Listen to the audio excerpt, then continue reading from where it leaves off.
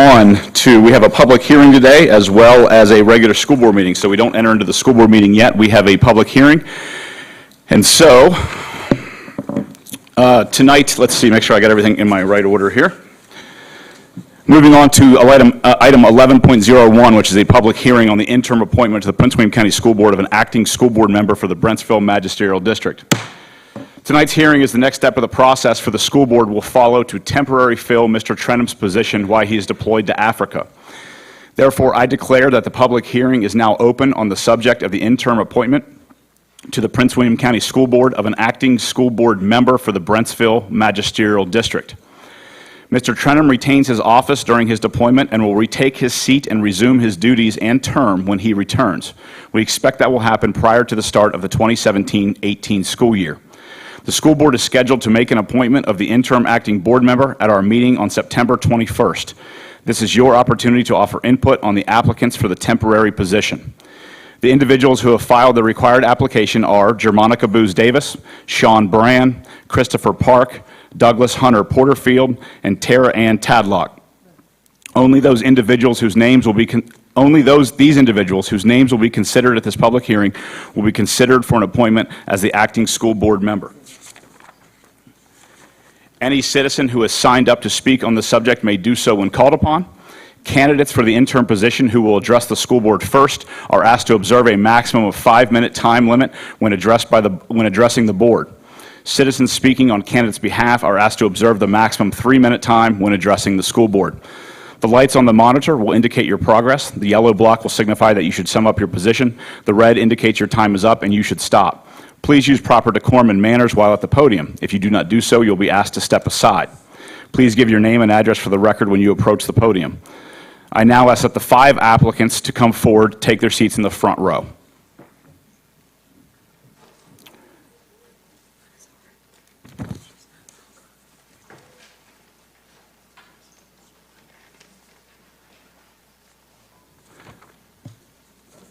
There'll be 4 candidates, just for the record.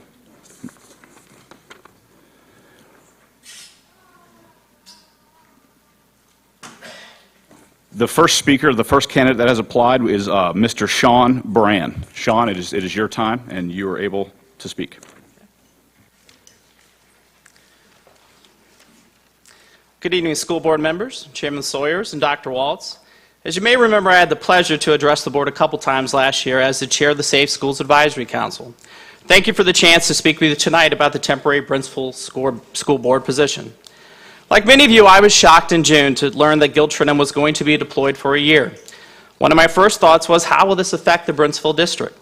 I was honored to be considered worthy, like Chris Park, to fill Gil's big shoes. Those of us in the Brentsville district know we are lucky to have a class act in Gil Trenum, who exemplifies integrity, intelligence, and excellent constituent service to our district. As for myself, I was blessed to have one of the greatest professions on the face of this earth. I was a teacher for 7 years of my professional experience. I was an English teacher at Woodbridge Senior High School, go Vikings, teaching mostly 10th and 11th grade students. My goal as an English teacher was to inspire my students every day to love writing and literature. As a former teacher, I know what it's like on a daily basis to be in the trenches of Prince William County schools. I understand the challenges that teachers go through and the ever-increasing demands that are placed on our teachers. When I left teaching a decade ago, I knew I wanted to stay active in education. When my daughter Sophia started at Glenkirk Elementary School, I attended the advisory council meetings simply as a parent who wanted to be engaged in what was going on in the school. When Boundary changed us, moved us to Piney Branch Elementary School, I was part of the naming committee for that school and assisted our excellent principal, Kirsten Fisher, in starting up the advisory council at the school. I have enjoyed my leadership role as the chair of that advisory council since the spring of 2012, assisting the administration by resolving issues of concern to the teachers and the communities that feed into Piney Branch. I've also volunteered for boundary committees, specifically the Haymarket and Young Elementary Schools. On those committees, we worked with staff to balance community desires and the logistic requirements that come along with school enrollments. I understand the nuances that are involved with tough decisions.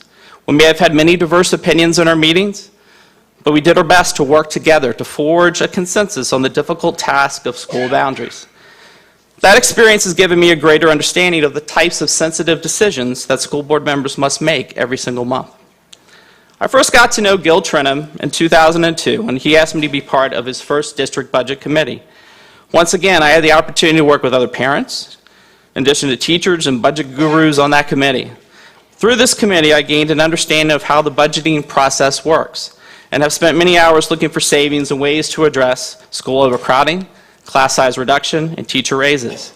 My budget committee experience has also led me to a greater awareness of what it is like to govern a school district this large and how the budget affects teachers and students. Lastly, it's been an incredible experience to be part of the Safe Schools Advisory Council, first serving as Mr. Trenum's appointee and now as chair. I thank the council for having the faith in me to lead them last year. Since I've been on the council, we have focused on key issues affecting our students, such as mental health and bullying prevention. The council provided an opportunity to work with senior level staff in looking at problems that are district-wide. I believe my experience on that committee, and especially as chair, has given me insight into what many of our students and our faculty face. I will continue to make sure that our system focuses on issues such as mental health challenges and bullying prevention, as this experience has shown me what we can do collectively to make a difference. In my 18 years living in Prince William County, the majority of which was in the eastern end of the county, I have experience as a teacher helping to guide students while balancing the rigorous demands placed on our teachers. I have parent experience as an advisory council chair in shaping an individual school and supporting our school staff.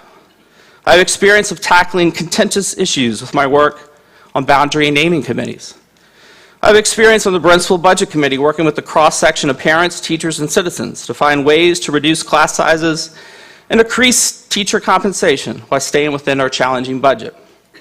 I have experience at the system-wide level chairing the Safe Schools Advisory Council, working on the county-wide issues such as mental health and bullying prevention. I believe all these years of experiences in leadership roles has made me well prepared to step into the role as temporary acting school board member. One of the most important leadership skills that a school board member can have is the ability to listen. Listen to students, listen to parents, listen to teachers, listen to the community. I am ready to listen and work with staff and other school board members to make Prince William County Schools a world-class system. I thank you for the opportunity to be considered for this role, and I thank you again for the opportunity to speak tonight. Thanks. Thank you, Mr. Bryan. Our next speaker is Christopher Park. Mr. Park, you will have 5 minutes as well. Good evening, members of the board, Dr. Waltz. Thank you for the opportunity to speak this evening. For those who may not know, I was one of the 3 people that Mr. Trenum asked to step into his seat during his deployment. It was an honor to be asked. As a resident of the Brentsville District, I feel it is important that we have a voice on the board, and it has been wonderful to receive the support from the district and around the county. Mr. Trenum had a town hall a few weeks ago to fill us in on his personal status and the status of the school board position. The word I heard several times was trust. Mr. Trenum could be trusted to do what he said he would do.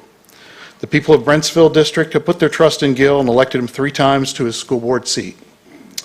I know we're all anxiously awaiting his safe return, and I'm grateful that he chose to trust me to act on his behalf. Before I tell you about myself, I wanted to point out one lesson learned.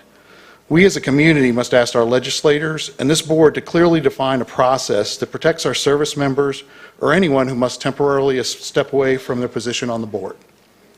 Now a bit about me. I grew up in Northern Virginia and attended Fairfax County schools. My wife and I moved to Nokesville 17 years ago. The smaller schools and tight-knit community in the Brentsville District played a large part in where we chose to move. Our daughter started as a kindergartner at the old Nokesville Elementary School, and this year started the 9th grade at Brentsville. I've been active in the parent-teacher organization from the start. I served as a year as treasurer and a year as PTO vice president. Through the PTO, I met many parents and recognized that even with our different backgrounds, we all shared a desire for our children to receive the best education possible. I've been a member at the advisory council at the Nokesville School for several years and served as chairman last year. Working on the advisory council gave me the insight into the processes and decisions about staffing, budget, and testing that must be made by every principal at every school. I've had the experience and leadership role to work with staff and parents in supporting a school. I've also worked for the past 4 years on the Brentsville-Gainesville School Budget Committee. Mr. Trenum and Ms. Satterwhite brought together a diverse group of citizens and teachers to work together to see where our limited funds could be best put to use. Working on this committee has helped me to understand the county budget process. From the start, I learned how money is allocated and how each department and each school had to manage their money. The questions we asked for those first couple of years led to realistic numbers going forward. This committee has saved the school system and the taxpayers' money, always keeping the goals of classroom size reduction and teacher compensation as priorities. I understand the tough decisions that board members must make every budget season. It was through that committee that I met the other two people Gil had asked to step up. None of us thought this was a competition, just that he wanted to have someone with similar views that he could work with and whose intention was the betterment of the school system. I would ask that the board look closely at me and Mr. Braun as individuals that now Navy Commander Trenholm trusts, as individuals who have both worked to improve education in the county, and as individuals that have our district's support. I would ask that you respect Mr. Trenholm's wishes in appointing a temporary replacement. I have experience of working in a leadership role at my community schools and working on budget. I feel this experience is invaluable to anyone considering stepping into a role at the school board. I will continue to advocate both for our students and our teachers, either as a member of the board or as a member of the community. Thank you very much. Thank you, Mr. Park. Our next speaker is Douglas Hunter Porterfield.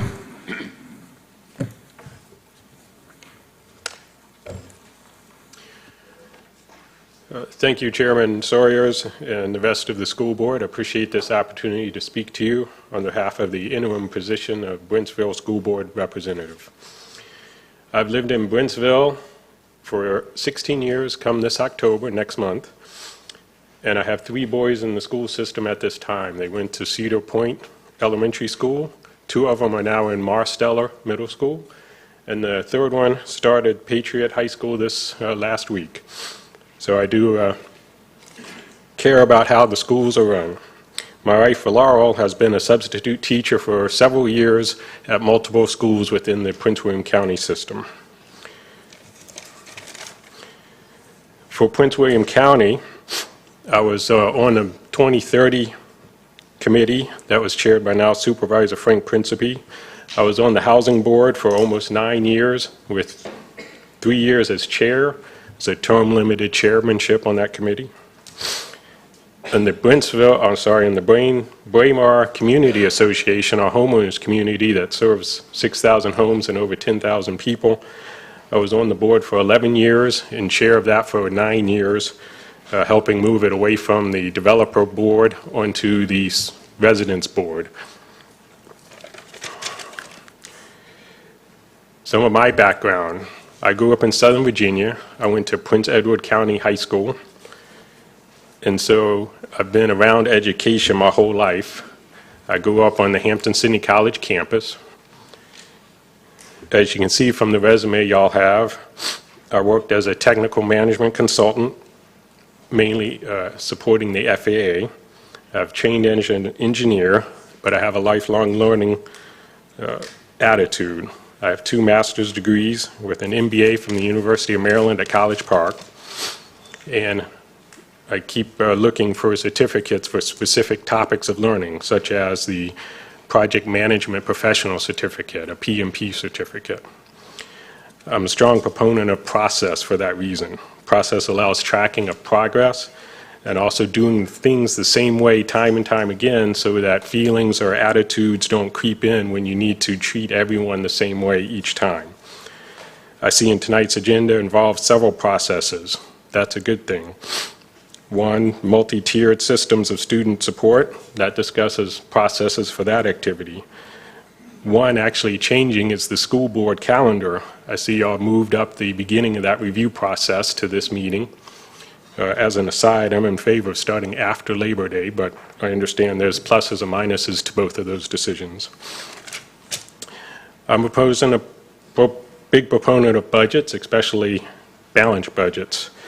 Setting balanced budgets, managing toward those balanced budgets, using the funds efficiently and effectively in support of the students and their learning.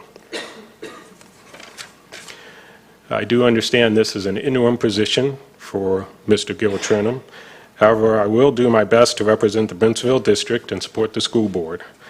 I will keep Mr. Chairman informed of relevant details and information to help him be best prepared when he returns and takes over his position. If you have any questions now or later, please do not hesitate to contact me. Thank you. Thank you. And our last applicant is Tara Ann Tadlock. Ms. Tadlock? You also have 5 minutes. Thank you. Good evening. My name is Tara Tadlock. I would like to tell you a little about myself and my background. I come from a very community-involved family of 6 children. My mother was a constant volunteer from coaching to sitting on the board of the community college trade school. My father drove us from event to event. My brothers and I were involved in various sports and community activities. 2 of my brothers became Eagle Scouts and both still coach high school athletics in addition to their full-time jobs. 3 of us served as volunteer firefighters. 3 of us also served in the military. When I was 17, I graduated high school and went into the Army. I reported to West Point, the United States Military Academy, the following year. After several invaluable years of attending college classes while also learning to be a leader of soldiers, I graduated with a Bachelor of Science. Due to an injury, I was discharged from the Army and moved here to Virginia for a job. Very quickly, I was back to serving the Department of Defense and the Army as a contractor. A few years later, I became a civilian employee with the Department of the Army. This past May, I accepted a promotion position with the United States Census Bureau. When I was in high school and I had a week or a few weeks off of summer training while a cadet at the academy, I worked a summer job. Most cadets I knew relaxed with family, went on vacations, backpacked across Europe, or other such activities. I worked a summer job. Starting in high school, I was a camp counselor of a park and recreation summer and winter camp programs. I worked my way up to being the assistant director, assisting to run and plan the entire program. I've always loved to be involved with my community and the youth in it. From teaching children to play various sports, engaging with others, helping them learn to read, and tutoring in math and English, I've always been one to give back to our youth. I hope that I can continue to do so in helping other people grow to be successful contributors of society who may give back to their communities down the road. While I'm new to Prince William County, I hope to be helpful in keeping our community a great place to live. My husband and I bought our house here in April, moving from Fairfax County.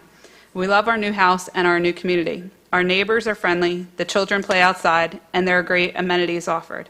When we were looking for a new house to move to, one of the things that my husband looked for was children playing outside. Since we were looking in the winter, you would think you would not see too much of that, but it was a huge consideration for us in allowing our son to grow up. The top of my list was the schools that were in the area. Prince William schools are wonderful and boast fantastic graduation rates. I hope to assist our board in continuing the fantastic strides our community makes in preparing our youth for life. Since moving here, I became involved quickly in the community, and I volunteered to chair a board on our homeowners association. I would like to note that while applicants had the opportunity to have people speak on their behalf, I have not asked anyone to do so. I would rather my application sit before you and to be judged how you perceive me. I am trustworthy, honorable, and since I was 17 years old, I have dedicated my life to helping my community, my country, and those around me. Finally, I would like to thank my husband and our son for encouraging me in my drive to serve our community. I hope that you all find me worthy of continuing to serve my community in a higher capacity during Mr. Treenham's deployment. Thank you. Thank you.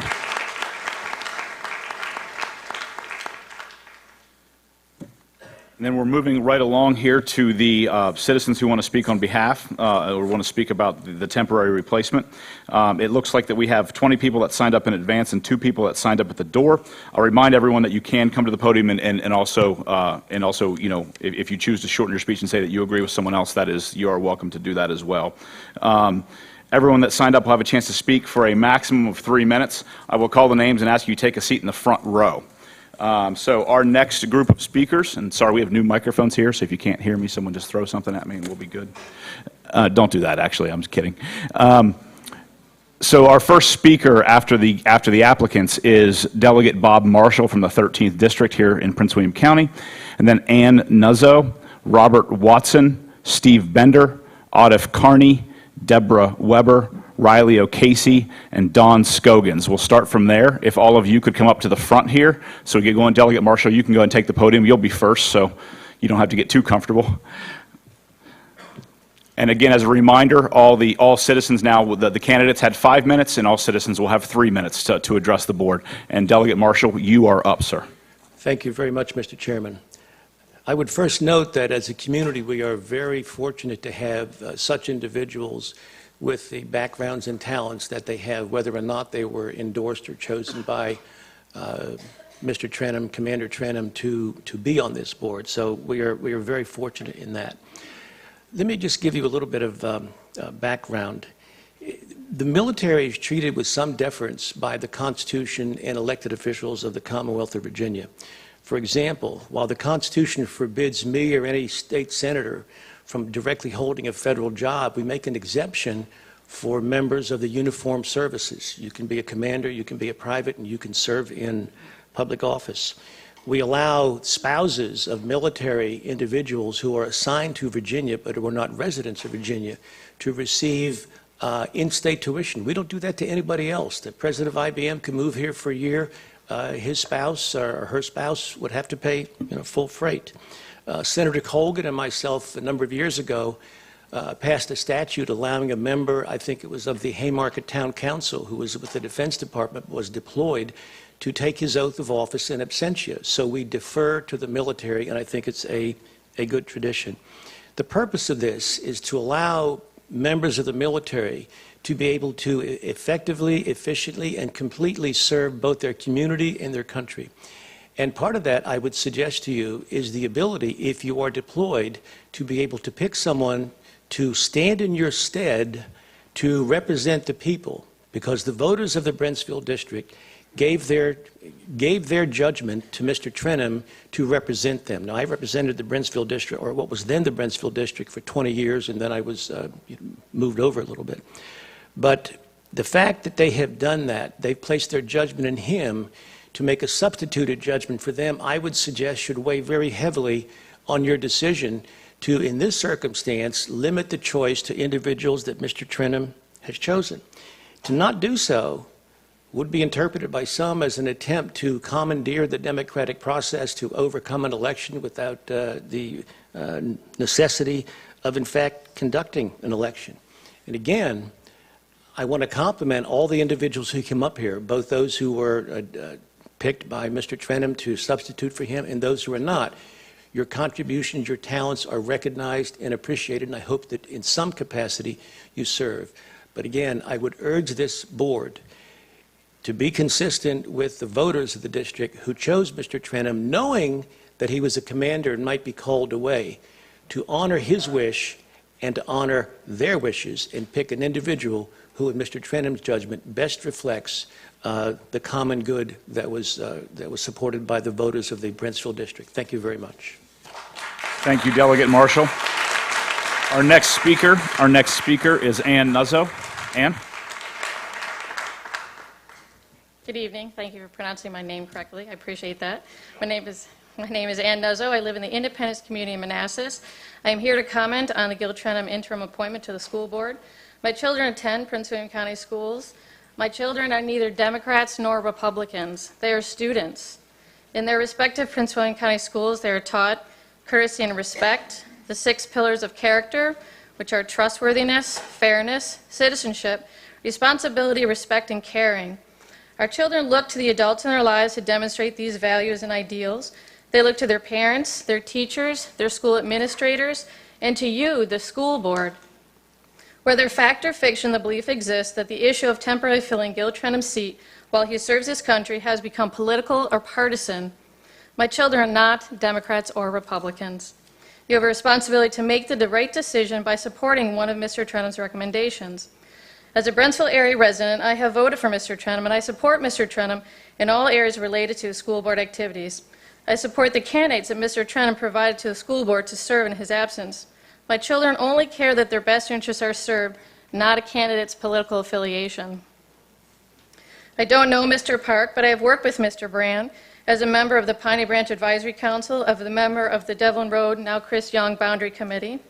I know him to be a competent leader, an effective communicator, organized, and someone who cares very deeply about the Prince William County schools. I'm confident that Mr. Brand would serve the best interests of the Brentsville area and my children on the school board, and I support Mr. Brand.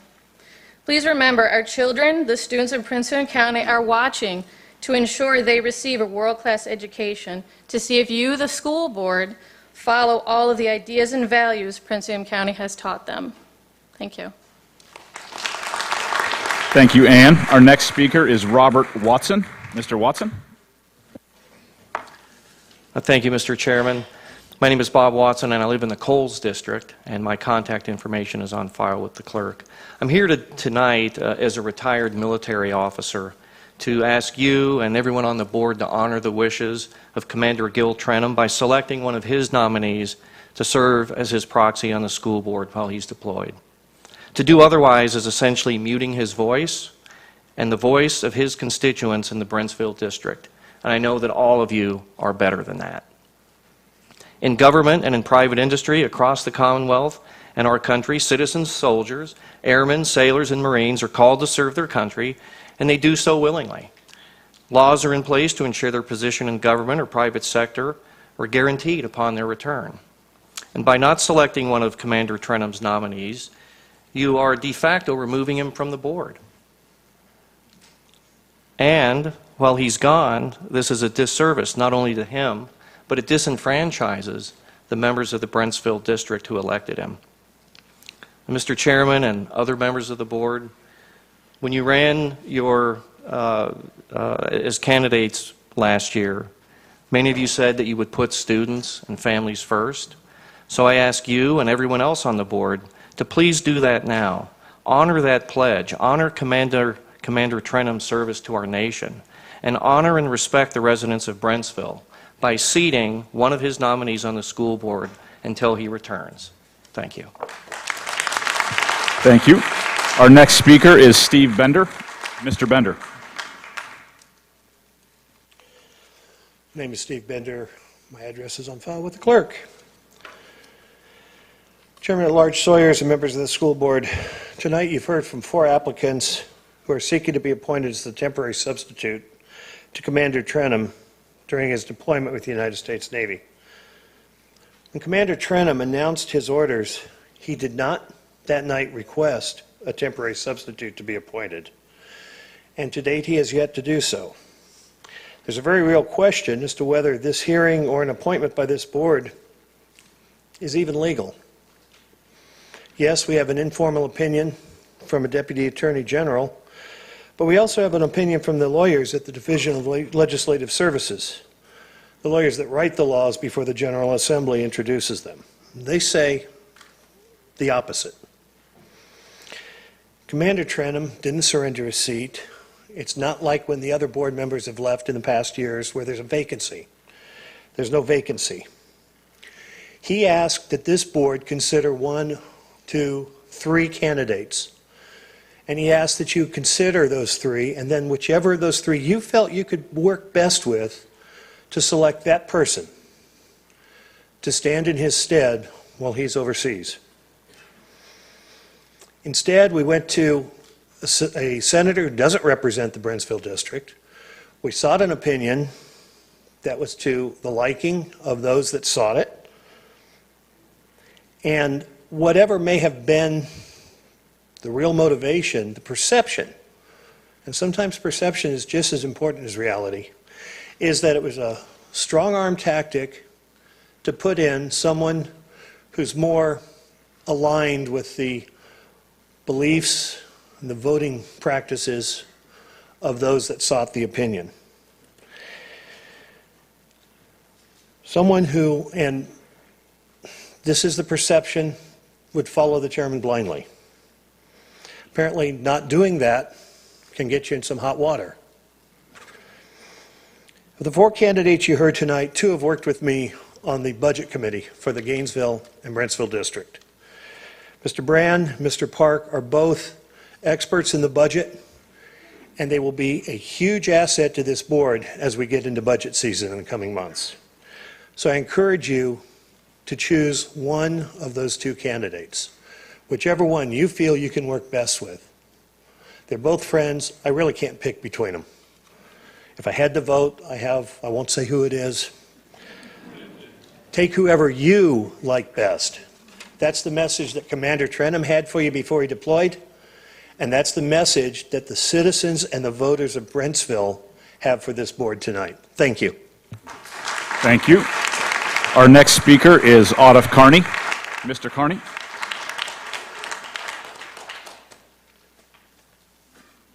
Thank you, Mr. Chairman.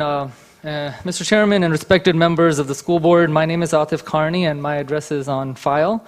I also want to address the issue regarding filling the seat that is being vacated by Mr. Trenum due to his deployment.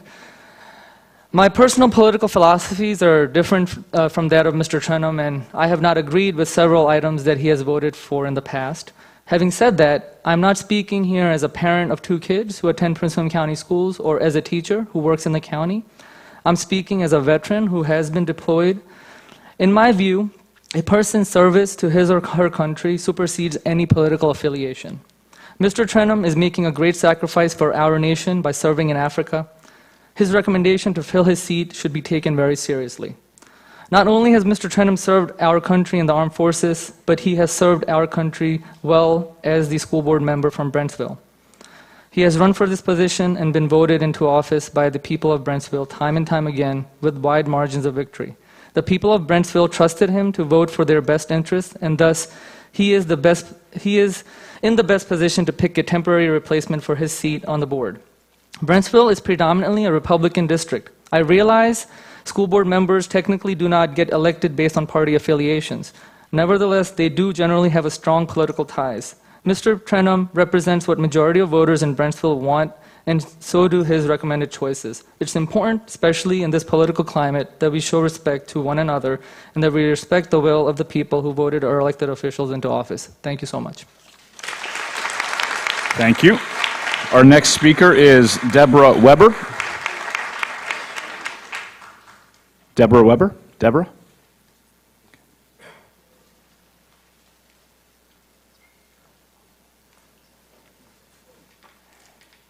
Good evening, ladies and gentlemen. I had signed up for another agenda item, so I'd like to yield my time.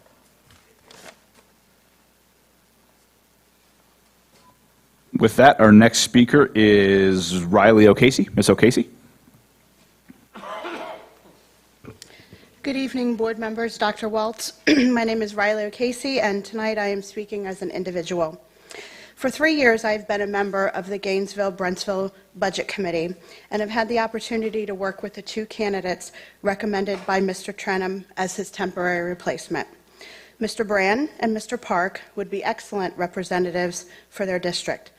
Actually, anyone Mr. Trenum recommends would be a good representative because he takes his role as a school board member very seriously and would not take finding a replacement lightly.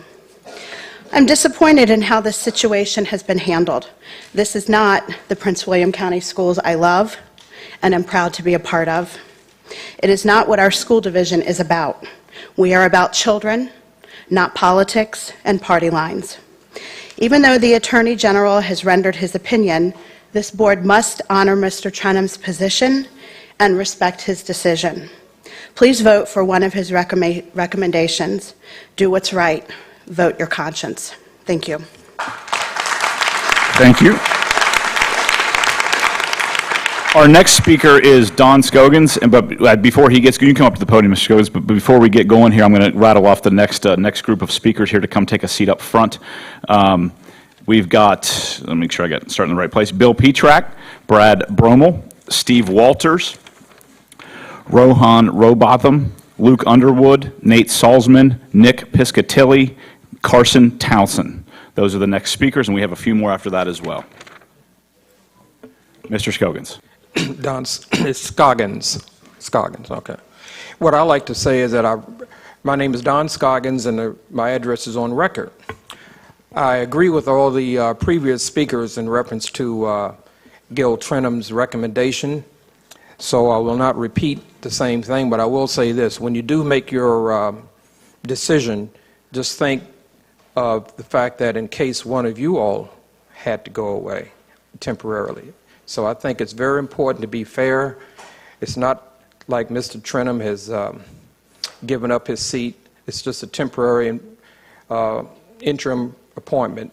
So I would recommend that you honor his choice to represent him and just try to take the politics out of it and also consider what you would want done in case you were in the same position. Thank you very much. Thank you. Our next speaker is Bill Petrak. Bill?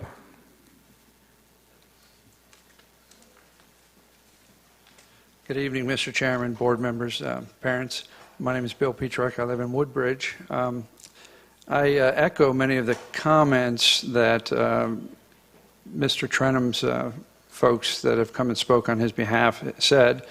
Admittedly, I don't have a lot of experience with your board because we send my son to a parochial school here in Prince William.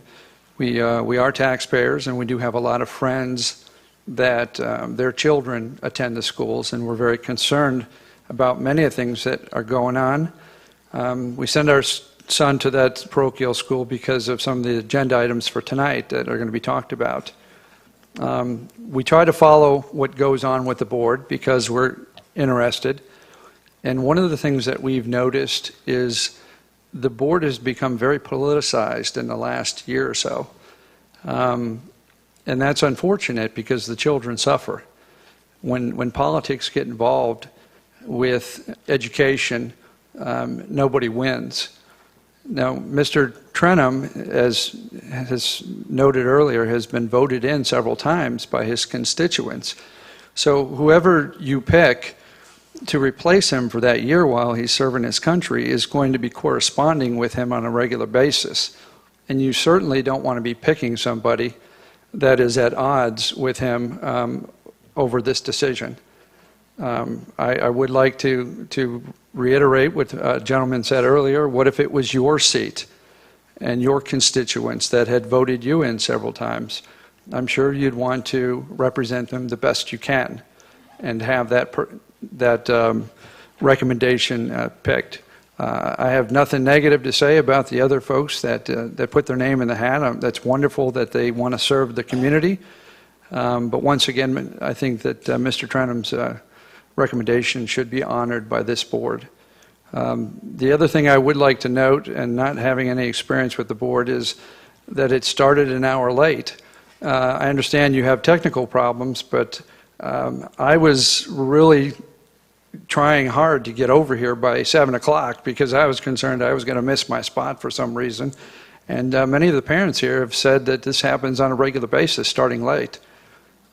So I would encourage you to try to be more punctual so these folks aren't going to be here all night. So, thank you very much. Thank you. Our next speaker is Brad Brummel. Brad?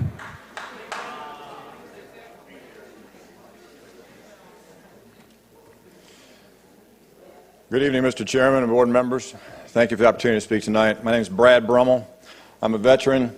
I live in Brentsville District these last 12 years. My wife and I have 7 kids, 5 of whom have graduated from Brentsville High School. I got one there now and one at Noakesville Elementary. We're vested in the community. We love it here. Wouldn't want to be anywhere else. We know Gil Trenum, and he has the finger on the pulse of this community, and we back him 100%. We wish him well and safe return on his deployment. A lot of my folks I work with in Fairfax County ask me why I send my kids to a place called Cow Pie High when there's so many other metropolitan choices in Nova.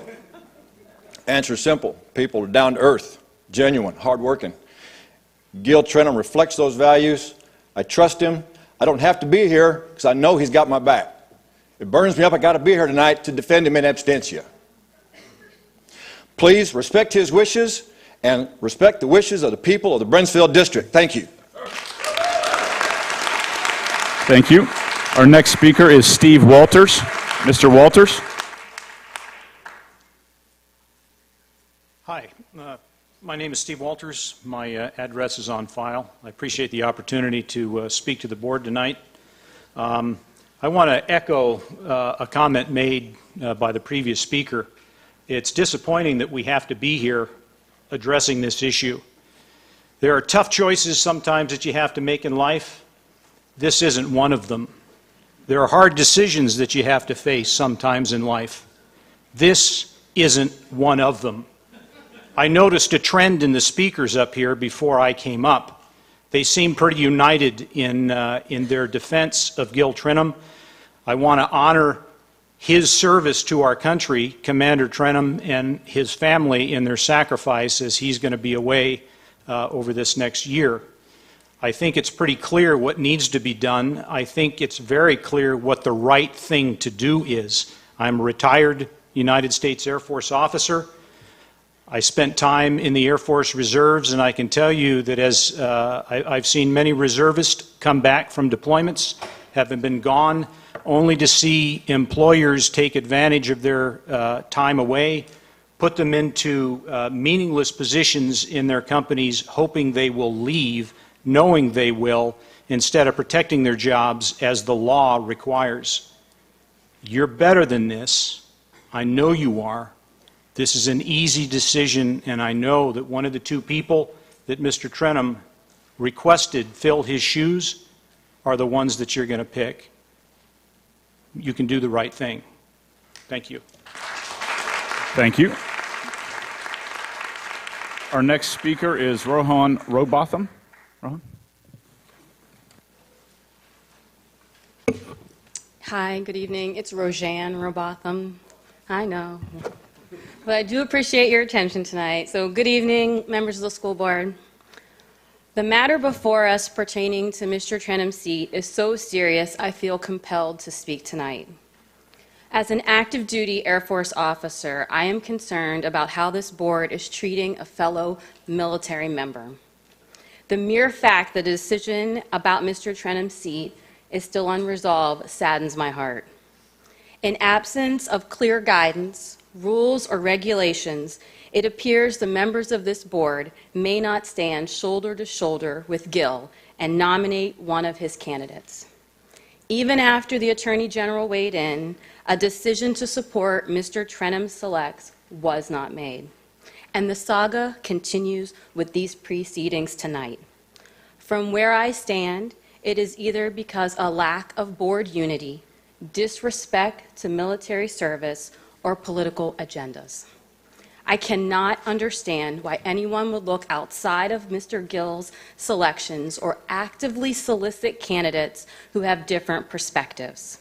He chose individuals that he personally knows to represent him while he is gone, individuals he knows that he can work with while he is deployed. If anyone supports another candidate, we as a community must ask ourselves why. Is this board that fractured? Or is it, in a large military community, you do not value military service? Or is it further political agendas so important that you want to change the composition of this board?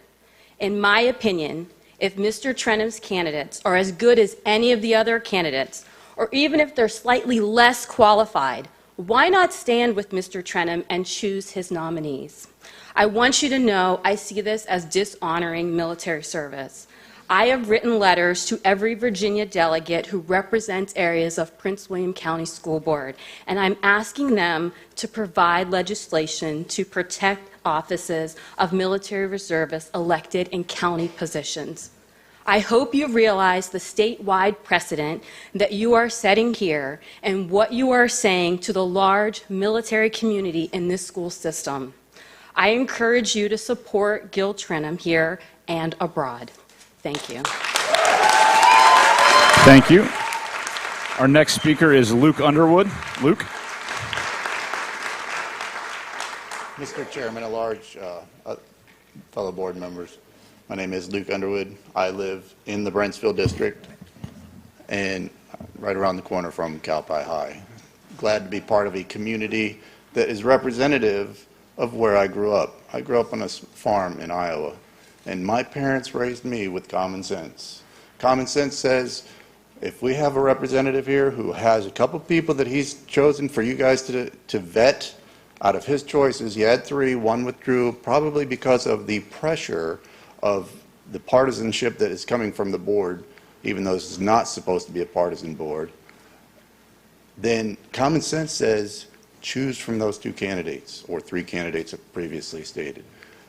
I cannot understand how this has taken so long to get this taken care of. At the town hall meeting that he had, I suggested that it be done by Skype. In this day and age, when we can talk to somebody in Japan like they're standing next to me, why can we not do Skype? He wanted us to have somebody that we can go to and talk to, people that he trusted. The reason why I suggest that you choose from the two candidates that are remaining from his choices is that we, as a Brentsville district, have selected Gil Trenum 3 times. Nobody runs against him because he speaks for us. We do not have to worry what he's doing here. We do not have to necessarily show up here, although I would love to. I can't because I have to get up at 5 o'clock in the morning. I will be up at 5 o'clock in the morning to go to my job again tomorrow. But I think he speaks for us, so we do not have to question his judgment. His judgment says, choose from these two candidates, the ones that he suggested that you could work best with. That is all I have to say. Thank you. Thank you. Our next speaker is Nate Salzman. Mr. Salzman. Good evening, Chairman, members of the school board. When I was a campaign manager in Prince William County 1 year ago, I was proud to work for a candidate whose goals were, and still are, to reduce class sizes, raise teacher pay, distribute funds evenly throughout the county, and fight for equal rights regardless of sexual orientation. Tonight's meeting includes an action item that allows for every candidate who has applied for the temporarily vacant Brentsville seat to speak. Sadly, that is just for show. We already know about the backroom deal that's been struck by certain members of this school board. Thank you. Sadly, Diane Ralston and the rest of the school and a few other members of this school board have struck a secret deal that already secured the seat for one of the candidates here.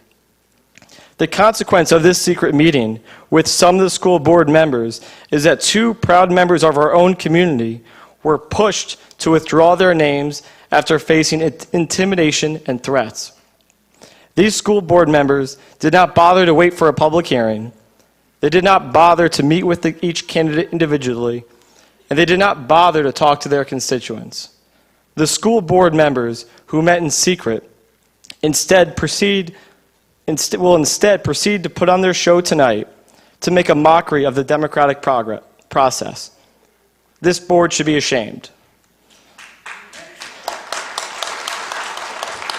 I'm sure the candidate you've already selected, Sean Brand, will do a fine job to represent Brentsville to the best of his ability while Mr. Trenum is away.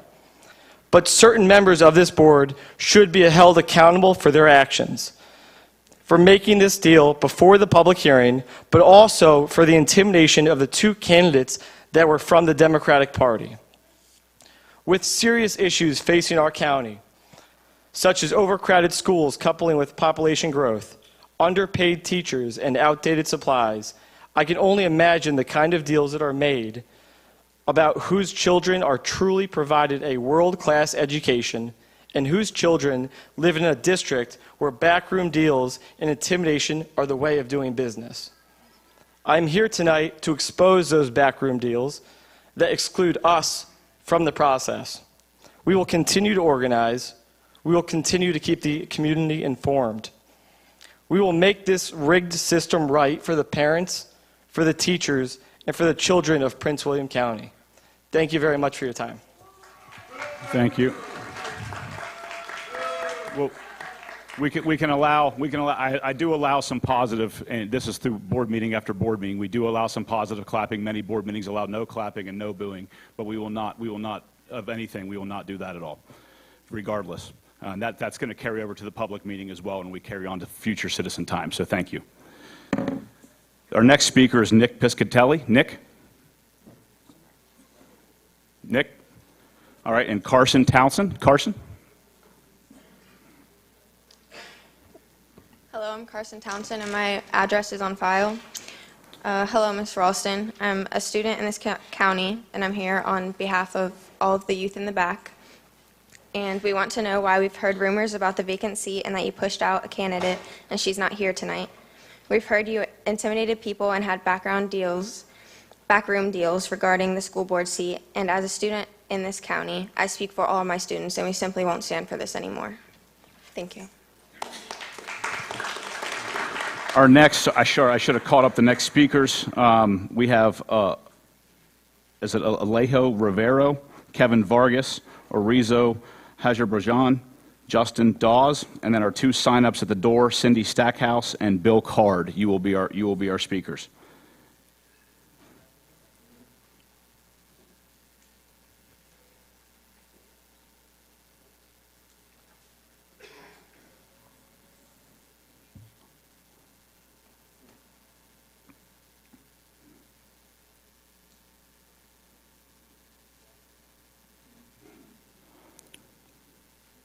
Our first speaker is it Alejo Rivero? Apologize for pronouncing that incorrectly. Rivero? Thank you. Okay, stay here. All right. I'm going to next speaker, Kevin Vargas. Kevin?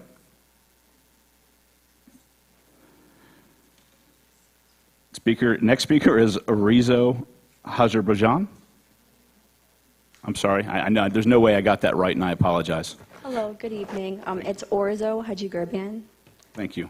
You're welcome. I knew it. My name is Orizo Hajar-Brajan. As a previous Prince William County student, I find it pretty ridiculous that a position created to serve the people of our county is being corrupted. And I'm here to show that we are here, we are aware, and we would like this issue addressed. This position is created to serve the people, so it should be decided by the people. I don't believe we should appoint somebody that can appoint their replacement. I just don't think that's how public office should work. So yeah, thank you. Thank you. Our last signed up speaker ahead of time, Justin Dawes. Mr. Dawes. Good evening. My name is Justin Dawes. My address on file. Excuse me. Tonight I'm just here to address this candidate and this seat filling, and I'd just like to know why there are backroom deals being made, and there are actually two candidates that aren't here tonight because 4 of the 5 of you actually had a backroom deal and pushed her out of the office. So we've heard, and that's why we're here in the back to take a stand, and we're not going to stand for it anymore. So we're just letting you know we're here, and we're actually watching you guys. Thank you. Have a nice night. Our next speaker is the two sign-ups at the door, Cindy Stackhouse and then Bill Card. You'll be our last speaker. Cindy? Might be moving up quicker, Mr. Card. Cindy? Okay, with that, Mr. Bill Card, you will be our final speaker. How easy was that pronunciation? My name is Bill Card. I'm actually a resident of Potomac District. I want you to know that the Constitution guarantees us a representative or Republican form of government. And it guarantees it all the way down to the ground. And so when the people here have spoken this evening about the particular persuasion and the political kind of ideology that persists in Brentsville is evidenced in election after election after election, you should take that into account. Somebody else used the word that to not honor Commander Trenum's wishes would be the disenfranchisement of that population, and that's certainly true. Our government calls for there to be a natural tension in it, and it's set up that way in many ways. And while I think that some people may see this as an opportunity to ease the path, the Bible refers to us as iron sharpening iron, and I can guarantee you that you would all be better for having an active, aggressive school board member that Gil Trenum approves of.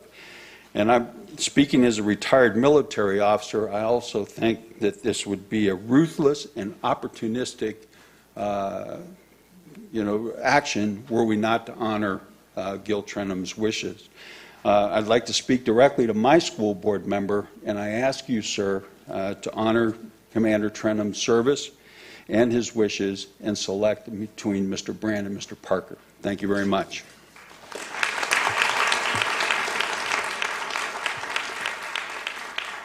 Thank you. Mr. Chairman, Yes, sir. somehow my name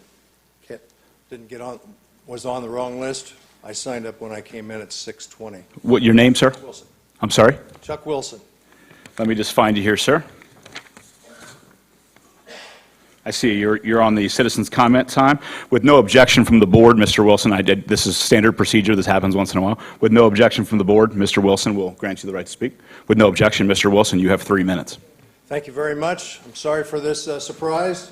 My name is Chuck Wilson. The reason I'm here today because I'm a 27-year Air Force veteran, retired senior officer, and I lead the Veterans of Foreign Wars here in Northern Virginia, headquartered out in Occoquan. We have 588 veterans and 142 auxiliary members, and they're active duty, retired, and honorably discharged. And I live here not far away from Hoadley Road. The issue of the military deployment of U.S. Naval Reserve Commander Gil Trenum came up at our monthly general membership meeting last evening.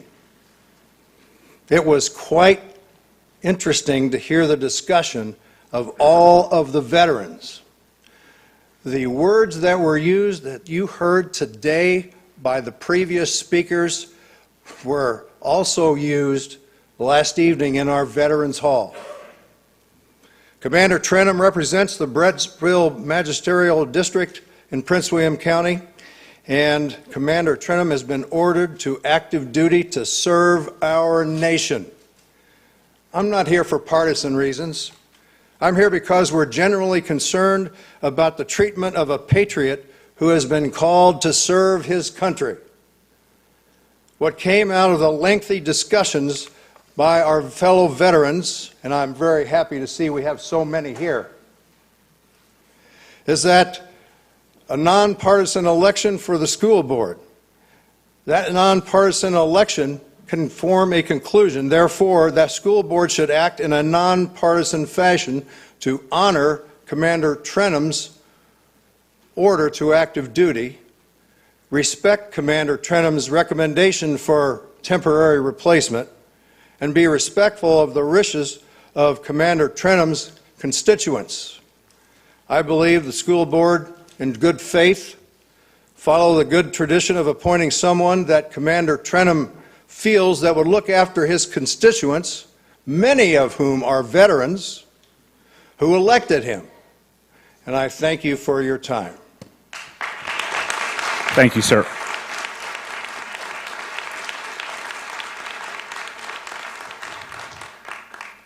With there being no other citizens who have signed up to speak on this matter, I hereby declare this public hearing closed.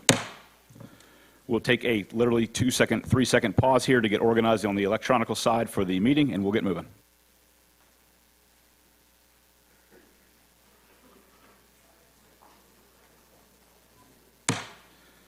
I would like to call this Prince William County School Board meeting to order. We will start with the, We will first start with Ms. Diane Ralston of the Neabsco District. Would like to begin this evening's school board meeting with a moment of silence.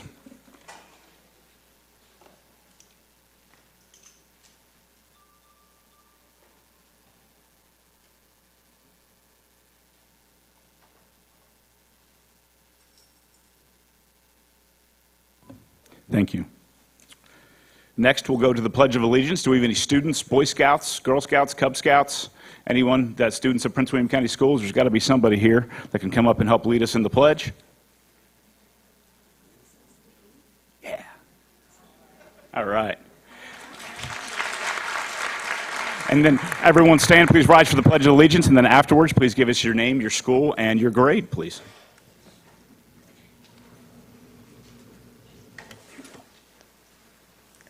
I pledge allegiance to the flag of the United States of America and to the republic for which it stands, one nation, under God, indivisible, with liberty and justice for all. Your name, your grade, and where you go to school? I'm Frankie Bates, and I'm in 7th grade, and I go to Marsteller Middle School.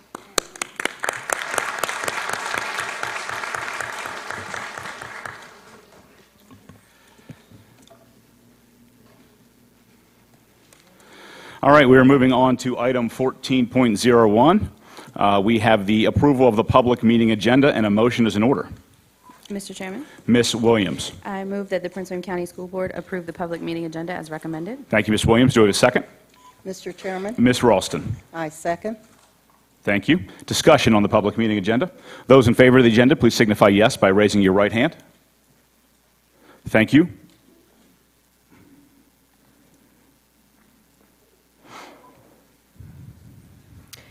The motion is 7 yes, unanimous. Motion passed. Moving on to the adoption of the consent agenda. A motion is in order. Mr. Chairman, Ms. Williams. I move that the Prince William County School Board approve the public meeting consent agenda as recommended. Thank you. Do we have a second? Mr. Chairman? Ms. Satterwhite? I'll second that motion. Thank you. Discussion. I'm sorry, Ms. Satterwhite, I'll just jump in real fast. I only have one thing. The adjustment, item 15.02, adjustment in the school board meetings calendar, I just want to briefly explain that. In December, we do our meetings on the first and third Wednesdays of the month.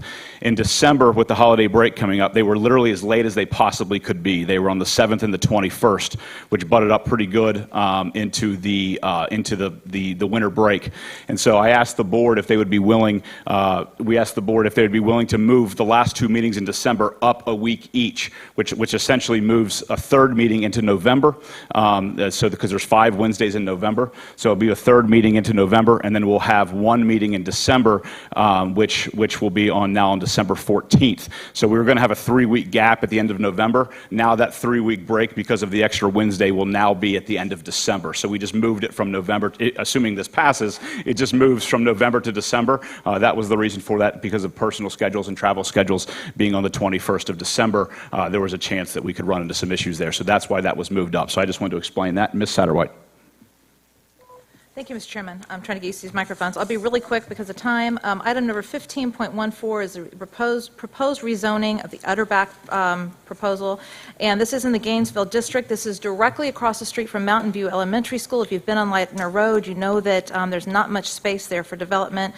I believe it's 230 single-family units have been proposed.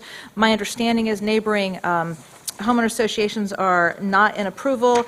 I'm hearing a lot of citizen feedback, and our letter indicates the school division is not in support of any rezoning that increases student capacity at schools already in excess of or in excess of 100% capacity. As all of you know, Battlefield High School is in excess of capacity, and I am not in support of this rezoning appeal, and thank you for the time on that.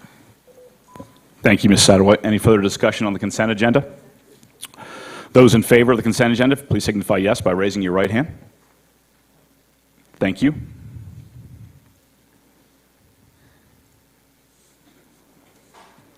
The vote is 7 yes, unanimous. Motion passed. Thank you. And we're now moving on to citizens' comment time. I want to give everybody kind of a brief description of what's going on. We have a lot of speakers today. Current policy with the Prince William County School Board that well predates my existence here is that we will do 30 minutes of citizens' time, and everybody else the rest of the speakers will move to the end of the meeting, so everyone does have a chance to talk. It's kind of under my control. We've made exceptions in the past. So what I'm going to do is I'm going to try to get through the first 20 speakers. Everybody gets up to 3 minutes to speak, just like in the previous meeting as well. So we have quite a few speakers to get through, so we're going to go through the first 20. Anybody who is after that will likely be pushed towards the end of the meeting per policy. Mr. Chairman, point of order. Mr. Deutsch? It's been the practice of this board for the entire time that we have been meeting, that we have allowed everyone to speak. People came here expecting that to be the case, as there was no previous announcement. Why are we changing things at the last minute for the people who came here? I'm not changing anything. The fact of the matter is that citizens' time is under the purview of the chairman, and there's been situations where I've allowed it to go longer, and other situations where we've stuck to a more strict time. And being that there are 62 speakers signed up, and this is a business meeting in which we have other things to get to as well, citizens who want to speak will have the right to speak, and I'm just following current policy. Well, we actually haven't adjusted it. Other times we've had a consistent practice for the entire time that this board has existed. And we've brought this topic up. We owe the people here the chance to speak their mind. Mr. Deutsch, I'm going to, your point of order is noted. We're going to stick with current policy and leave it up to the chairman to get everyone to move as efficiently as possible, because we do have other business as well. So no one is being denied their rights, and we're following current policy. With that, we have 62 speakers signed up, 50 ahead of time and 12 at the door. Everyone, let's see, we will see, you'll have 3 minutes to speak, and I will keep the time. The lights on the monitor will indicate your progress. The yellow light will signify that you should sum up your position. Red indicates your time is up and you should stop. Please use proper decorum and manners while at the podium. If you do not do so, you'll be asked to step aside.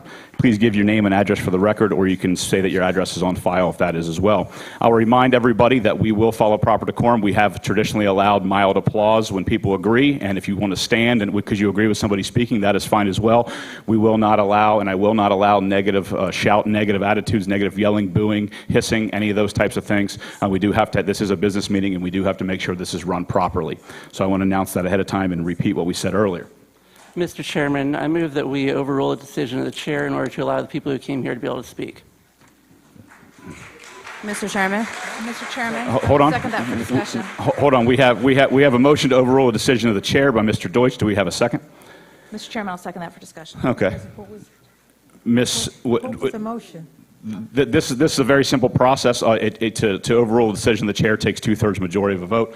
Those who agree with the decision of the chair to basically do what I said, which is have the first 20 speakers speak and everyone push to the end, please raise your hand to... Mr. Chairman, point of order. Per Robert's rules, it's actually a majority vote. I don't have my book in front of me. You're absolutely right. I'm sorry. It is a majority vote for the to overrule the decision of the chair.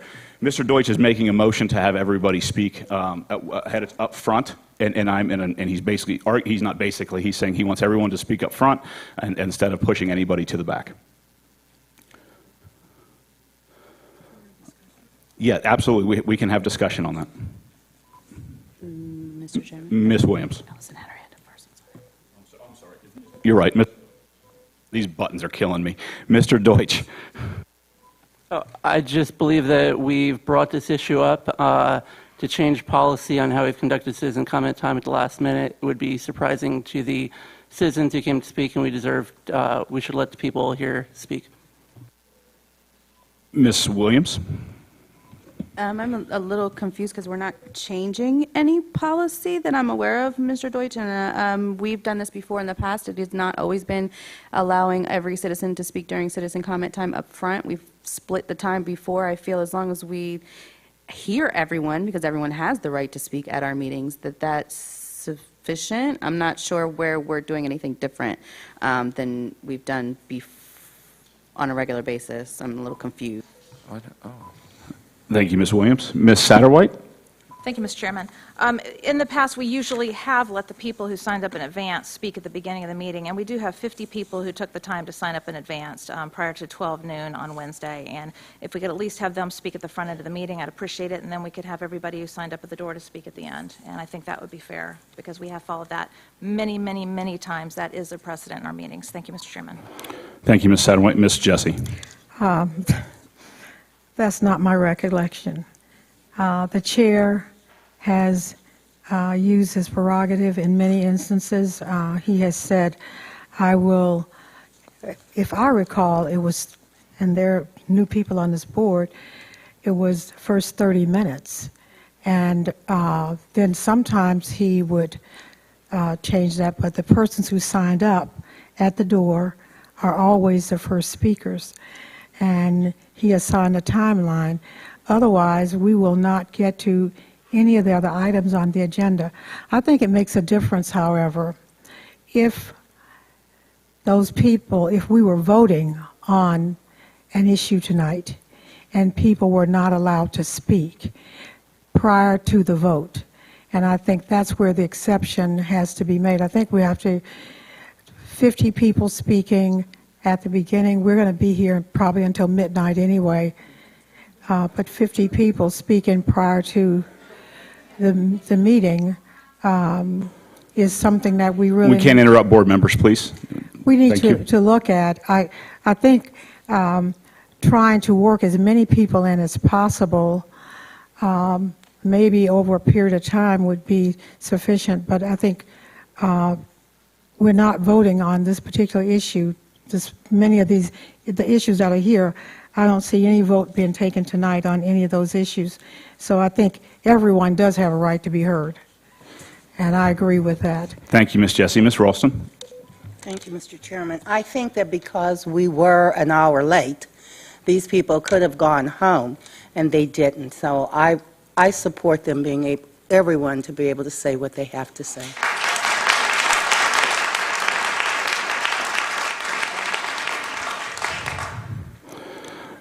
Any further discussion? Mr. Wilk, you're smiling at me. Okay. All right, those in favor of the decision of the chair to hear the first 20 speakers, please raise your right hand. There we go. I'm sorry. I'm sorry, Ms. Jessie? 20, yes, I'm saying the decision of the chair, thank you, let me clarify. The decision of the chair was to hear the first 20 speakers, right? Mr. Deutsch wants to hear all the speakers ahead of time. So the decision of the chair is to hear the first 20. Do you agree with the decision of the chair to hear the first 20 speakers, then move everybody else to the end per policy, or do you want everyone to speak first? So raising your right hand, you're agreeing with the chair, as is per standard Robert's Rules of Order, that it's written that way in decision of the chair. And so you're basically raising your right hand if you agree to hear the first 20 speakers and then everybody else push to the end for clarification. Okay? Those in favor of the decision of the chair, please signify yes by raising your right hand. Those not in favor? Those abstaining? With that, we'll move forward with our first 20 speakers.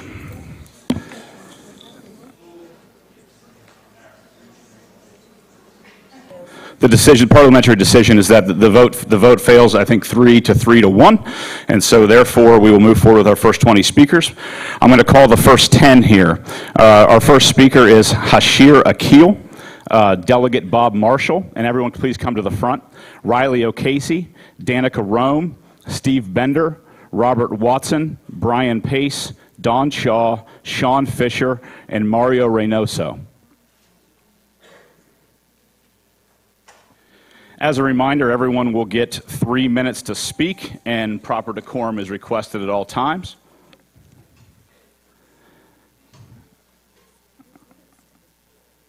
Our first speaker is Hashir Akil. Hashir?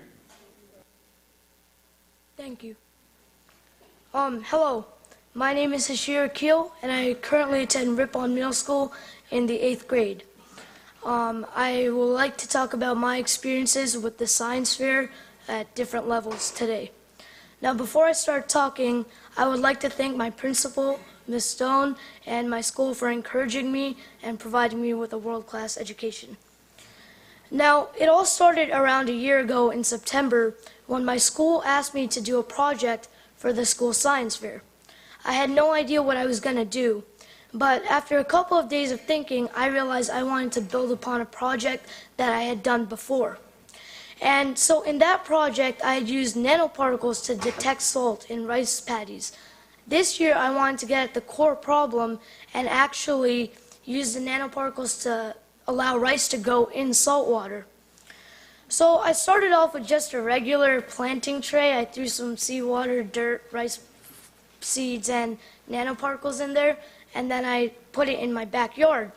Fast forward 2 weeks, I saw that my rice plants were growing in salt water, which has never happened before. So I realized I could make a difference on a lot of the world and help a lot of people who are in need for food. So I did a lot of different tests, and it took a while, but most of my tests were successful, and I would like to thank Ripon once again, because without all the stuff that they taught me, I would not have been able to understand a lot of the things that were going on. So along came the school science fair, and luckily I was able to move forward past that, and I was at the regional science fair. So I was super excited to present my ideas to people around the county and show what I had done was important. And I realized that you can't just submit the same project over and over again to these science fairs, because although they say differently, you have to actually have something different, and you have to be more organized in your projects. So after luckily I was able to win first place in that one, I decided I wanted to go bigger. So I went for the Google Science Fair, which is an international competition, and I went for the Broadcom Science Fair, which is a national competition.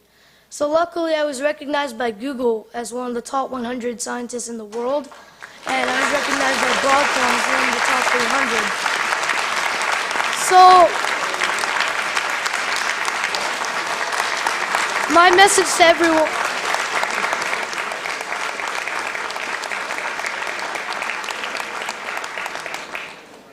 So my message to everyone is it doesn't matter how old you are or where you're from, you can get out there and you can change the world in your own way.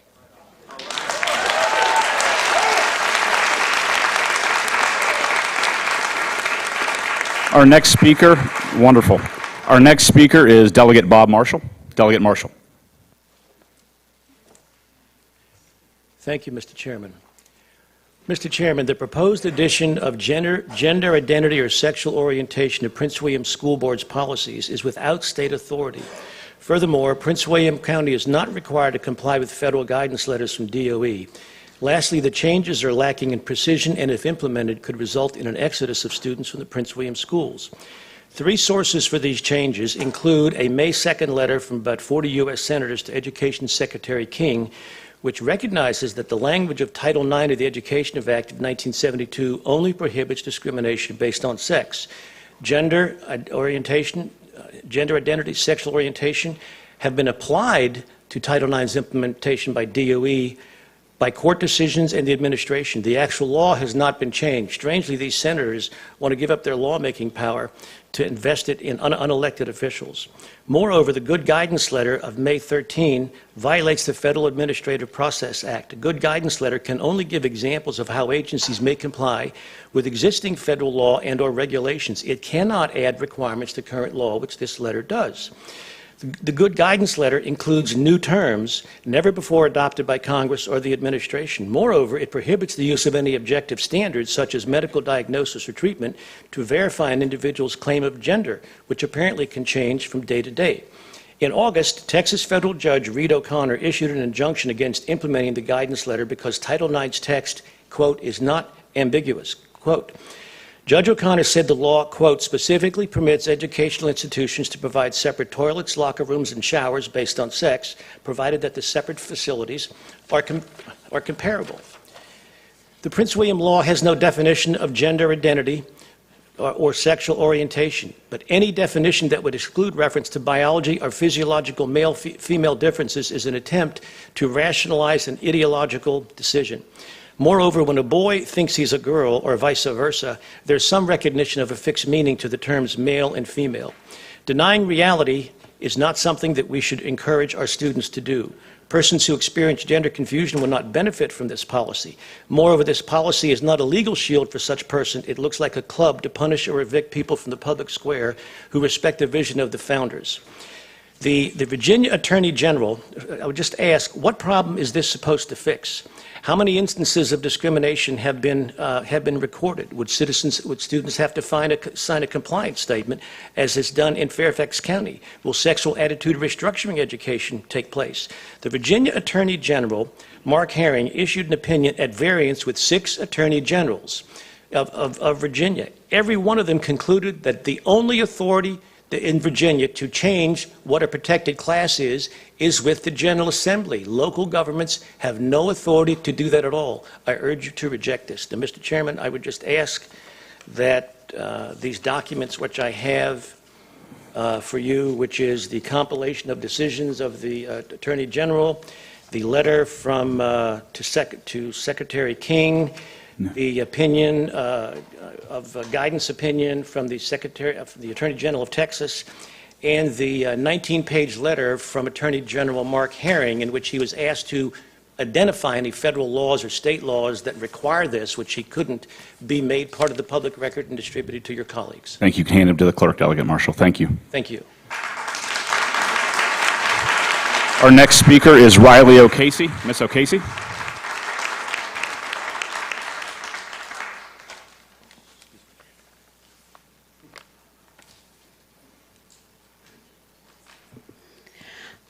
I'm back. Good evening, board members and Dr. Waltz. My name is Riley O'Casey, and my address is on file. We have a new school year, and with that, we have a fresh start and a new beginning. As president of the Prince William Education Association, I have high expectations for the collaboration between PWEA and Prince William County Schools. I would like to give a heartfelt thank you to the superintendent, the deputy superintendent, and their staff for listening to all stakeholders and reducing the amount of required grades from 18 to 9. This very simple action is not only good for teachers, but very good for our kids. This will guarantee our teachers will have more time to teach, and our students will have more meaningful assessments. I look forward to working with this board so we can make public education better for our kids. It is absolutely amazing what can happen when we come together, we work together, and we keep one thing in mind: our children matter. If I had one wish for this school year, it would be that every decision we make is in the best interest of our children, and that those decisions result in actions that make a difference in their lives, no matter where they live, who their families are, or where they come from. I am committed to working hard, building trust, and holding myself and others accountable. It takes each and every one of us working together because our children do matter, and they must come first. Thank you. Thank you, Ms. O'Casey. Our next speaker is Danica Rome. Danica?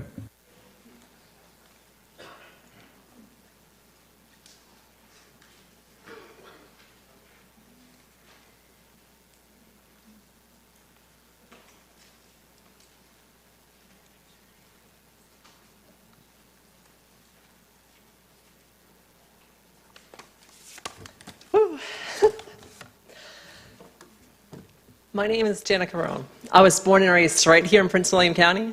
I'm a parent, I'm a journalist, and I'm a transgender woman. It can be hard to understand what it's like to be transgender, especially if you don't know a transgender person. When you're transgender, gender dysphoria is persistent and consistent. Your deepest, most internal sense of self conflicts with your body, and the only way to treat it is to embrace your authentic self, to live as your true gender, not the sex you were assigned at birth. Gender dysphoria is something that's here today, is not something that's here today, gone tomorrow. It never goes away. As a school board, you have the authority to pass this policy because of Article 8, Section 7 of the Virginia Constitution authorizes you to supervise the schools. Also, the argument that the policy violates the Dillon Rule failed in the General Assembly. HB 385 failed in the General Laws Committee, and it failed in the Fairfax County Circuit Court. See these packets for the legal minutia, but I want to focus my speech on the merits of this policy. As parents, we all want to keep our kids safe and respect their privacy.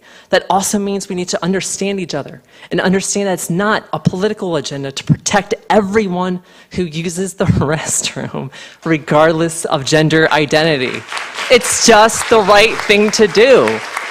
Please understand, transgender girls are girls, and they're students at Prince William County Schools. Transgender boys are boys, and they're also students at Prince William County Schools. This policy helps to ensure all students have the same opportunities to do well in school and to graduate. Schools are required to provide a safe learning environment free from physical and verbal harassment, so schools have policies and practices in place to prevent harassment, physical intimidation, and inappropriate touching or invasion of privacy of another student. Schools supervise these spaces appropriately and take action when students violate these policies. However, a transgender student's mere presence does not violate such policies. They're simply being in the restroom does not make another student unsafe. A school's responsibility to keep all students safe is not comprised of policies allowing transgender students to use restrooms consistent with their gender identity or by the presence of transgender students in those restrooms. Mandating transgender kids use a unisex restroom stigmatizes them. It is to say, we don't believe you or your doctor. You're a liar and a threat.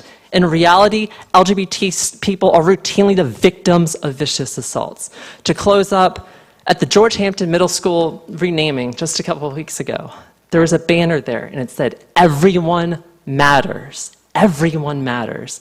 Updating this policy to protect LGBTQ students and faculty codifies that sentiment into law. It removes ambiguity. You cannot and we will not discriminate against anyone in Prince William County schools. Thank you. Also, and last thing, this policy has been done in Arlington, Alexandria, Fairfax, Albemarle, Charlottesville, Richmond, Roanoke, Norfolk, and Virginia Beach. Thank you. Please protect everyone. Pass this policy. Thank you. Our next speaker is Steve Bender. Mr. Bender? You did say me, right? I couldn't hear you. Before you start the clock on me, can the board direct Ms. McGowan to find that kid a patent attorney? Because if he's growing rice in saltwater, he needs one. Okay. I'm still Steve Bender. My address is still on file with the clerk. Chairman Large Sawyer, members of the board, Dr. Waltz.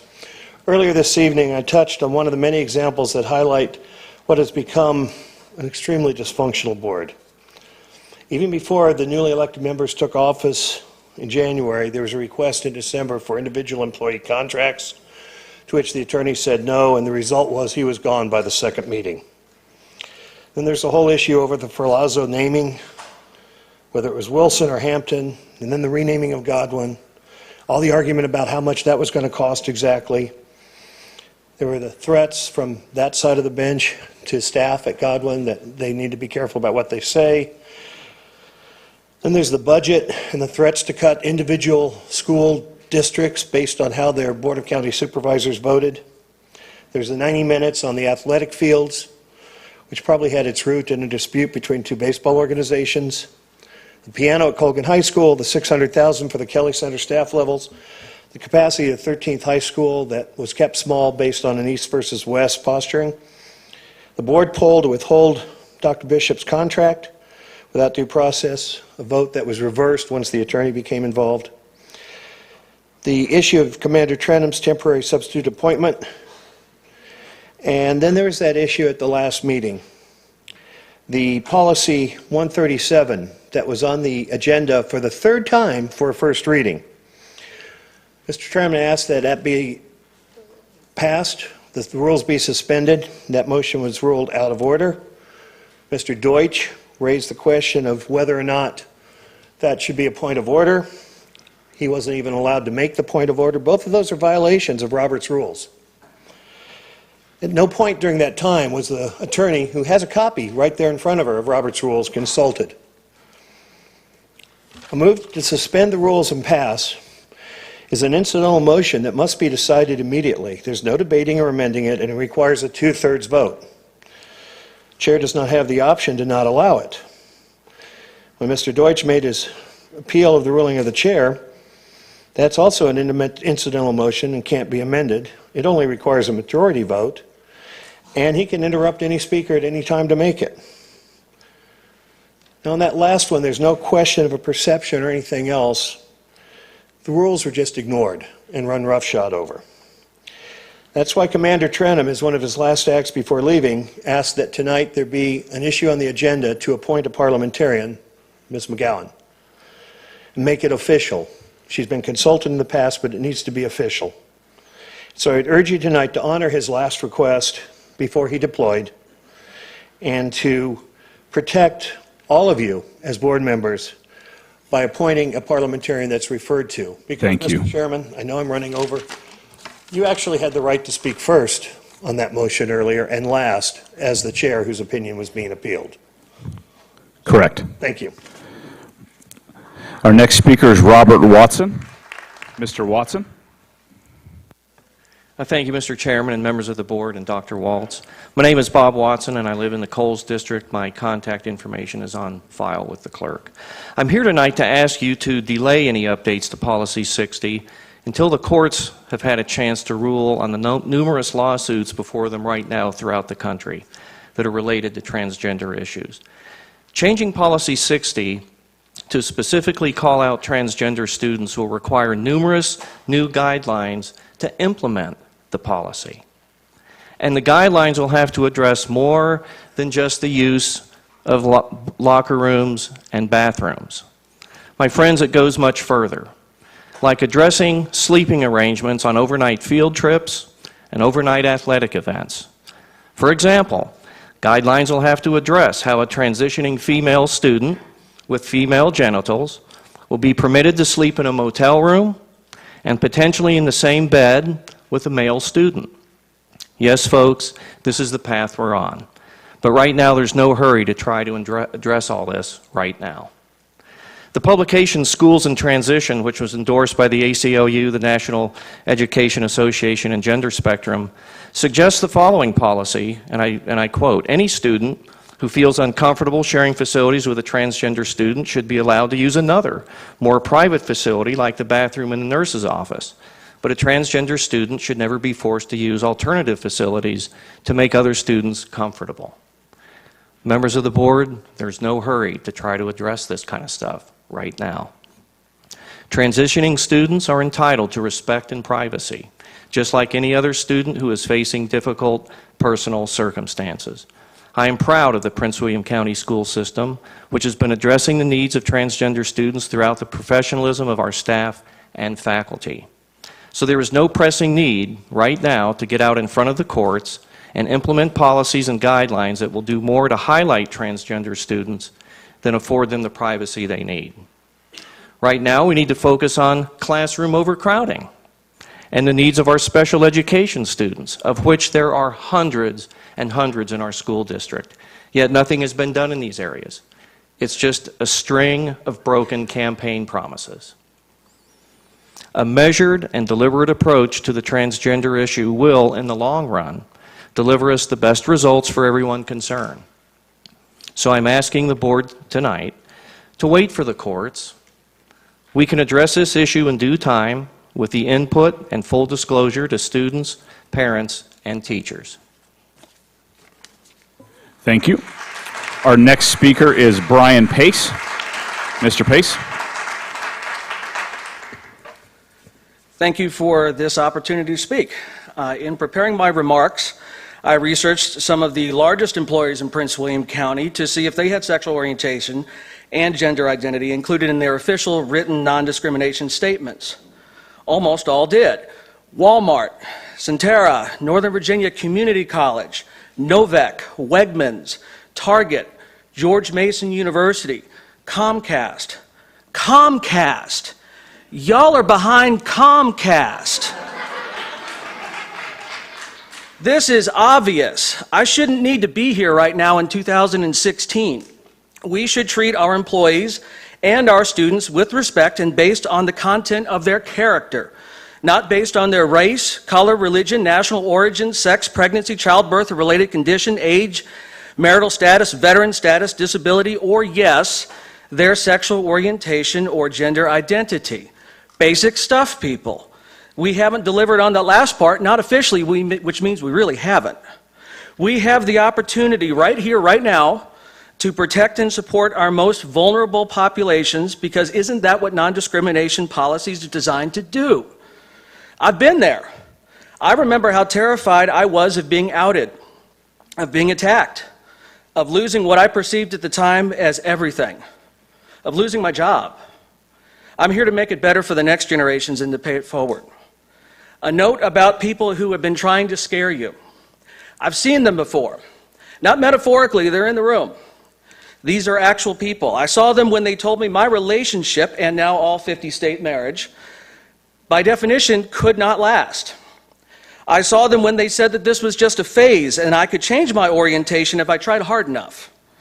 I saw when they told me that I was a crime against nature. I saw them when they called me intrinsically disordered. I saw them when they called me a word that is on my piece of paper that I will not mention because there are kids here.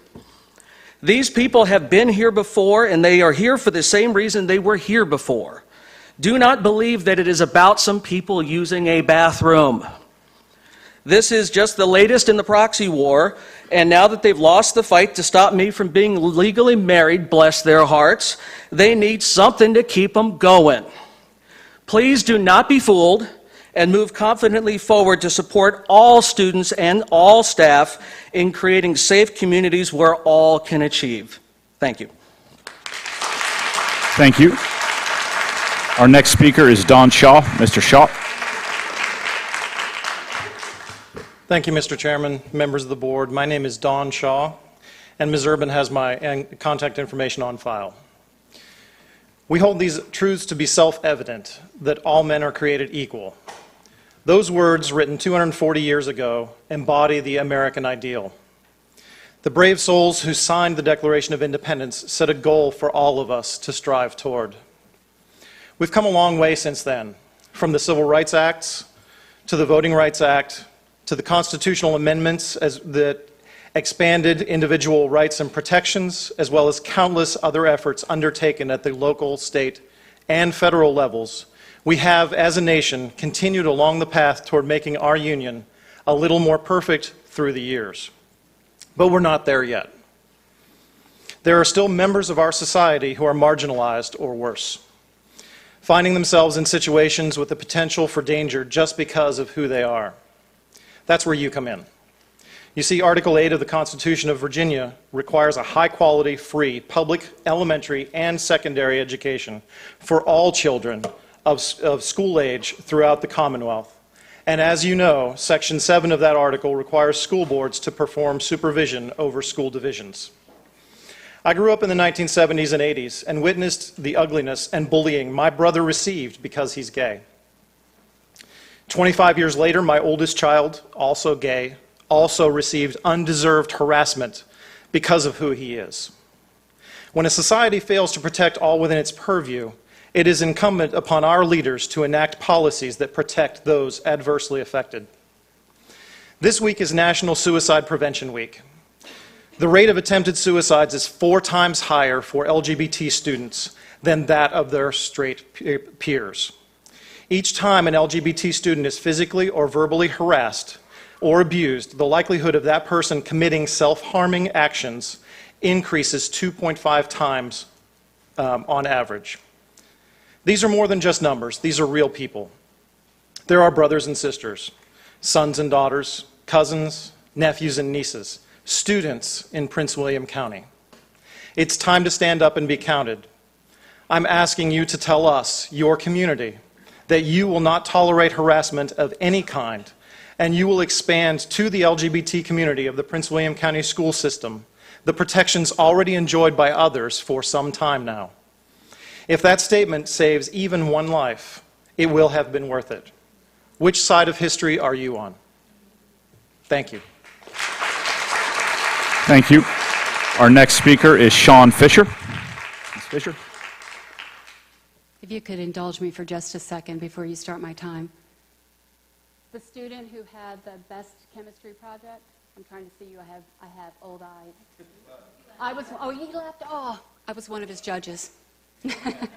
Best project, we were all taking notes from his research. So, thank you for allowing me to speak today. I don't think that I can add too much more to what Danica, Brian, and Don just added, but I will state this. From the Universal Declarations of Human Rights, Article 26, Part 2, education shall be directed to the full development of the human personality and to the strengthening of respect for human rights and fundamental freedoms. That's what we're asking. We're asking that every individual student, every individual educator be recognized as a human being. The fact that they identify as LGBTQIA, that we have to bring sexual orientation and gender identity on the record is a state of sadness for me. This is a human right. Everyone should be allowed to live and be educated, to have a world-class education as a human in Prince William County. Somebody mentioned that now is not the time to review this policy and update it. I say that's incorrect. This is the perfect time to do so, because while we do have many educators, administration, and students who do support those human beings who may be different from them, I have heard personally educators and administrators hurl epithets that I do not want to repeat here to students that allows other students to think that it is right. It is up to us as adults to learn from our students, as well as to teach them which way to go. Revising Policy 60 is very important for that path to continue. Thank you. Thank you. Our next speaker is Mario Reynoso. But Mario, before you come to the podium, but before you get going, I'm going to call up the next 10 speakers if we have seats there. The next 10 speakers is Chris McClure, David Aponte, David Dooley, J. Caleb Dalton, Josh Hetzler,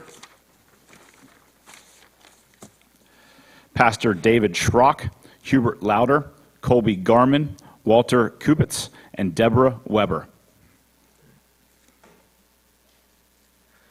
Good evening, members of the school board. Mr. Chairman, my name is Mario Reynoso. I am an alumni of the class of 2009 from Garfield High School, and I am here to speak on behalf of Policy 60 and the revisions of adding sexual orientation and gender identity to the policy. I come here speaking out of my experiences from Garfield High School, and I can only say that I was so lucky to have gone to a high school that was so rich in diversity, where I met people from all kinds of religions, parts of the world. It was such an incredible experience. Of course, that being said, there are still people out there who weren't as positive and didn't respect people for their differences. I know that this new policy or regulations have some people confused. Some people think it's a bathroom issue. Some people think it's a whatever it is. All I can say is that there are kids in our schools right now who are suffering from bullying on the basis of their sexual orientation or gender identity. And this school board has the ability to take one small step towards working towards eliminating that type of bullying. Our school board can stand behind these kids and tell them that we value you for your diversity. In Prince William County, one of the most diverse counties, I believe, in the country, we can say that every single student, regardless of what makes them unique, are protected. And by moving forward with this policy, I know that we can continue to lead and teach our students to value diversity and to value our community. I know that things are changing quickly, and for a lot of us, it's a little confusing, but I know that people in my generation, people my age, we're moving forward. For us, the issue of sexual orientation and gender identity, it's no longer an issue. It's something that we move past. And I know that this school board can go on ahead and move forward with that, knowing that the momentum is with them. The future is good for people of different sexual orientations and gender identities. And I know this school board will take the big step towards realizing that goal. Thank you. Thank you. Our next speaker is Chris McClure. Chris? Thank you. Good evening, Chairman Sawyer, Dr. Waltz, and members of the board. My name is Chris McClure. My address is in file. A little more into the microphone, please. Thank you. Thank you. I'm a licensed professional counselor here in Prince William County and live here as well. My son started Battlefield High School last week, which was very exciting. I worked as a college counselor for 17 years and as a K-12 school counselor for 3 years. So I've worked at the intersection of education and mental health for most of my career. I've also worked with transgender students for the past 10 years, and I've seen firsthand how fear and anxiety interferes with their ability to get a quality education. As a therapist, I know that for anyone, living in fear and anxiety affects our capacity to learn and erodes memory retention. The effects of that harm are long-lasting and compounding. Those of you who are educators know that if you don't build a solid foundation in reading or math skills, for example, everything you try and teach a student later suffers from the weak foundation. At the university, I frequently dealt with students struggling with math because they learned in first or second grade that they were not good at math. That label stuck with them for years and interfered with their ability to learn math for years until they unlearned that false belief about themselves. So much of life success depends on building a healthy sense of self, the confidence to pursue your goals, and the interpersonal skills to work with diverse groups of people on your job and in your community. That foundation is also being built in K-12 classrooms. Some of the students I work with, from 8 counties actually, feel so unsafe from bullying and harassment that they frequently choose to avoid the situation by not speaking up in class, not participating, or even being absent a lot. That doesn't help their education either. As we all know too well, this isn't just a matter of educational success. For some students, it's a matter of life and death. Suicide rates, as we already heard, for LGBTQ students are alarming. When I first applied for my first job as an elementary school counselor back in 1997, I put a quote at the top of my resume: "An ounce of prevention is worth a pound of cure." At this point in my career, I'm afraid I do more work trying to help people undo the negative beliefs that they learned about themselves in childhood, fixing the damage in their foundations. Let's increase the prevention side of that equation and give all students an environment where they feel safe to learn, where they can grow up feeling good about themselves, not ashamed. Please add sexual orientation and gender identity to our non-discrimination policy in Prince William County. Thank you. Our next speaker is David Aponte. David? Good evening, and thank you to the school board for allowing me the time to speak tonight. My name is David Aponte, and I am the chair of Glisten Nova, an organization dedicated to making schools safer and more affirming for all students, regardless of sexual orientation and gender identity and expression. I'm also a proud 2010 graduate of Battlefield High School. I spent all of my grade school years in Prince William County schools, and so much of who I am is because of the education that I received here. It's also here where I discovered a passion for activism and an awareness of the struggles faced by the LGBTQ community. As time went by, these struggles became more and more noticeable to me, and I knew something needed to be done. Though I did not and do not identify as a member of the LGBT community, I could not bear to see my fellow students made fun of and bullied simply for how they identified or who they were attracted to. Those injustices led me to create the Gay Straight Alliance at Battlefield, a group that I'm proud is still thriving today. In fact, these groups exist throughout the county and do great work. I've been honored to work with amazing student leaders from this county for a decade now. It is in that spirit that I voiced my support for adding sexual orientation and gender identity to PWCS non-discrimination and equality policy. So many students have recognized that this change has had to happen for years. In 2009, this change was actually proposed by students as a revision to the Code of Behavior, but was denied. If students know and have known that their peers are being discriminated against for being LGBTQ, it is time something is done to stop it. This policy won't solve it all, but it is a massive step in the right direction. School districts across the country have been implementing these policies for years with resounding success. I know the public has many fears, but I can assure you that they are unfounded, and instead, parents and students report a higher quality of education and higher feelings of safety in their schools following the enactment of policies similar to this one. We know that these policies work, but so many forget why they are necessary in the first place. People often ask why adding this language is needed when non-discrimination policies exist already. Well, Glisten's most recent National School Climate Survey tells us why. Specifically in Virginia, nearly 7 in 10 students experienced harassment based on their sexual orientation, while over 4 in 10 students experienced harassment based on the way they express their gender. Sadly, only 59% of these students never reported this to a staff member. The fact that only 5% of students in Virginia attended a school that has a non-discrimination policy including sexual orientation and gender identity and expression is a major reason for this. As of right now, the LGBTQ students of Prince William are part of the 95% of Virginia students that are not specifically protected. The board now has a chance to change that. The research is clear, and I am happy to support this policy and all of the LGBTQ youth that will benefit from it. Thank you to the board for this proposed change, and I look forward to working with you. Thank you. Our next speaker is David Dooley. David? My name is David Dooley, and my address is on file and part of Coles District.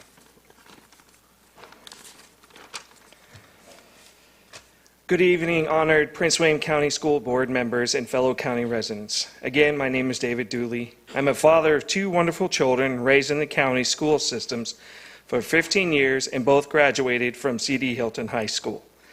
I've been here since 2000 and call Virginia my second home after honorably serving 13 years of active duty service in the United States Army. However, while serving in the Army, I was a father who lived in constant fear of losing my job and livelihood to keep a roof over my kids' heads because I was gay under the don't ask, don't tell policy. In fact, when I joined in 1992, I had to lie about my orientation in order to join the Army. Moreover, I had to keep the truth for my own children.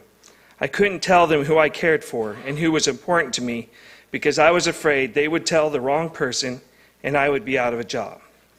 Even when my children were old enough to understand, there was still the threat of them getting in a fight to defend their gay dad against other students or adults. Thankfully, the don't ask, don't tell policy doesn't exist anymore, and my brothers and sisters who choose to serve can now serve openly without the fear of being fired for being gay. I left the Army in 2005 and joined the Computer Sciences Corporation, then CACI Incorporated, and now BAE Systems Incorporated. All three companies have protections for sexual orientation and gender identity. Our federal government has the same protections. Teachers and other employees of Prince William County Schools should not have to live with the same fear I had while serving in the Army. LGBT students and their straight friends and allies should not have to live in fear of who they and their friends are. Family members and friends that love us often stand up for us against hate and should not have to live in fear of reprisal, bullying, loss of employment for standing up for LGBT loved ones. Shouldn't we do our part not to live in fear of losing our jobs or going to school because of our sexual orientation or gender identity? The world hasn't fallen because of the protections provided by my current or previous employers or the federal government. My orientation has no bearing on whether or not I can do the job I was hired to do or the school classes I choose to attend. Please join me in welcoming a long-awaited opportunity for equality. I urge the Prince William County Board of Supervisors to proclaim June 2016 as LGBT Pride Month, following the footsteps of our neighbors and Honorable Governor of Virginia. However, all I received was silence. Please do not be silent. Please do not let fear guide your actions or decisions. Please add your support for sexual orientation and gender identity as a protected class. Thank you. Thank you. Our next speaker is J. Caleb Dalton.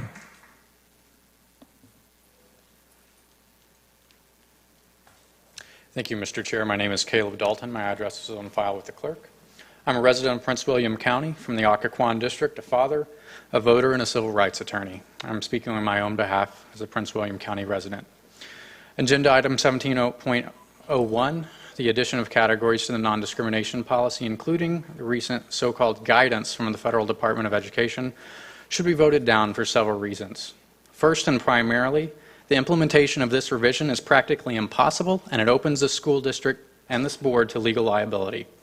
Let me explain. Under legal references, 17.02 adds, quote, and guidance of the United States Department of Education, end quote, after Title IX. As you know, Title IX is binding on the school district under federal law, but guidance from the Department of Education is not federal law. The reason it's impossible to follow both Title IX and the guidance from the Department of Education is because they're contradictory. As a federal judge in Texas recently ruled, Title IX is not ambiguous. And yet, the guidance recently issued by the Department of Education contradicts the language of Title IX. And addressing and mandating that the school administrators within Prince William County attempt to implement both Title IX and the guidance, as you'll see under the legal references of the Department of Education, is practically impossible for them to do. This guidance also violates federal law, as has been mentioned, violates the Administrative Procedures Act, and it also risks the constitutional right to bodily privacy of other students. You've heard today that fears are unfounded, yet I represent a mother who is the adopted mother of 6 students, 3 of whom were sexually abused as children. Now, those girls, they don't care what sexual orientation anyone is, but they have been impacted by a policy exactly like you're being asked to implement today. They've been told that they have to use not just restrooms, but locker rooms and showers with an individual who they don't care who his sexual orientation is, what it is, but who has male genitalia. what they were used and what they were assaulted with, and they see that as an instrument of assault, regardless of that person's sexual orientation or gender identity. This is not an easy issue, I understand, for the county to deal with, but it's one that has multiple sides, and it's something that you will have to address. There are issues with privacy. There's issues with those who have suffered sexual assault and who fear for their safety and who will be re-traumatized by exposure to a member of the opposite biological sex in the restrooms. The bottom line at this point is that courts are addressing this issue nationwide. It's unwise for this body to implement sexual orientation and gender identity protections when the courts are currently addressing that issue. Thank you for your time. Thank you. Our next speaker is Josh Hetzler. Josh.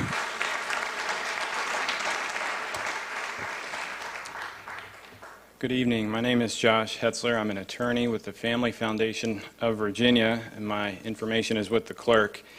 I'd like to speak to the non-discrimination policy tonight, and I'd like to keep my lawyer hat on.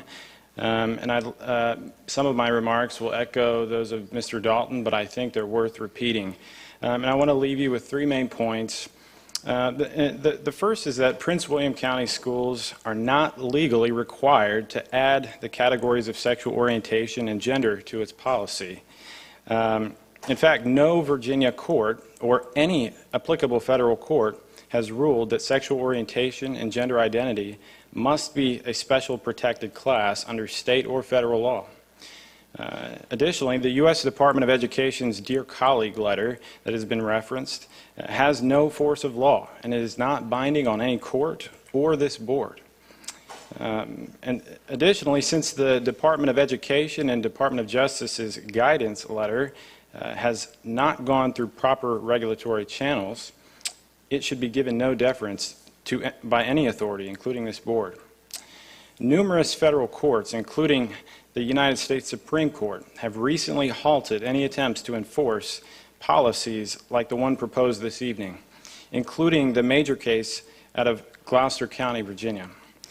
And just this past week, the Virginia Supreme Court heard oral arguments on a case pertaining to this type of policy, and it has not yet weighed in. It is one of several cases across the country and in Virginia to be still in the court system.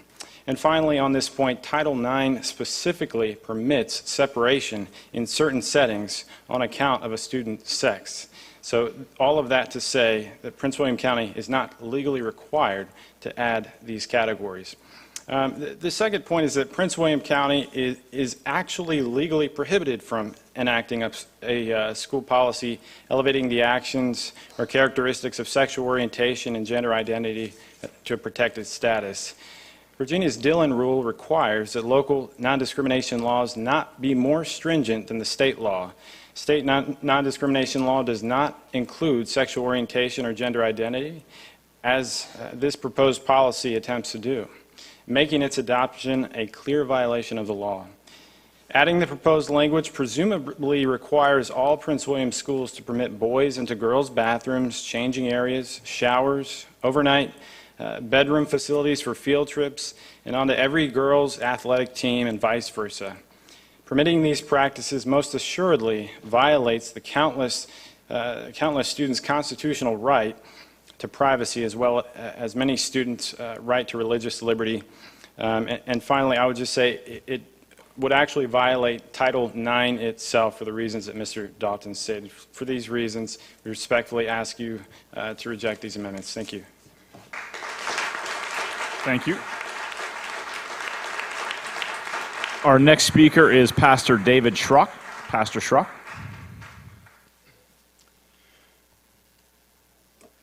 Thank you for the opportunity to address the board tonight. I'm a pastor in Occoquan Bible Church, a father and a citizen here in the county.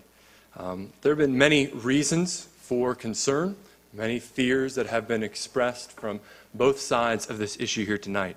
I'm tempted to list off a number of questions that lead to that same sort of fear as well. But the Bible tells me that love, perfect love, drives out fear. Indeed, that is what we strive for in our church, and I know that is what you want in the schools as well, people to love and to respect one another. I think Christians have failed often to show that love, have often pointed fingers at those who are different, who come from different places, different backgrounds, and all the rest. But I think compassion, which the gospel of Jesus Christ instructs us to share as well, is not found by denying the realities that are found in the world around us. That there is a biological sex that is given to every single child that is born in the nursery, every single child that is born in the hospital. It is not compassionate, therefore, to put forth a policy that will try to legislate something on shaky legal grounds to be able to bring about help for those desperately in need. Indeed, the good news that can be found is seeking after the truth. Good news is found in showing and teaching respect and care and listening and learning from one another, the very things that are valued in the Prince William County school districts. Indeed, the good news is not found through the law. It is found through relationships. It is found through personal relationships and getting to know one another. I pray that the Christians in the schools would lead the way in that without denying the truth that they are found in the Word of God. Indeed, Jesus Christ came to die for sinners. He came to die for sexual sinners, of whom I am foremost and need His forgiveness. And indeed, that is the true solution that a policy cannot put in place. Thank you for your time. Thank you. Our next speaker is Hubert Lauder. Hubert? Hubert Lauder. Next speaker is Colby Garman. Colby?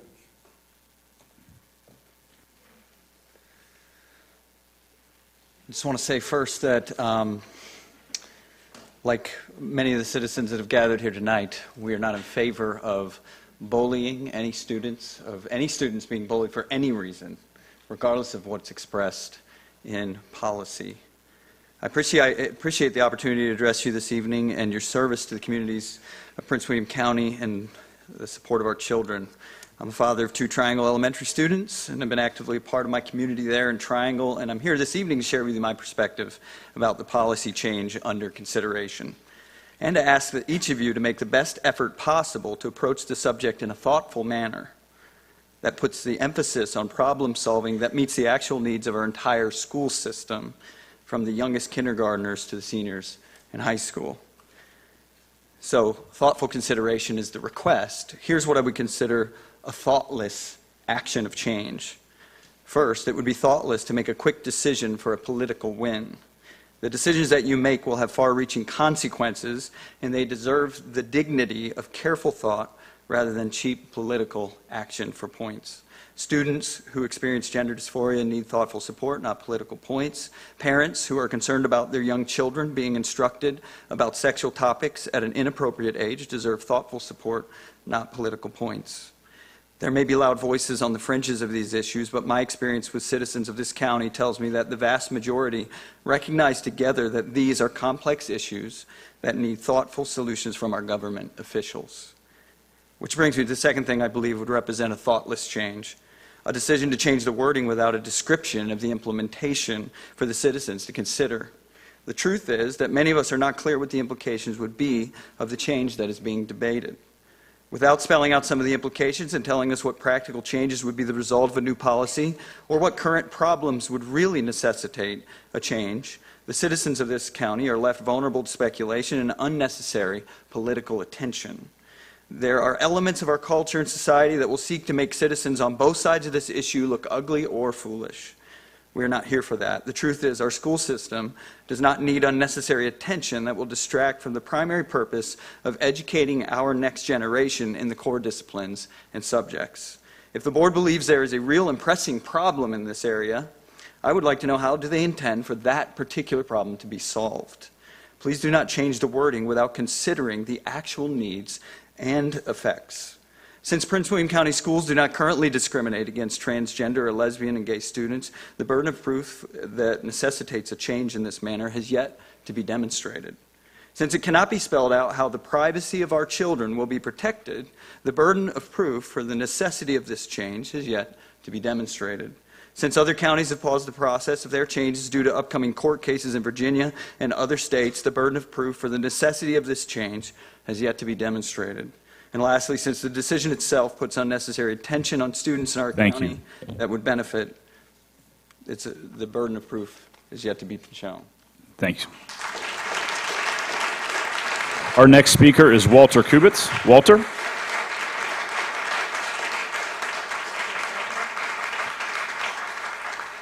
Walter? Okay, our next speaker is Deborah Weber. Deborah? Good evening. My name is Debbie Weber, and my family lives in Manassas, and we are Prince William County taxpayers.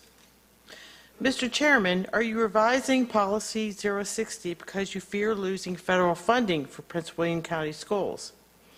If our county schools don't allow boys to enter girls' restrooms or play on girls' sports teams, will the schools be punished financially for not complying with a policy from the Obama administration of the Federal Department of Education? I trust that you don't wish to hurt the feelings of a child who thinks he or she is of a different sex. However, you end up hurting the feelings of the girls and boys and violating their privacy when they are forced to share bathrooms with the child who is choosing his or her gender. In July, you posted to Facebook, "I worked hard to win an election in Virginia's second largest county, and I, as I typically am, was rewarded for my hard work. I am proud to serve my community. As chairman of Prince William County Schools, please focus on serving this county's students, parents, teachers, staff members, and taxpayers. Keep it simple. Help the students learn and let the teachers teach. Thank you."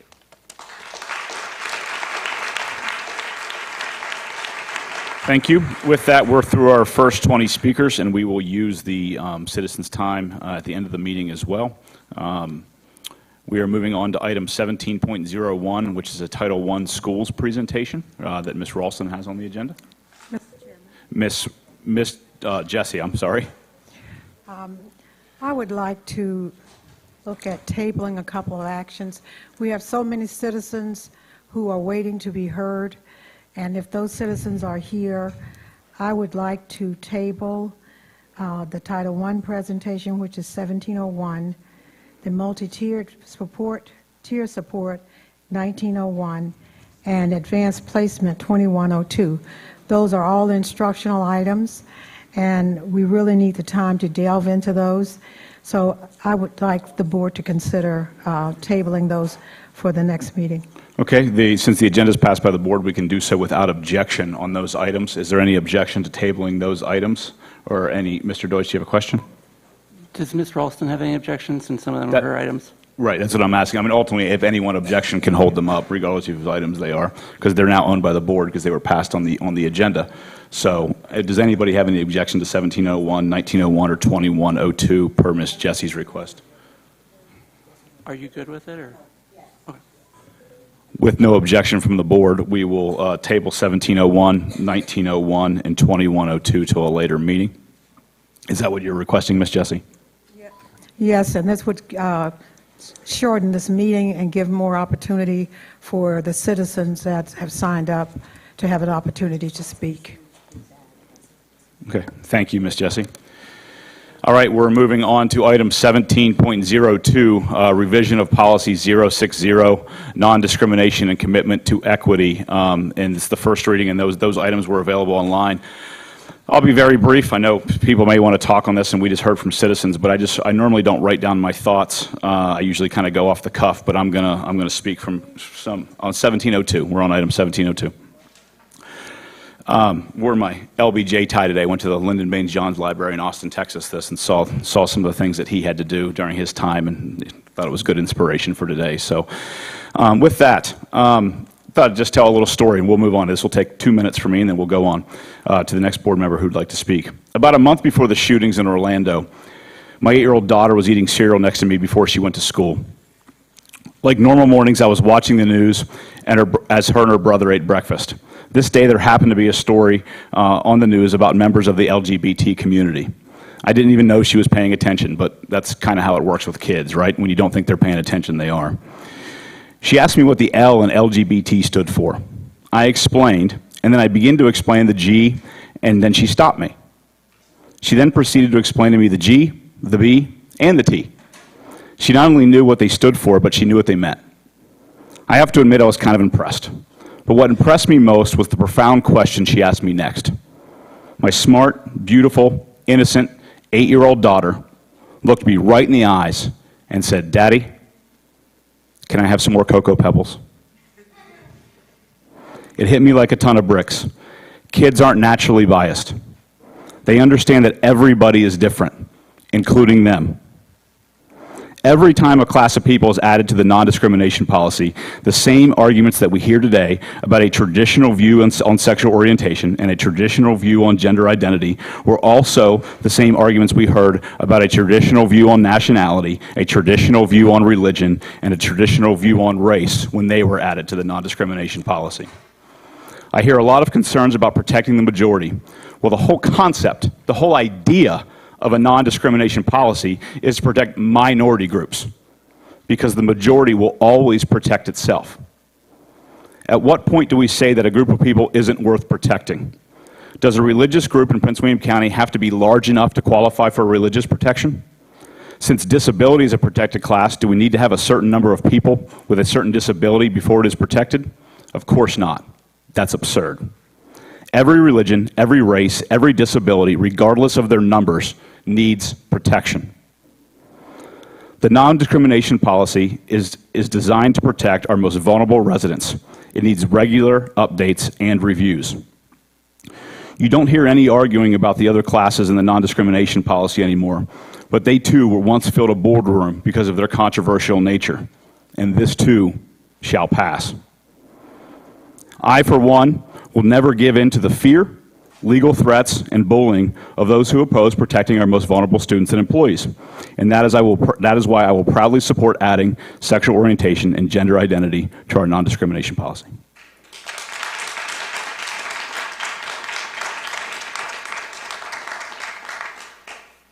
Anyone else? Mr. Deutsch. Thank you, Mr. Chairman.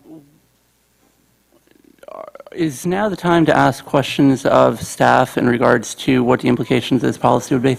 I don't believe staff has a presentation available to ask questions, but we can certainly turn those in. And right, Dr. Waltz, I don't want to speak for you. Is there a presentation or anyone prepared to answer those questions as of now?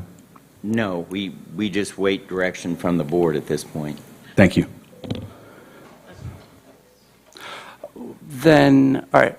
Well, I think one of the things that's very important to consider before moving forward on a policy change is what those implications are.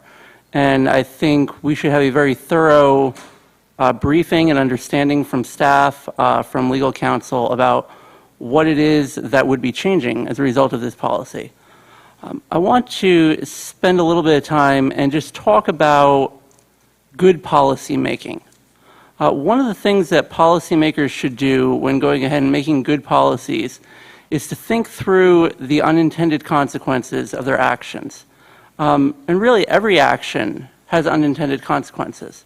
And that's why good policymaking seeks to minimize those, so as effectively as possible solving for the problems without creating new ones. And that's what we should do as we think through really any item that we're talking about passing from a policy perspective here. One of the ways that we do this is to make sure that we're solving for a particular issue. So far, we haven't really heard about what the particular issues are that we are trying to solve for here in this county. We've heard about progress and the need to embrace progress and the new wave of change. We've heard about other broad statements about how we should improve things, etc. But what we haven't heard are the specific things that we need to address here as a county to improve things. And having that as a framework and a starting point gives us the ability to figure out how do we create an appropriate and tailored response that may address some of those concerns. One of the things that has particularly concerned me is that as we've been on the board, honestly, I've been impressed with the way that staff has handled these situations as they've arisen.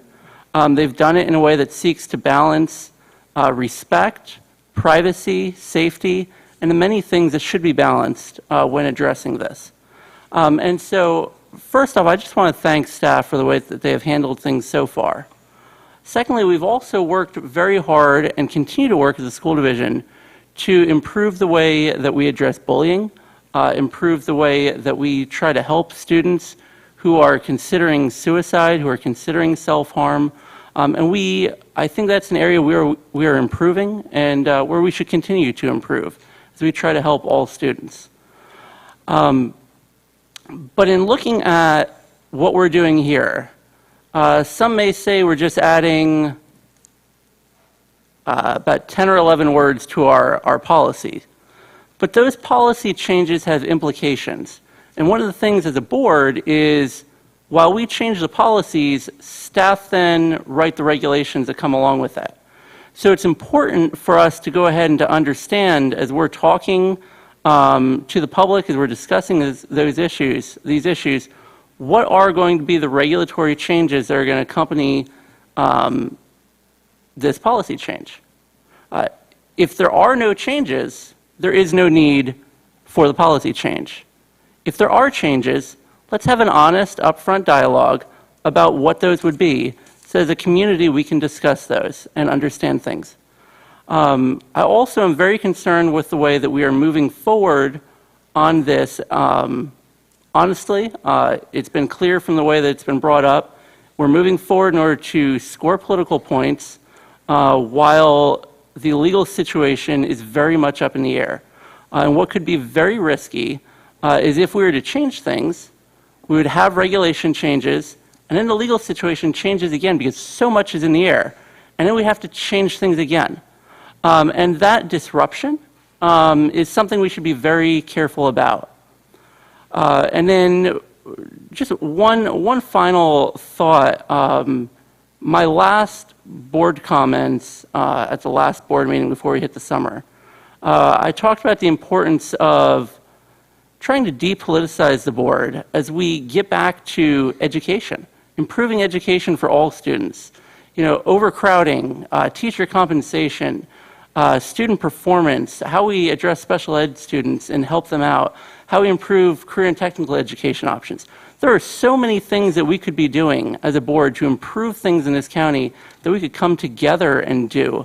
But moving forward on this in really a disruptive, rushed manner is something that's only going to cause a lot of trouble in the way that we're going about it. And just one final statement, just in terms of the kind of trouble that we could be getting into. Outside of legal trouble, just the community trouble. Fairfax, we saw them last year move forward very quickly with this policy change. We saw them quickly start implementing regulations. And then they realized that both the legal situation and the way that it was impacting their community was so disruptive that they had to put those regulation changes on hold. So I think this is something we should be very careful about and something we should really wait for finality on the legal side. Thank you. Thank you, Mr. Deutsch. Any further comments? Ms. Satterwhite. Thank you, Mr. Chairman. Just as the chairman did, I also prepared comments to stay on track tonight, and usually I do speak off the cuff also. And you know, my comments are going to copy some you've already heard tonight, but as you can imagine, we've received a large number of emails from people in our community concerning the proposed policy change. The emails have been from people with opinions against the policy change and supporting it, just like we heard here tonight. I want us to keep in mind as we move forward that we are talking about children. We are all concerned about our community, and I know we all want the best for our children. You've heard questions raised here tonight, and I have more questions than I have answers for. If, as a board, we were to pass the changes to policy 060 in 2 weeks, what are the implications of passing the updated non-discrimination policy? Would the updated policy 060 result in the need for more policy and regulation updates in the division? If so, what are they? What is the impact on our students with the change of Policy 060? What is the impact on our staff with the change of Policy 060? How will instruction or day-to-day operations be impacted in the division as a result of this and/or other related policy changes? How will we accommodate the deeply held religious beliefs of many of our families and students as we make any proposed changes? How will we accommodate the cultural beliefs and values of families in our multicultural county? How does the proposed policy change address the concerns of these groups? Will there be changes to terminology and paperwork used in the division? What changes will need to be made? What is the full scope of what we're looking at? Will professional development be needed to implement the change? Who would be in charge of writing and delivering that professional development? How will we deliver it to our employees, and how do we work that out in incorporating it with our existing professional development? What physical changes, if any, might be needed to any of our facilities as a result of related policy changes? We all have heard a lot of talk tonight about bathrooms in regard to policy change, and we've received that in our emails also. Why? Because parents are strongly expressing that they want their children to have their privacy respected in bathrooms and locker rooms while in a position of undress or vulnerability. How do we accommodate privacy for all of our students? What does that look like under possible policy changes? How might it be different from now? What would be the cost of those changes? How do we prioritize our funding with an already full capital improvement plan? What impact or change will this require for our employee health insurance plans? What is allowed covered under current law in regards to health insurance? Will there be an increased cost of the division to employees? What about other employee benefits? Is our current policy working? What are our current practices? Do we need to improve our current practices versus a policy change? Are we enacting all of these, or as we are enacting all of these possible changes, how are we going to continue to provide privacy to those students who do not want to draw more attention to themselves? We don't know or have all the answers to these questions, and these are some pretty serious questions. Why would we make a policy change with such sweeping division-wide impacts without first thinking it through and making a comprehensive plan for the division? We have to consider what's in the best interest of each and every one of our 88,000 students and over 10,000 employees. We're talking about almost 100,000 people, and add their families to that number as well. We cannot take that responsibility lightly or irresponsibly. I highly suggest that we wait until the federal courts, and probably the Supreme Court, weigh in on the current cases. With so much existing litigation, even Fairfax County Public Schools, as Mr. Deutsch just mentioned, whose board rushed to pass a policy change last year, are now at a halt in their implementation as they wait for the courts. If we make a decision now and the courts later change rulings, then we are taking all of our constituents on a legal and very emotional roller coaster, and we owe all of you better than that. This decision must be thoughtful, well planned out, and deliberate. Our students cannot be used as pawns to try and make political points. We're talking about the lives of our students. And I know none of these board members take that lightly. I spent hours researching, reading Attorney General and court opinions, medical documentation, opinions from multiple organizations, and opinions from your constituents, as I know other board members have too, and there's still lots more to read. I propose that this board ask the superintendent to form a task force of employees and community members. After we have more guidance from the courts, this task force can evaluate how we plan as a division the need to, and how we need to incorporate any updates into our policies and regulations in regard to what has been proposed for Policy 060. They can formulate a plan for the school division on implementation.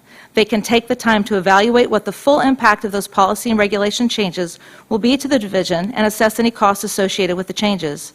The task force can also formulate a plan for how to begin to implement any proposed facility changes or updates. After this process, the school board can be presented with a proposal that encompasses a comprehensive approach.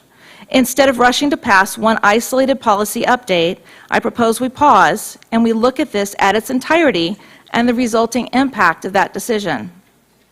I don't want to put our constituents through the charged and antagonistic atmosphere that we saw in Fairfax. We need to work as a board to make sure that we have the best interests of each one of our students as a priority. We have to consider our staff, and we have to consider what's in the best interest of the division. Thank you, Mr. Chairman. Thank you, Ms. Satterwhite. Ms. Williams.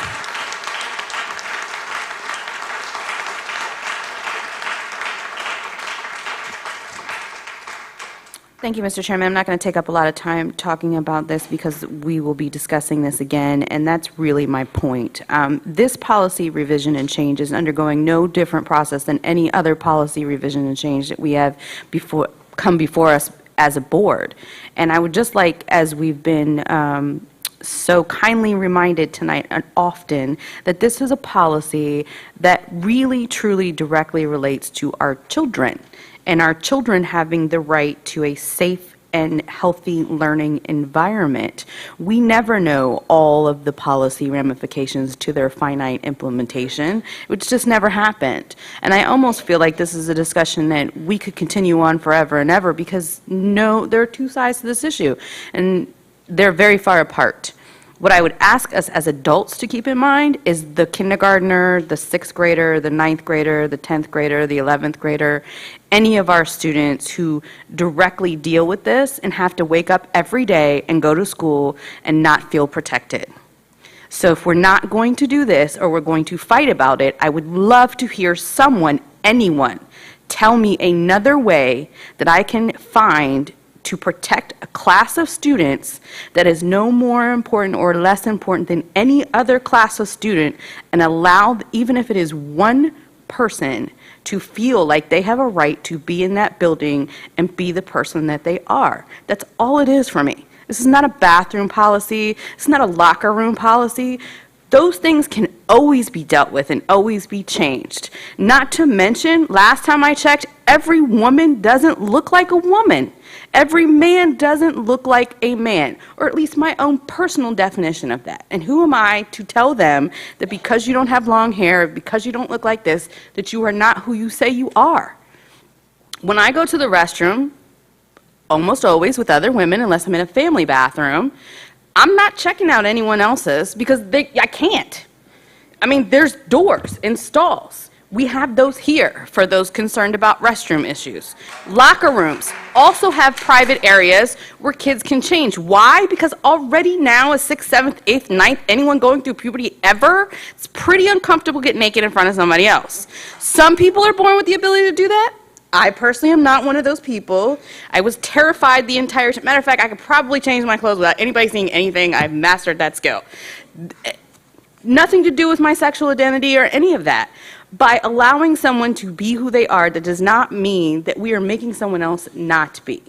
That's all it is. We've been through this with color of skin. We've been through this with sexual orientation. We've been through this with all sorts of topics and ranges. Speakers have come here tonight to say. I hope that we can find a way to work together. I'm always someone who asks people for comments because I like to learn the issue from both sides. But pitting ourselves against each other is not helping anyone. If we aren't going to agree with this, I would love to hear an alternative version that works just as well. I'm just lost. To me, if it's good enough for our federal government and everywhere else, I'm not quite sure the difference that we're doing here in our school system. And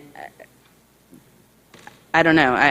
I would like to, I don't know. I agree with our board. We have to further discuss how this will be implemented and what it will look like, but that's no different than any other policy that we do. So that's all I have to say. Thank you, Ms. Williams. Ms. Jessie. You know, every time I come to this boardroom, I've done an extraordinary amount of research. I always try to make sure that I'm fair to the presenter.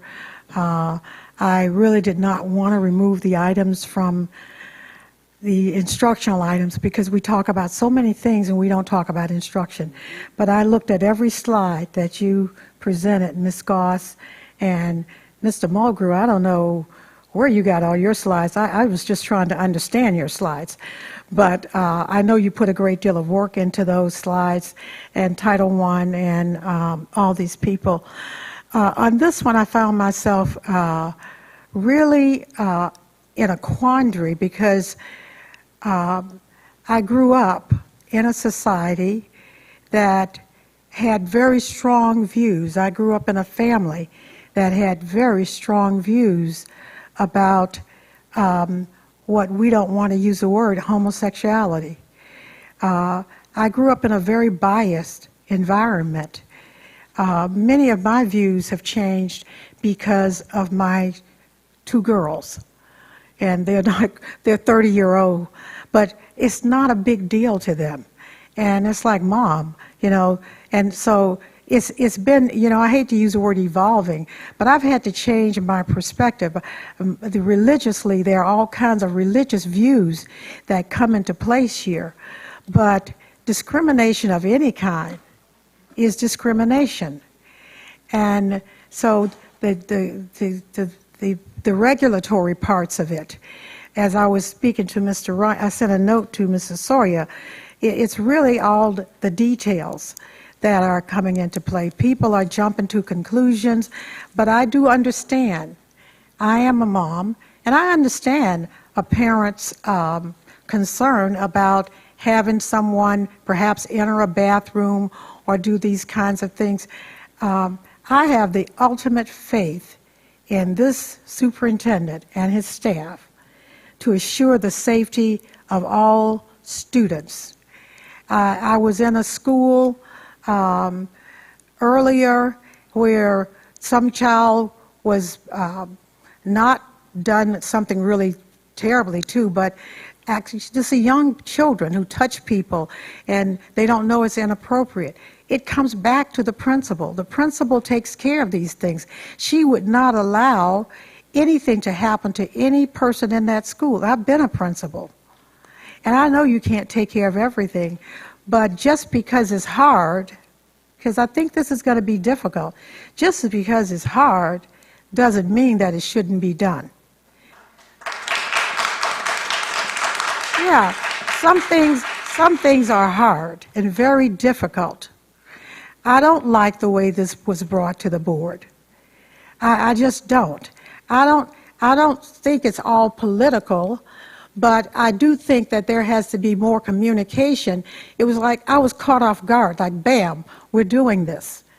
I'm not sure if it would have helped if there had been prior discussion or some kind, so that the agenda item could have been placed with us knowing that we would have, what is this, 50, 60, 100 people here, and we have to take instruction off the agenda so that you have a right, because you do have a right to speak and not remain in this building until 12 o'clock at night. That's not the way it's supposed to work. Instruction should be first. And we should have anticipated that this was going to be such a volatile issue, that it was going to consume a lot of time, and obviously a lot of prior discussion about the implications of bringing this before this board in a manner that I don't, Chairman Sawyer, I don't disagree with the actual desire to do this, because I support some type of measure to ensure the safety of all children. It's just that here we are, and the board is sort of grappling with it in public because it came on in such a fast, and it's like bam. And I don't assume that everything is done for politics. I don't know what political gain this man is getting from all of this discussion that's going on tonight. I think he's going to be beaten up by various people. But I think that whatever we do, later on you'll see that I had, which I don't know if I have it now, the pool came up again when I went to Kogan, and everybody was running to see the pool. But it was never about the pool to me. It was never about the pool. It was about the swimmers. The swimmers, and I've been accused of saying because of African American, all those swimmers who came and talked to me were Caucasians.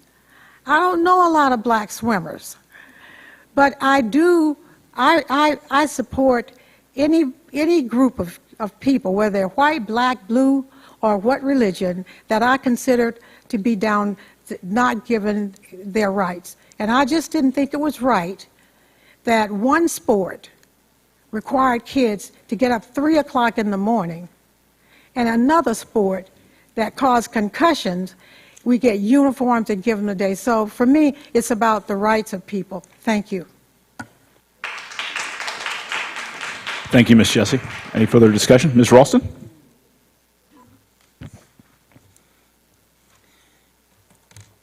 I had promised my some constituents in the APSCO that we would finally get to hear about Title I and a few other things. And so we've waited all summer. So we can wait another 2 weeks. I guess that my feelings about this subject is not as difficult as maybe some of my colleagues. When you live in an area where everybody has the freedom to be who they are, it's just what it is. There's nothing overly special about any of it. It's just what it is. So therefore, my conversation with you is going to be quick. When you come from the Bay Area of California, you've watched this show before. You've watched how people have had to struggle. And at some point in time, everybody comes together. We'll all come together. And I, like Miss Jessie, agree that the superintendent will come up with the right decision. So I don't have a problem with people saying the things that they want. And I have to give you credit because it's not an easy topic. And it's so new to you here.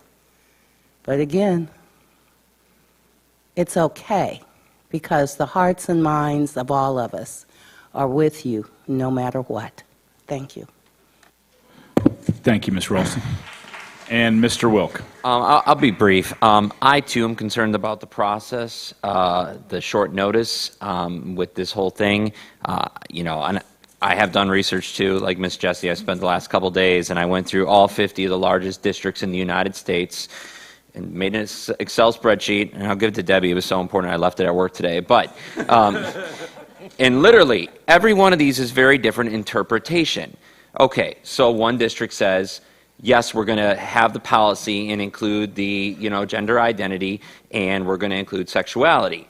But then when you break down and say, what does that mean in regards to bathrooms and showers and overnight stays, every one has variations. And so my concern is, given the timeline of where we're at right now and the implementation of this and the variations that are out there, I am not fully comfortable voting on this in 2 weeks.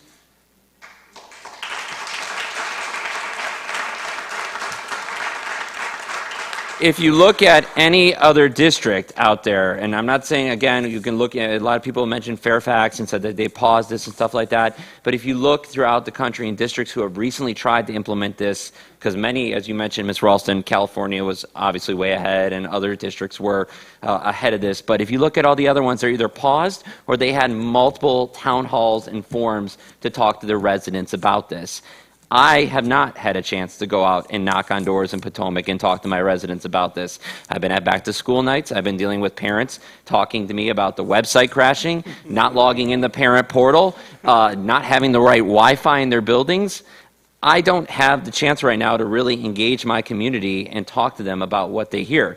Do I think the policy, the idea, what's presented has merit? Absolutely. I believe in protecting our students from bullying. I believe in protecting our employees from being discriminated and being fired because of their sexuality or gender preference. But I want more definitive outlines of what that means for all the other areas as well.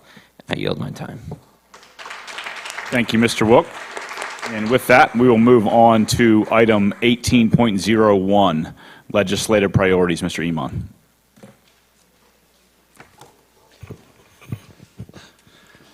Good evening, Chairman Soares, Vice Chairman Jesse, members of the school board, and Dr. Waltz. Yes, it is time once again to formalize our legislative priorities. And what I will tell you is I will be as brief as possible tonight because we do have a work session that's coming up in 2 weeks, so we'll have plenty of time to have further discussion. But let me at least introduce these formally to you and the community this evening in terms of what we have proposed for board action. We'll start tonight with the 6 major legislative priorities. And if you're at the board table and if your monitors aren't working, yes, you can see up to my left, your right on that side monitor, if that helps a little bit. And as you'll see, first and foremost, something that you've seen before, but still continues to be probably our most important agenda item, and that is for this full funding for the standards of quality, including support personnel. Our second one is continued state increases for annual teacher salary increases and reinstating full funding for the cost of competing, which, as you know, directly impacts Prince William County Public Schools. We also are seeking funding for class size reduction for both classroom facilities and the teachers that would be needed.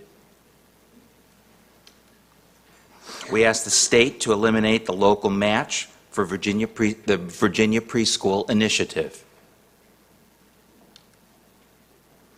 We're looking for new funding for technology infrastructure and increased bandwidth, which Mr. Wilk will help with some of those Wi-Fi issues.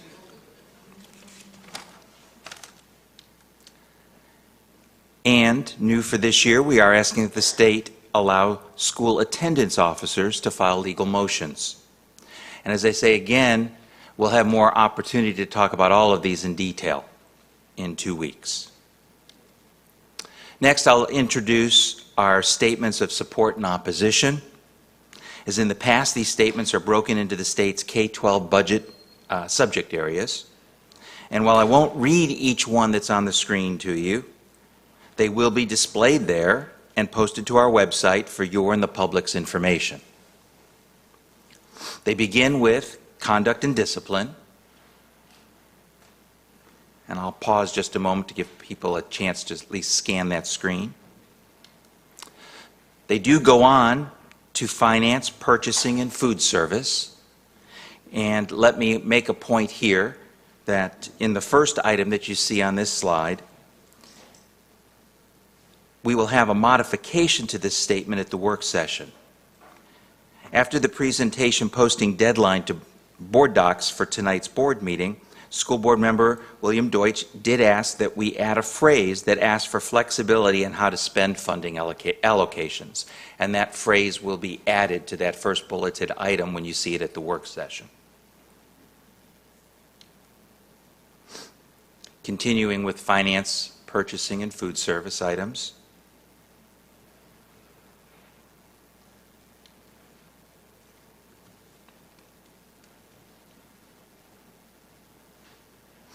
And they continue with instruction and standards of learning.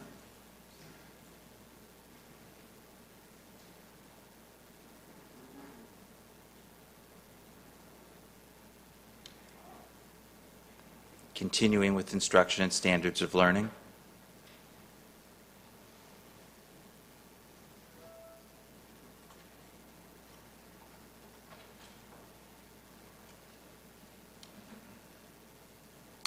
And then on to instructional technology and continued funding for our Prince William County Public Schools Virginia STAR initiative.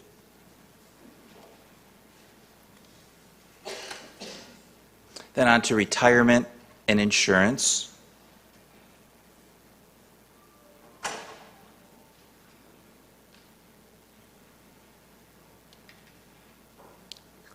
And next to school board governance.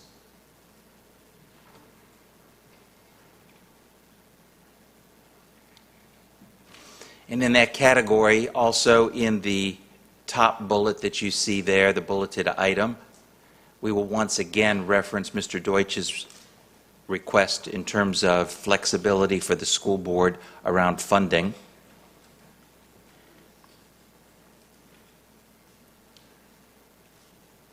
We go on to standards of quality and accreditation.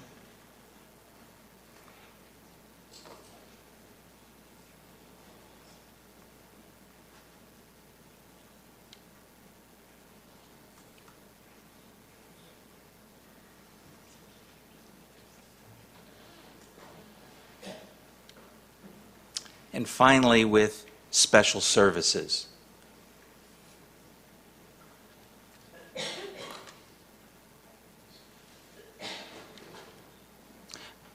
Following tonight's presentation. Our next steps will include the September 21, there we go, sorry about that, work session, and anticipated school board approval at the October 5th meeting. As always, we'll then publish our final product, draft sample bills, and share with our delegation. And one final note, since the posting of this presentation, we do have a date for our annual legislative breakfast, and that will be November 21 here at the Kelly Center at 7:30 in the morning. And with that, I thank you, and I'll see you all at the work session in 2 weeks. Thank you, Mr. Iman. Thanks, sir. And we have agreed as a board to skip over item 1901, so that brings us to 1902, the 2017-2018 annual school calendar.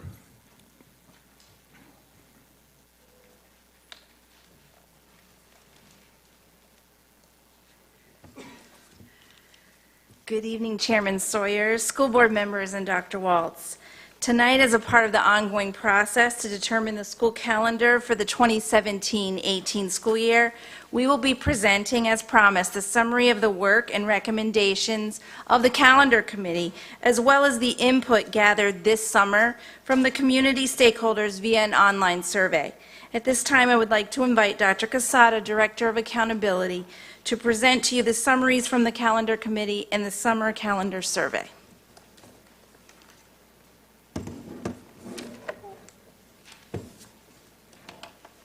Okay, good evening, Chairman Sawyer, school board members, and Dr. Waltz.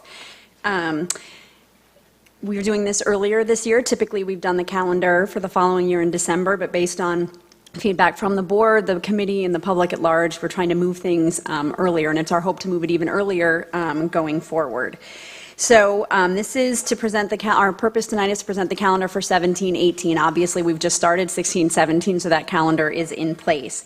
Just by way of reminder, we have to have a calendar that starts with at least 180 days of instruction and a minimum of 990 instructional hours.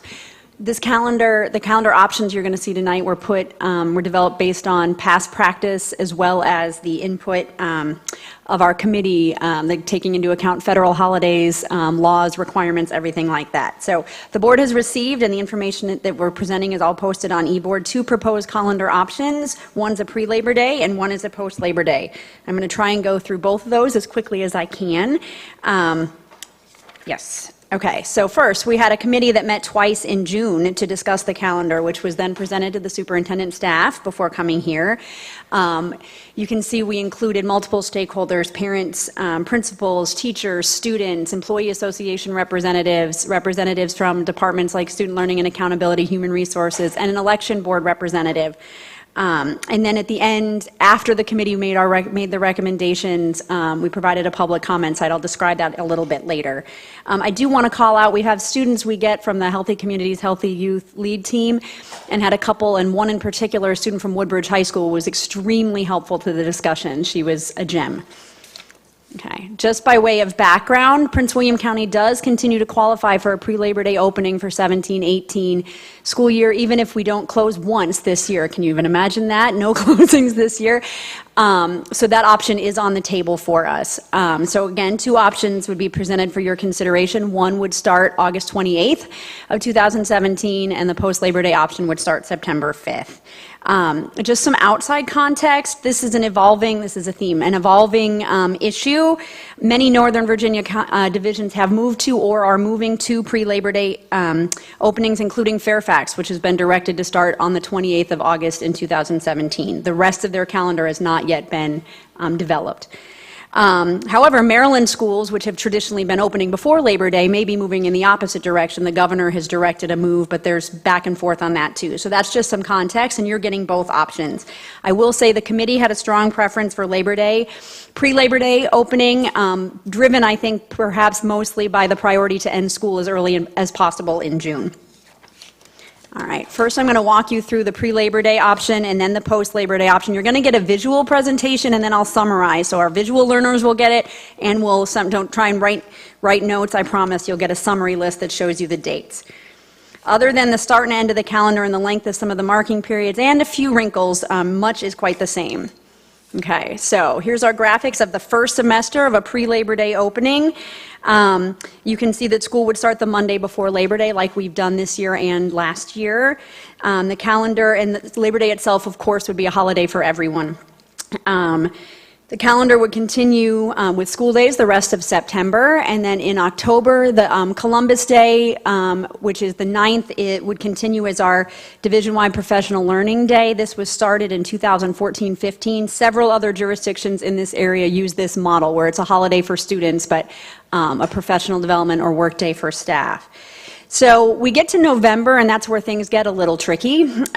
So the end of the first marking period always coincides with the weekend before Election Day.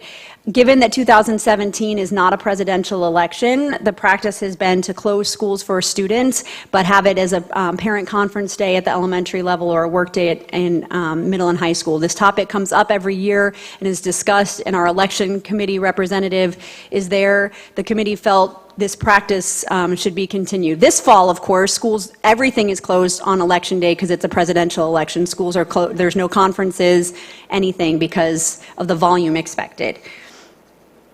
Okay, then another tricky part to this particular November is that the Veterans Day holiday, which is has been part of our calendar for forever, is observed on Friday the 10th. So that kind of creates what we call Swiss cheese in that month. And then Thanksgiving would fall the end of the 22nd, 23rd, and 24th, continuing the practice for the past several years to give students the full day off before Thanksgiving. This was recommended by the board several years to not do a half day anymore that day. Then going into December, given that the Christmas and New Year's holidays both fall on Mondays, past practice and the recommendation of the committee would be to have winter break go from the 21st of December through the 1st of January. When you see yellow dates, those are dates that schools are closed. The like orangish ones mean everything is closed. So the school division would close on the 25th and 26th of December, and then on January 1st in observation of those federal holidays. The first semester would end at the end of January on the 26th with a workday on the 29th. Okay. Second semester is a little simpler. As I said, the end of the semester would be at the end of January. You'd have the President's Day holiday in February. Spring break would fall at the end of March. And in the pre-Labor Day option, it would include the Monday at the end of the break, which is the day after Easter. The third marking period would end later than that, and there would be a teacher work day on the 16th, so a student holiday that day. We'd have Memorial Day, and then school would end on the 13th of June with 2 teacher work days at the end of the school year on the 14th and 15th. Okay? Wow, that rain. Okay, so the post-Labor Day option, just to walk through real fast, and then again, you'll see the differences side by side in a moment. In this option, school would start on the day after Labor Day, so the 5th of September. The first marking period and everything around that would be the same. The only difference that you'd see on this first page is that winter break would be starting a day later. That was the decision of the committee if you were going to open after Labor Day to try and minimize the time in June that you'd be going by starting a week later. So they were doing some trade-offs, okay? So one of those trade-offs would be to start the winter break on the 22nd as opposed to on the 21st. Spring break would be the same, except the other trade-off that the committee recommended was to have school be open on the Monday after spring break or the Monday after Easter, again, in the way to get school to not end a full week later. As a result of the shortening of winter breaks and spring breaks and reducing the length of the school year by 1 day to 180, the pre-Labor Day option has 181, which has been our practice this year. The post-Labor Day option presented by the committee would have school ending on June 15th.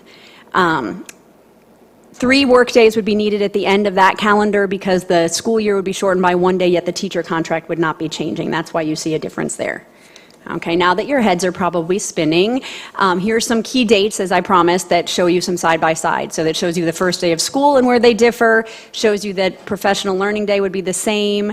The dates in November are all the same no matter which calendar you approve. Thanksgiving break would be the same. Winter break, there'd be the variations, and you see that everything would have the 25th and 26th as holidays for everyone, and January 1st, those are federal holidays. The committee was recommending the 1 day difference at winter break. You see the rest of it is the same. Spring break variations, as I mentioned, and then the end of school would be different, but only by 2 days. Okay. So again, just to summarize, the big differences are the start and end of the school year.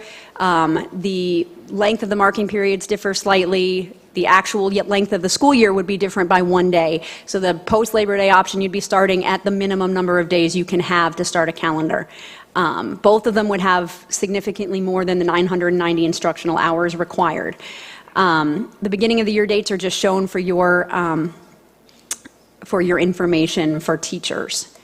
As mentioned, as Mrs. Goss mentioned, we had a public comment site available in August to show the community and staff members the two options and ask for feedback. I can update what's shown on this slide to tell you that over 5,000 people provided at least some kind of feedback. And the percentage actually recommending post-Labor Day was up to about 67%. What's interesting and important to note is that the comments from people on both sides of the pre or post-Labor Day were very consistent. People want longer breaks, but they also want to end as early as possible. So knowing that we have what I like to call a zero-sum game with the calendar, not all of those things can be accomplished. So people want longer winter and spring breaks, which the post-Labor Day option that was on the table didn't do, but everyone wants to get out earlier in June, which why wouldn't you, right? So the preference appears to be for post-Labor Day, not necessarily the option that was presented. So moving forward, the committee strongly recommends the pre-Labor Day option. The committee members were surveyed and then discussed it at their second meeting, and it was the strong recommendation. The committee continues to recommend moving the approval process earlier. This is our first step to get from December to September. We'd ideally like to do it in June so that folks have that full summer, 2 summers before the school year starts. The committee endorsed the current practices relative to Election Day, meaning in presidential election years, everything is closed, staff and students. In non-presidential election years, we can have parent conferences and teacher work days. And then issues raised by the committee for consideration is the length of winter break. Folks ideally like the idea of 2 weeks, but again, the committee didn't want to do that trade-off for having to be in school longer. Timing of spring break continues to come up as an issue. Some folks are interested in making it a stable week as opposed to it being tied to the week before Easter, but there's not been consensus on that. And then there's been discussion of an additional professional development or workday at the end of the first semester, but again, that hasn't garnered consensus support or majority support from the committee at this point. All right. This is presented for your information tonight, and we'll be back again on the 21st for your action. Thank you. Thank you. Just any discussion? I'm getting eyeballs. Miss Jessie? Just which option required teachers to remain 3 days after students leave? That was the post-Labor Day option because that option, in order to get schools out early, not too much later than the pre-Labor Day option, was to shorten the school year by a day. That was the recommendation. But you recommend the pre? The committee recommends the pre-Labor Day option. The post-Labor Day option, in order to minimize the impact of starting later, included shortening the school year by a day, which necessitates the 3 work days. I just have one comment.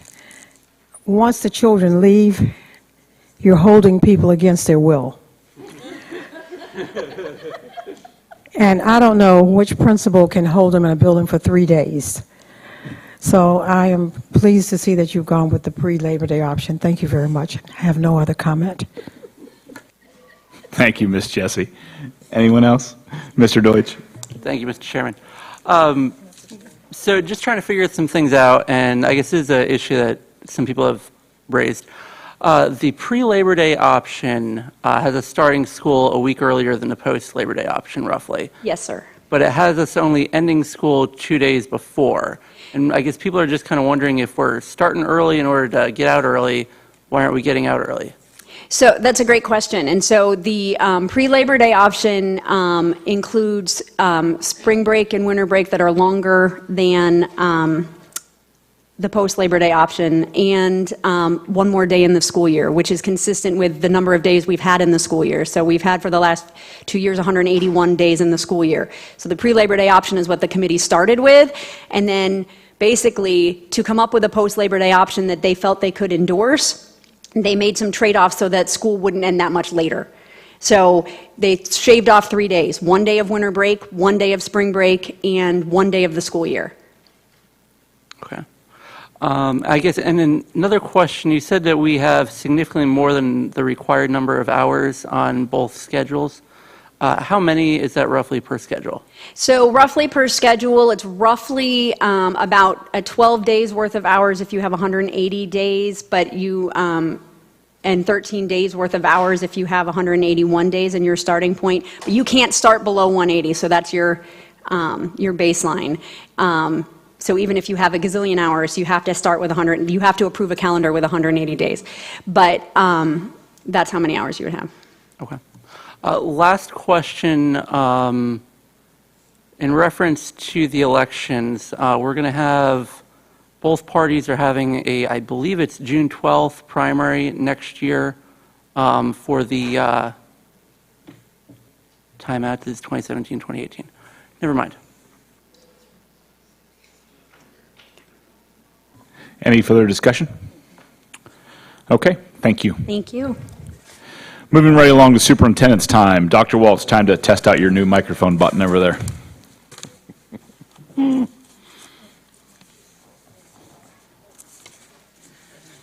Thank you, Chairman Sawyers, members of the board.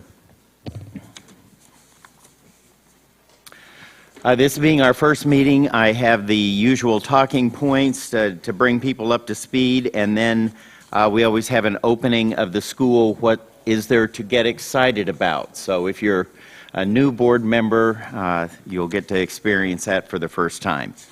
To all the teachers, parents, and students who said we needed more time for teaching and learning and less on mandated assessments, I did hear you.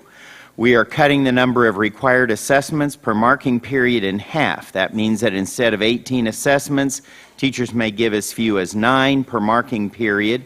This waiver to current regulations is effective for the current school year, while fully revising grading regulations are developed over the course of this year. I congratulate everyone in our schools and educational support offices on the outstanding opening of a new school year. The new Kyle Wilson Elementary School and Charles J. Colgan Senior High School both opened and received a lot of great media coverage. The rededication of Hampton Middle School was a memorable event for everyone. At every school I visited, students and staff were very excited, engaged in their learning.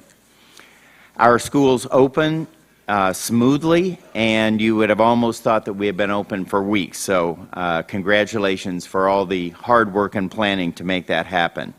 As the year begins, I am pleased to announce some of our more recent accomplishments, and there are many.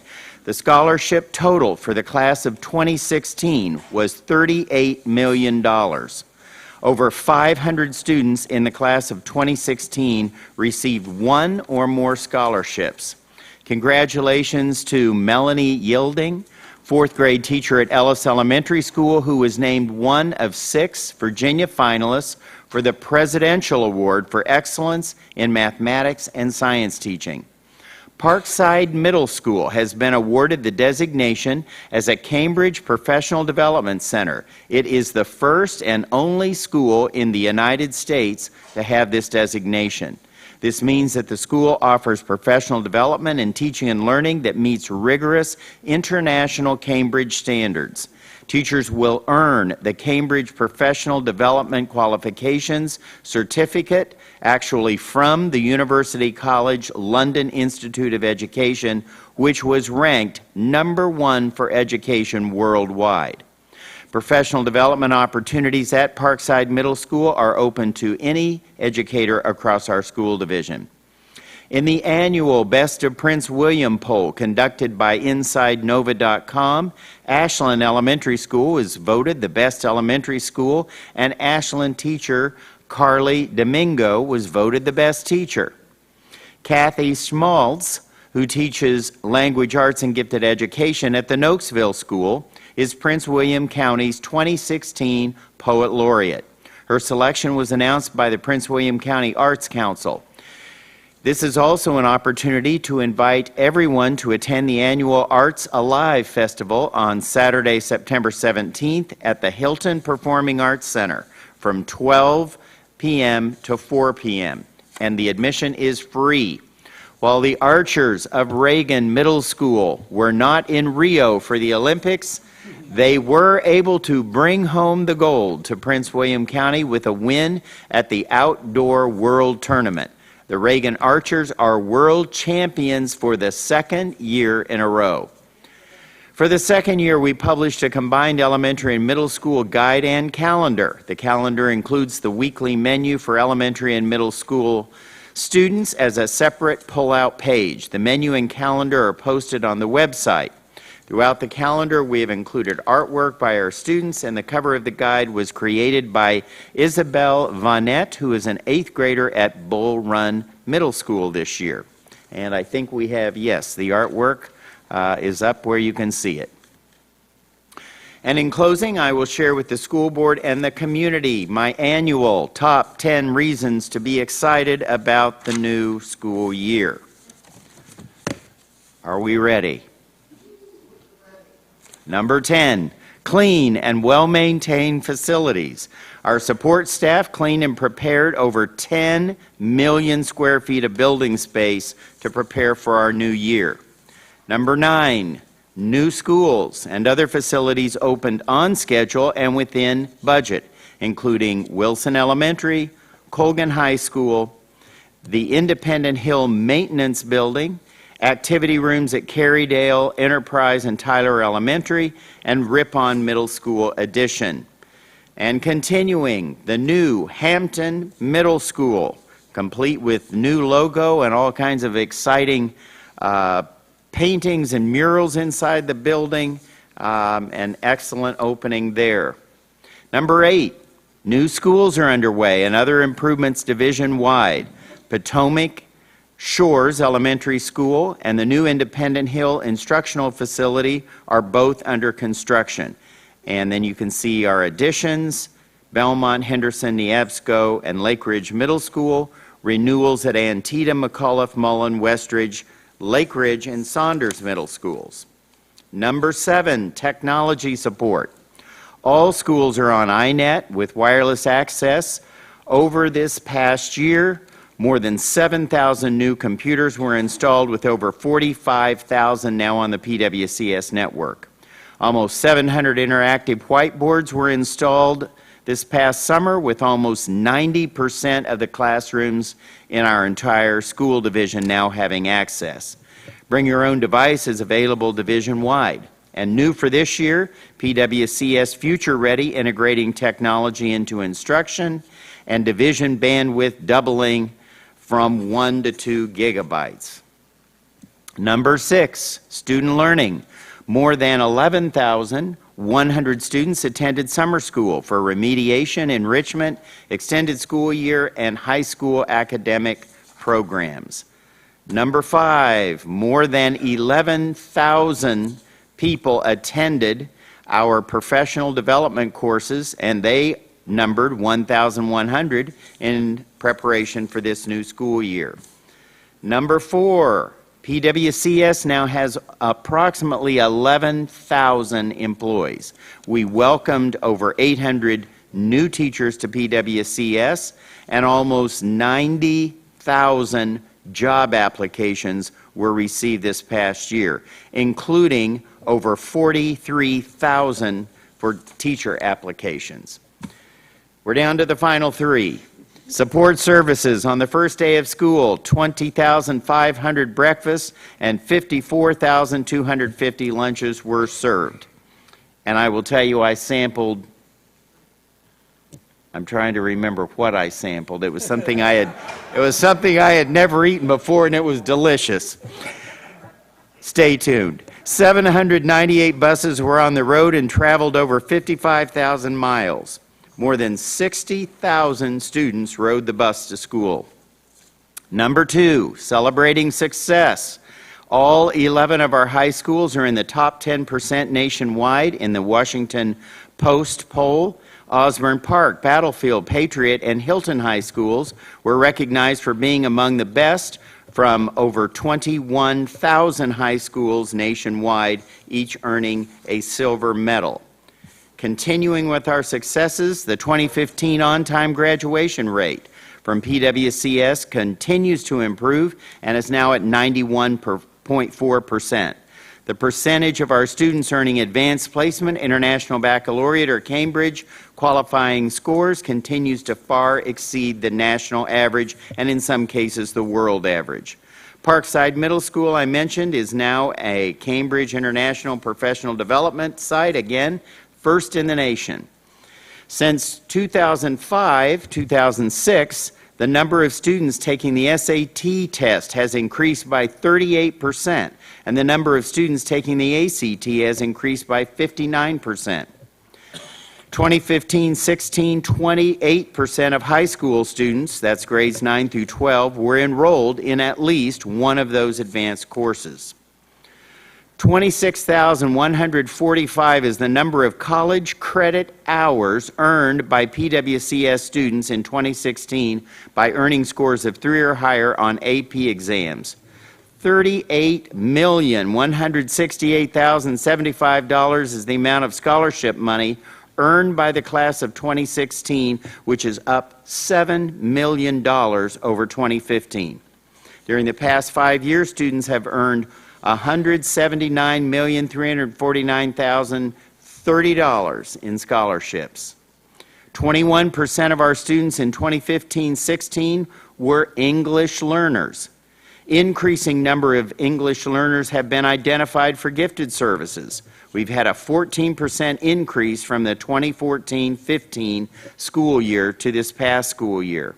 Over 25% of English learners were identified to exit the EL services program in 2015-2016, meaning they're competent and versatile in the English language. Number one, we welcome over 88,000 students to the new school year, up approximately 1,000 students from last year. We continue to be the second largest school division in Virginia and are now the 35th largest school division in America, and there are approximately 16,000 school divisions.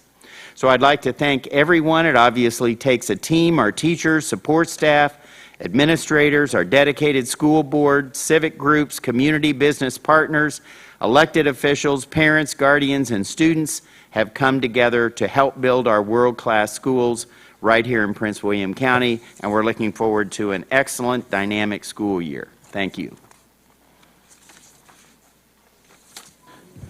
Thank you. Next, we got a few items here. We can probably chip away at a few of these pretty quick. Next is item 21.01, Infrastructure Task Force appointees. A motion is in order. Mr. Chairman, Ms. Williams. I move that the Prince William County School Board approve the appointments of Harry Wiggins and Kristen Gleason to represent Chairman Sawyers, Leela Hopkins to represent Mr. Wilk, and Kathy Royce to represent myself on the Infrastructure Task Force Committee for a 2-year term. Thank you. Do we have a second? Mr. Chairman? Ms. Ralston? I second. Thank you. Discussion? No? No? All right. With that, we'll take a vote. Those in favor of the motion, please signify yes by raising your right hand. And those not in favor?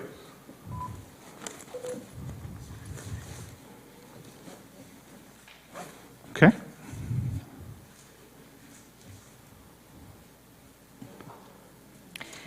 The vote is 6 yes, 1 no. Motion passed. Thank you. Moving on, we decided to skip item 2102. Is that correct? Make sure I'm looking at the right item. Okay. The next one is item 21.03, revision of policy 137. Motion is in order. Mr. Chairman. Mr. Deutsch. I think this motion is very important. I think that it... We just need to make a motion first, and then we can have discussion, Mr. Deutsch. All right, sounds good. I'll just move that in order to make sure we have a full board to vote on this item, that we postpone this until the Brentsville seat is, well, until 2 weeks from now, or 2 meetings from now.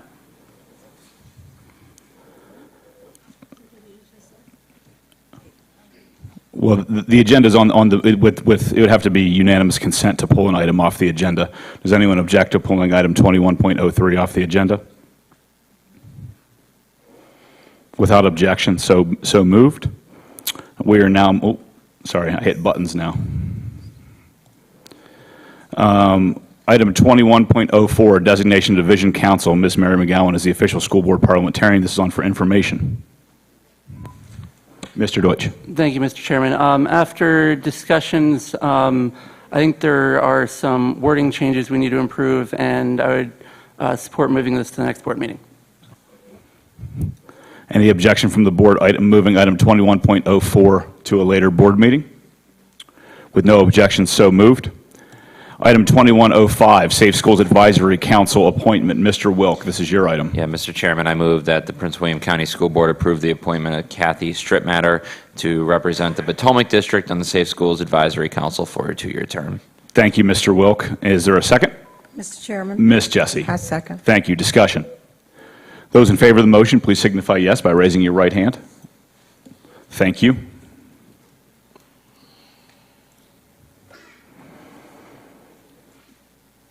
Vote is 7 yes, unanimous, motion passed. All right, and now we're going to move on to the second segment of citizens' time. We got there. I'm going to call up the first 10 speakers. I realize that we'll probably have some absentees, but we'll move through. I'm going to remind everybody at the time the same rules apply as previously. You have 3 minutes to speak, proper decorum at all times, all that good stuff.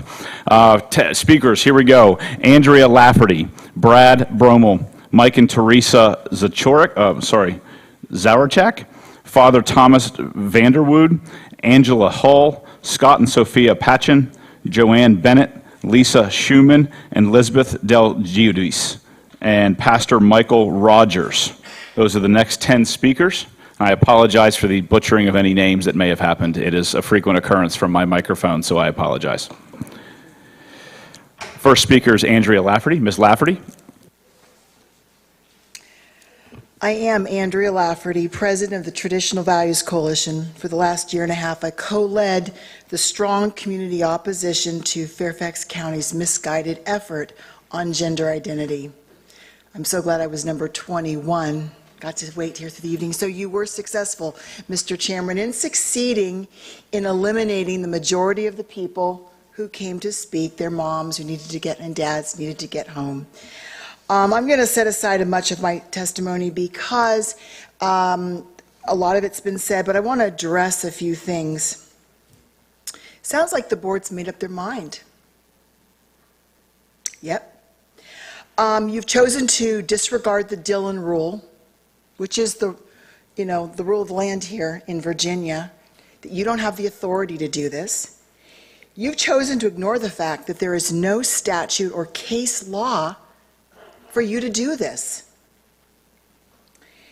I don't know if you've chosen to ignore the fact, but what will happen here is you are going to be changing your discrimination policy, so that means that people who are truly troubled and need help, people that suffer gender identity conflict, are now going to be put in the same category as African Americans and other minorities. That is what you have acquiesced to in your statements tonight. I want to point out that the manifesto for what you're about ready to do says that it's irrelevant whether a person's objection to a student's identity or expression is based on a sincerely held religious belief. You don't care about people's religious beliefs and how parents want their kids raised. You don't care about the overnight trips where the manifesto says transgendered kids get to stay in the same room with their peers. And in the manifesto it says not disclose the student's transgendered status to their parents or to other students. It also talks about implementation from leadership to bus drivers. Bring in external trainers. Or every professional working in schools should also normalize gender variant behavior by talking in positive ways and infusing into the curricula and lesson delivery. Moms and dads listening in the audience and those of you in television land understand, this is not the end. All of you here have decided how it's going to be implemented. In Fairfax, I could go on ad nauseum about what's happening. We've pushed them back in Fairfax. You've heard what's happened there. They've got to stop what they're doing for a moment, but there's stuff in the curriculum. Are you aware of that, of what's happening in the curriculum? What kids are being taught and will be taught based on this? There's a lot to think through, not just about the bathrooms and the locker rooms. There are many ramifications. I would love to talk to some of you here so you understand what you're about to do, what you've said is going to happen. Thank you. Please take some time and meet with some of us. Thank you. Thank you. Our next speaker is Brad Bromel. Brad? And I'm sorry, you said it right. You said it the first time, and I didn't remember exactly how to pronounce it, so. It's all right. There you are, sir. You're up. Brinsfield District. My address is on file. Mr. Chairman, our Constitution provides a great template for checks and balances in government. The policy change in question provides neither. We're going to leave implementation in the hands of unelected bureaucrats. I can't tell if there's going to be any public debate on any of these policy implementations. I'm very troubled and very concerned for my family, for my neighbors, for my kids, and for my grandkids. My fellow citizens in favor of the policy change have eloquently expressed their views. However, I would ask you to consider how many rights we currently withhold from juveniles today. Buying alcohol, tobacco, voting, driving. Why? Because they are too young to handle the responsibility. Could potentially harm themselves or others. Okay, this seems to be pretty consistent, logically understood that young people are different than adults working for Comcast, who are capable of making decisions that affect the rest of their lives and their livelihoods. We should consider youth of the people involved. Sounds like you're ready to pull the pin on this hand grenade and walk away. I find that very troubling. It's going to be a nasty show. I hope you reconsider. Thank you. Thank you. Our next joint speakers are Mike and Teresa Zaharchak. Mike and Teresa. Going once, going twice. Father Thomas Vanderwood. Father. Mr. Chairman and Superintendent and members of the board, name is Father Thomas Vanderwoody. I don't think they got my address when I signed up, so it's 13260 McCartney Court, Bristow, Virginia. And just briefly this evening, just listening to everybody, it's quite a hand grenade, quite a hot potato that is being spoken about here about the possible change that you may make to the Prince William County Schools non-discrimination policy to include gender identity and sexual orientation. As a Catholic priest, I am taught, our church teaches, to love God above all things, our neighbor as ourselves. We love each and every person. That person's been created by Almighty God in His image and likeness. That said, out of love, then, we must always speak the truth. The truth that sets free. Mother Teresa just canonized this past Sunday, quite an individual that taught us all how to live this, okay, in season, out of season. Her actions spoke very loudly. So as far as in this case, where we're considering changing this language and the allowances that would be made, and there's been much discussion in the bathrooms and the locker rooms especially. I grew up in a family of 7 boys, a lot of athletics, a lot of guys. Just a couple of points that might be worth bringing to bear here. First of all, the right to privacy, especially of young ladies. Those of you who are women, you remember when you were younger. I know it was instilled in us as far as the respect for a young lady and their right to privacy. To allow any other male in a locker room, bathroom, girls, does it respect the girls? Some of you had daughters. Some of you are women, you remember this growing up. What were you taught about if a man or if a boy came into your bathroom or locker room? Same thing. I think it's just we go back to the basics here. and what is truth. Likewise with our sons in their locker rooms, the boys, are we setting them up? You know, we know the problem with pornography these days, right? Guys are driven by their eyesight, women are driven by emotions for the most part. Are we setting our boys up for future lawsuits? For actually not respecting women? So I just bring those few points to bear for all of you to consider as you, consider these decisions, these weighty decisions, as you mentioned, that will affect close to 90,000 children in our county. Thank you all very much. Thank you. Our next speaker is Angela Hall. Angela?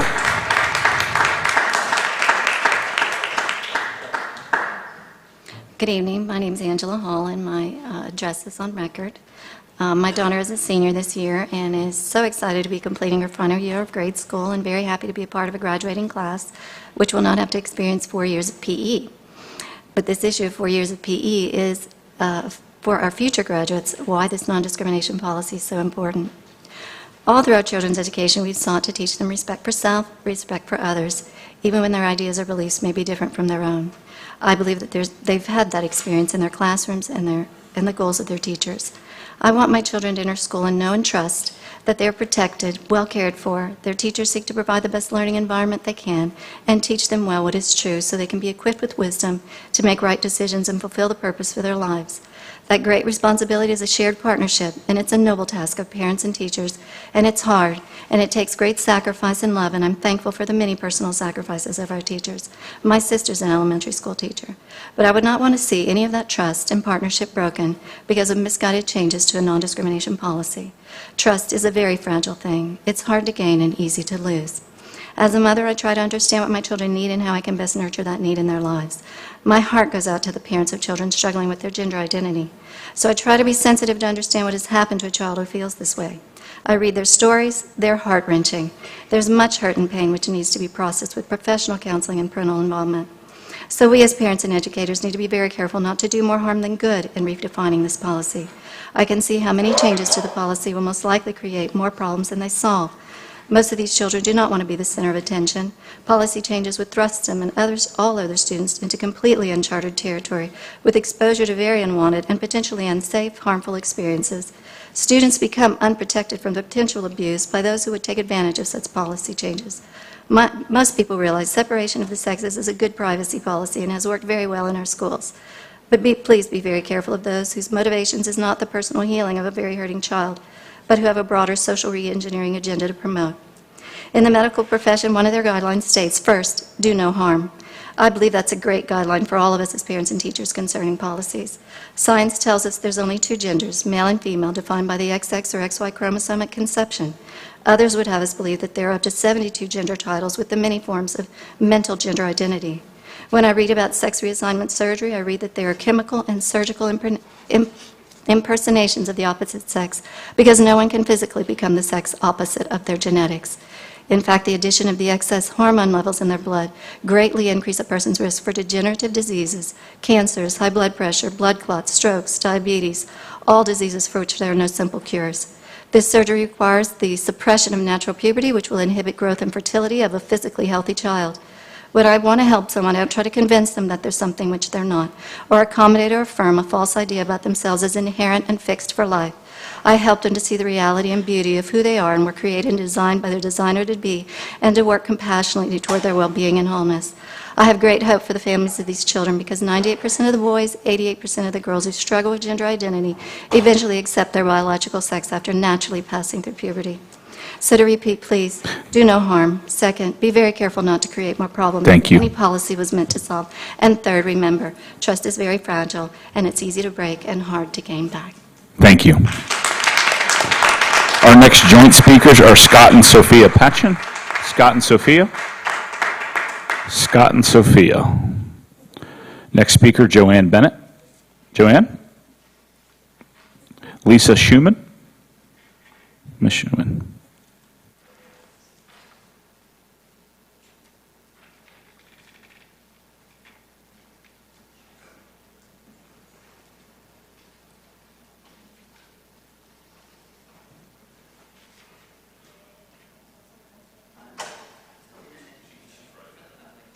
Ms. Williams makes a good point. If anybody else has anything, this happens quite often. If you have anything, feel free to hand it to the clerk, and they'll pass it down as you talk as well. So anything that it's not your fault. I allowed it to happen earlier, so you just followed in order. So it's my fault actually. But anybody else, it's perfect. It's welcome. But hand it to the clerk, and she'll pass it down for us. Thank you.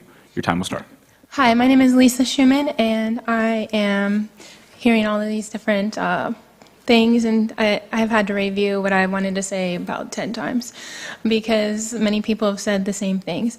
One of the things that I did was pass out to you a copy of the Alliance Defending Freedom, and they have what they have is a proposal to equally cover the safety and the protection of all students, and this was proposed in North Carolina, but I believe it's a very good example, and it leads you to be able to see the different court decisions that were incorporated and thought out and how they came to that decision.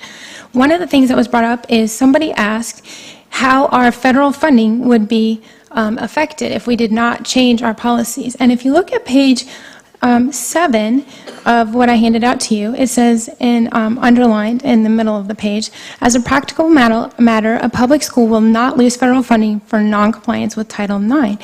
School boards often hear that their schools will lose federal funding if they refuse to let a transgender student use a bathroom of his or her choice. And if you skip down, it says no school has ever lost funding in the 40 years since Title IX was enacted.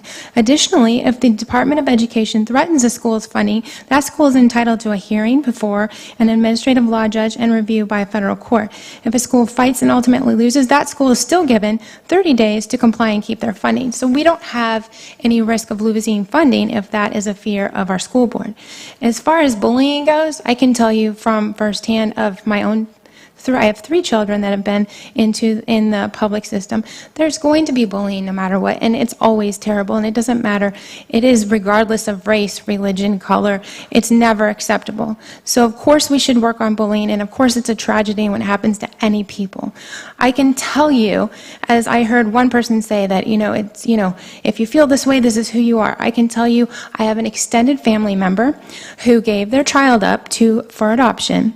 That child was raised by 2 lesbian people who raised their son, and he wanted to be like his mommies, and he took on the identity of as transgender and went through the school system for a number of years, and then as he got to the time of adolescence, changed his mind of his own volition and now identifies as his anatomically, genetically disposed original gender at birth.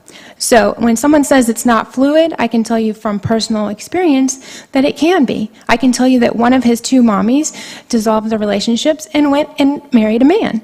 So these are things that do happen. It is not completely black and white. I can tell you that I have a very close family member in my immediate family who identifies as homosexual. He would be very uncomfortable with an anatomically female person in the bathroom or anywhere else. Thank you. Thank you.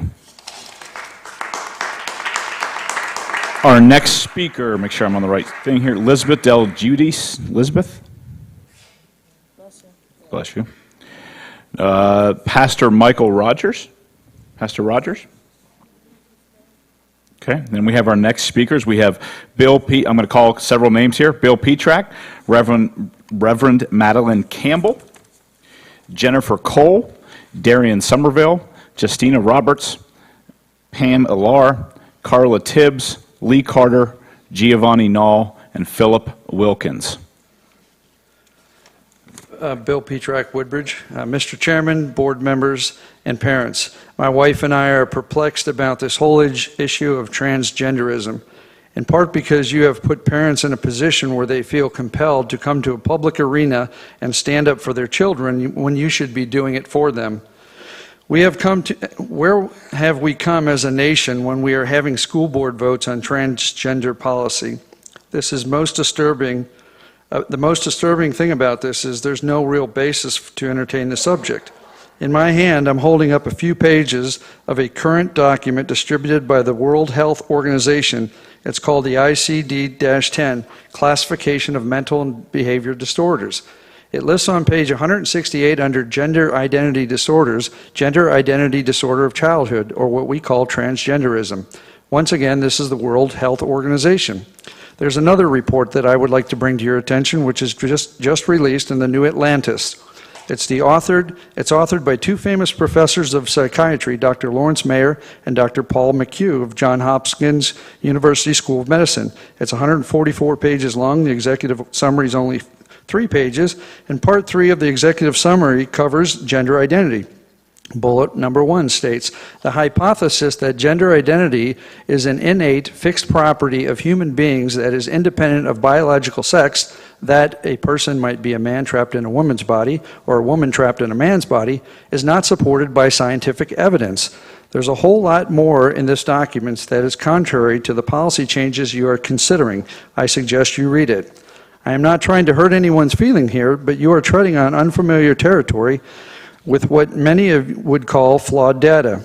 This is political correctness gone amok. Fairfax County is going through this right now, and it's a nightmare for the parents and the schools.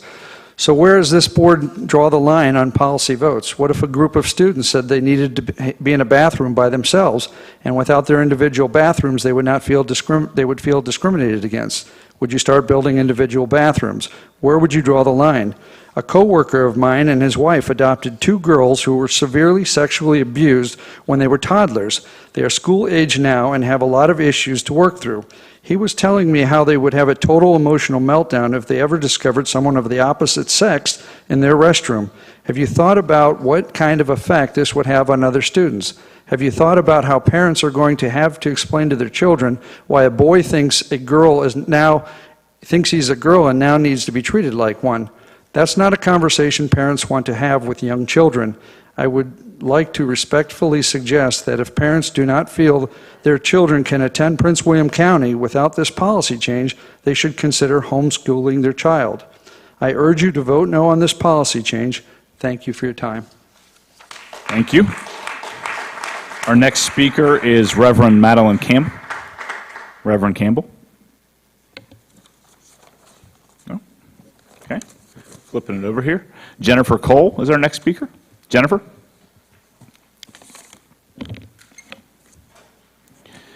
Darian Somerville. Justina Roberts. Pam Alar. Carla Tibbs. Should I come up? I'm Pam. Oh, Pam, I'm sorry. I skipped right. I was moving too fast. I apologize. Pam, I got past you. You are up, Pam. It's all right. It's all right. Put my glasses on here. Okay, I'm ready. Hi, good evening. My name is Pam Eiler, and I'm up here standing for me. I want to let you know that I am African American. Don't know if you recognize that. I'm a female. I have a mental illness. I am gay. I am a member of the Unitarian Universalist Church. And of all of those, only one is protected. And that is, the only one is not protected here in Prince William County school systems currently, and that is me being gay. I just want to let you know that I was wrongly outed at high school by another student. The experience of being shamed and exiled was devastating to my soul. This was 1986, and I had no one to turn to. There were no allies, let alone living out loud LGBT educators to whom I could turn to for support. The day after everyone in the school knew, I wasn't sure that the administration would allow me to remain being the marching band's head drum major or the student government body president. But I was blessed. I was blessed because I managed to be allowed to honor both my positions until my graduation. I will never know who spoke up for me.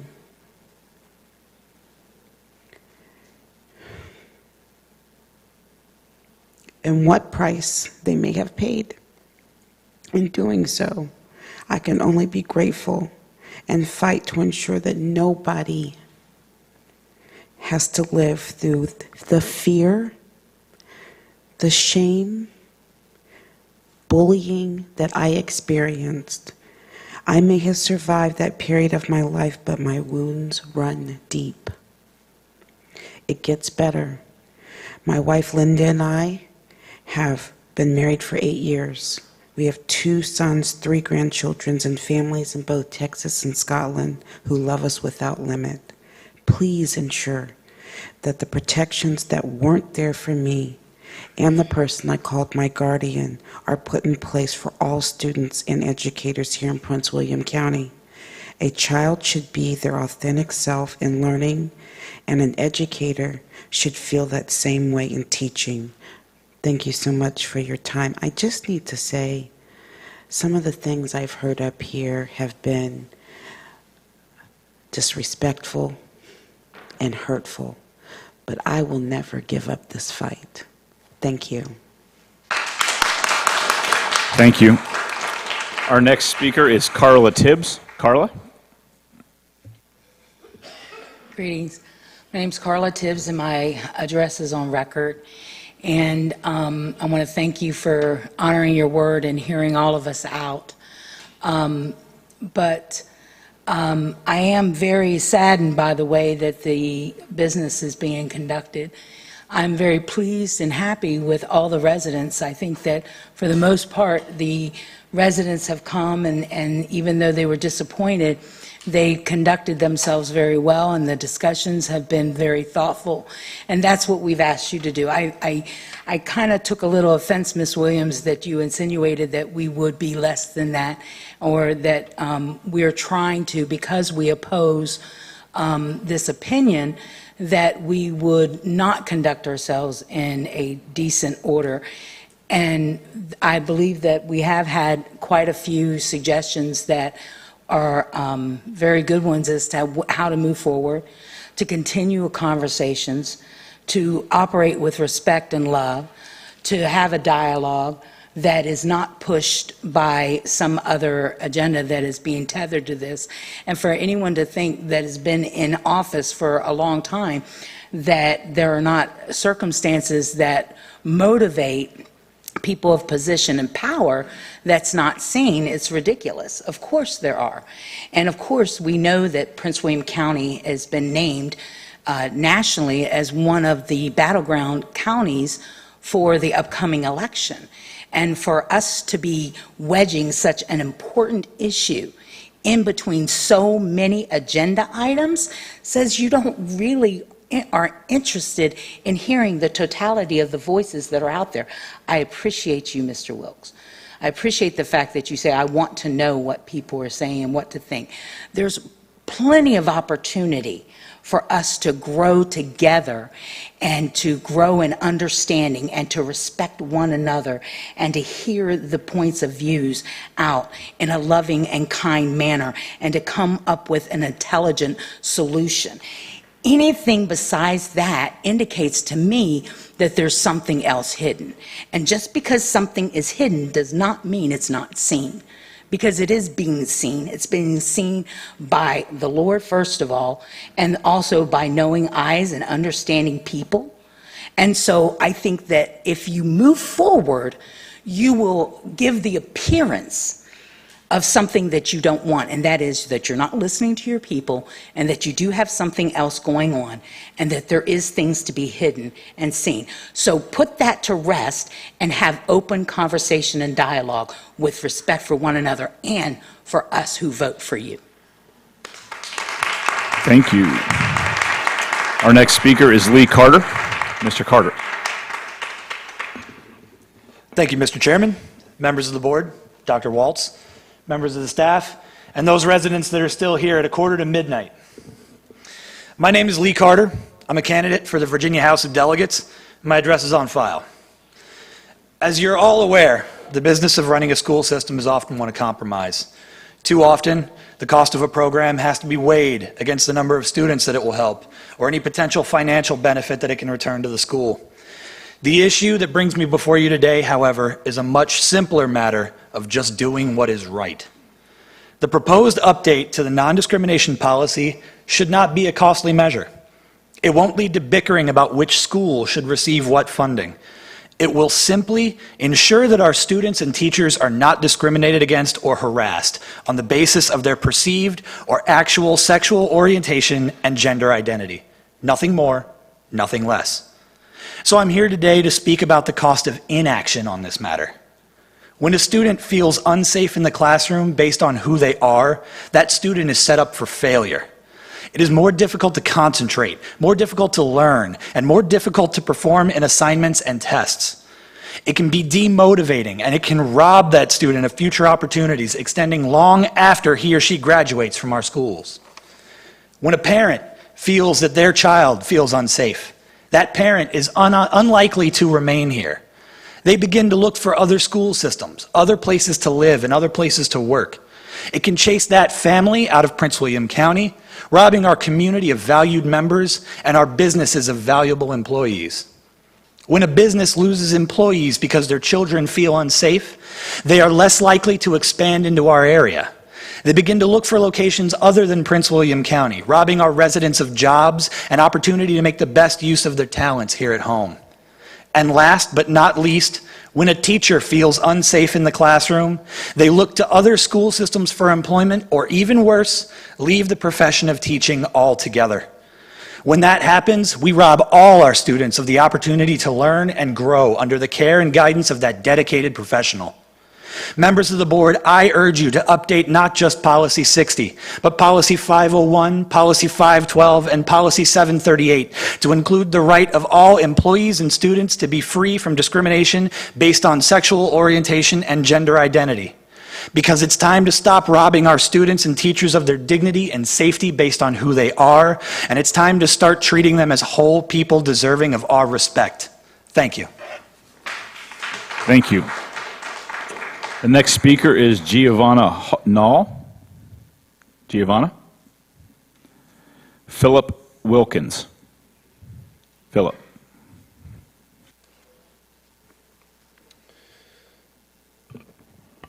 Mr. Chairman, Dr. Waltz, and members of the board, thank you for allowing me to speak tonight. My name is Philip Wilkins, and my contact information is on file with the clerk. I'm here tonight to state my opposition to the proposed changes to the school district's non-discrimination policy. First, let me state unequivocally that people who identify as homosexual or transsexual have the same inherent dignity as any other human being. They should not be ostracized, and they should be treated with respect. They are precious children of God. With that said, I do not believe sexual orientation and gender identity should be included in the list of characteristics already in the school district's policy. Homosexuality and transsexualism are perversions of human sexuality and contrary to human nature itself. In no way should they be normalized in an official school policy. And let us not forget that the percentage of our society who identifies as either homosexual or transsexual amounts to around 3%, with transsexuals tallying less than 0.5%. Why do you, as a school board, have such a desire to make a sweeping policy change for such a small number? And let us not be naive as to the far-reaching consequences of this policy change. The non-discrimination statement will read, "The division shall not discriminate in employment nor in the provision of educational programs, services, and activities on the basis of race, color, religion, national origin, sex, gender identity, sexual orientation, so on and so forth." If you haven't already decided to let males in the females' bathroom, and that includes grown men, then this statement certainly opens wide that door. Mr. Sawyers, do you really want boys in the bathroom with your daughter? How about grown men? Do you really think that is a good idea? My young daughter will never go to a school in which males are allowed in the bathroom with her. That is the height of foolishness. I'm not even suggesting that it will be the incredibly small number of transsexuals who would perpetrate sexual crimes against girls and women. As evidenced by the sexual violations of women that have occurred in Target stores, any male with perverted intentions would have many easy victims available to him. And how about sports teams? This opens the door to boys playing on girls' sports teams. Do you really think that is fair to young girls? And what about the many families in this school district, far more than 3%, who are religious? Is it fair to those parents to have to send their child to school in a district that openly embraces vice and sin?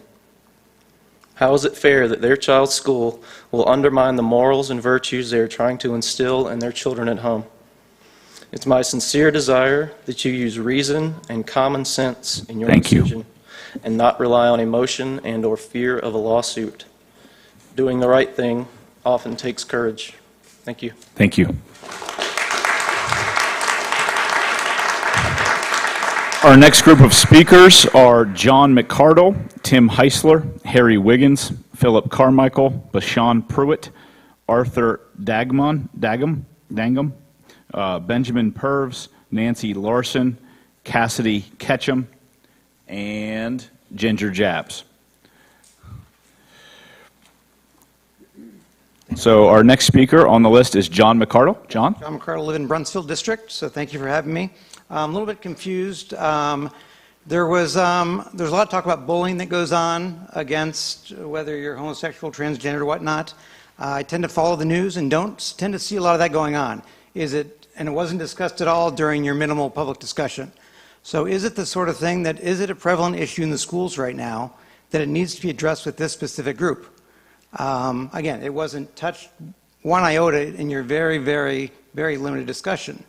Now, Ms. Jess, you indicated as a former principal, principals know what goes on in the school. It gets up to them, everything. I think that's what I heard you say a little bit ago. Given that, if it is such a prevalent issue, is it being ignored by the schools? Is it an issue in the hiring of teachers and administrators that right now they are being discriminated against and it's being ignored? Are the lawyers allowing that? You know, Mr. Sawyers, I've heard none of this. And so I think it is, all these issues are being ignored. Are the principals just totally, and how is that going to change? How will that change if this policy is put into place? And is the bullying automatically going to go away? I think bullying exists for different reasons, not just for the issues we're talking about, but for, you know, a lot of things. You know, I can say I'm short, and therefore I was bullied when I was in school growing up. And some things you deal with, some things, you know, you get over. But again, is it just going to go away because it's written into this policy? And so I guess I don't get that. And in the meantime, by saying that, okay, well, this is now automatically going to go away because of this new policy, what about, again, the privacy rights of my children? And I said this to my twin daughters who are 12. We try to instill in our kids a sense of, what we believe to be moral, modesty in the way they dress, the way they talk, the way they treat others, certainly. And now you're saying we're going to expose you to this. And it doesn't matter what you believe in, what you think, because there is this other small group that, again, doesn't seem to be a big issue from what I'm hearing. Nobody's talking about how prevalent it is. I don't read about it, so I think you really need to address that. You need to have this discussion and stop trying to rush through this for whatever the reason is, whether it is political. I don't know what the reasons are, but you need to slow this down and have discussions. There's talk about lawsuits. Let it go through the courts. Well, today, I don't know if you heard about this, at a place called Virginia, not our Commonwealth of Virginia, but in Virginia, Minnesota, just today, there was a lawsuit filed because there are 11 or 12 families that are suing the school district because there was a situation in a locker room, and again, this could happen any time, but this is real life here. Among the allegations, student X commented on girls' bodies while in girls' locker room, including asking girl plaintiff F about her bra size and asked her to trade body parts with him. Danced to loud music with sexually explicit lyrics while twerking, grinding, and lifting up his skirt to reveal his underwear. Thank you, sir. There are 3 or 4 things. These needs to be slowed down and addressed and stop ignoring it. Thank you. Thank you. Our next speaker is Tim Heisler. Tim Heisler. Next speaker is Harry Wiggins. Mr. Wiggins.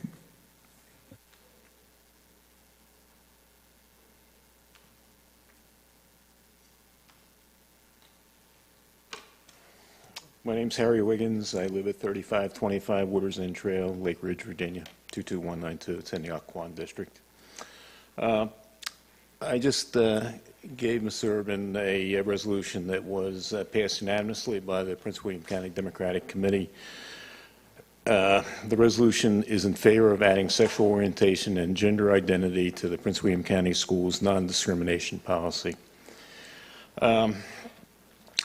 This is strictly in my view, a civil rights issue. After the Civil War, the 15th Amendment was passed that gave the vote to African American men. And most of you know that women's suffrage didn't happen until 1920. But Virginia took care of that in the 1901 Constitutional Convention by imposing a poll tax, a literacy test, and 6 or 7 other items that prevented African Americans from voting. And those issues remained in effect in Virginia until 1971, until the 1971 Constitutional Convention and new Constitution. If not now, when? And this needs to happen. It needs to happen now, as soon as possible. Of course, there's going to be issues that need to be worked out, as Mrs. Williams said. Every policy that you promulgate is going to have things to be worked out by the administration. You have a very competent administration that can easily handle this. So I'd urge you to move forward with this. And a couple of things I'd like to point out in this resolution. Every legitimate college and university in Virginia includes sexual orientation in their non-discrimination policy. 113 of the top 120 colleges ranked by U.S. News and World Report include sexual orientation in their non-discrimination policy. Nearly every Fortune 500 company includes sexual orientation in their non-discrimination policy. It's time for Prince William County to move into the 21st century with the rest of America and move forward with this. Thank you. Thank you. Our next speaker is Philip Carmichael. Philip? Hopefully the timer doesn't disappear on me this time. Mr. Carmichael, you're up. Good evening. Thank you for hearing me out tonight. My name is Philip Carmichael. My address is on file with the clerk like everybody else. That address is in Bristow, where it's been for 17 years, which means I've seen a lot of change in western Prince William County.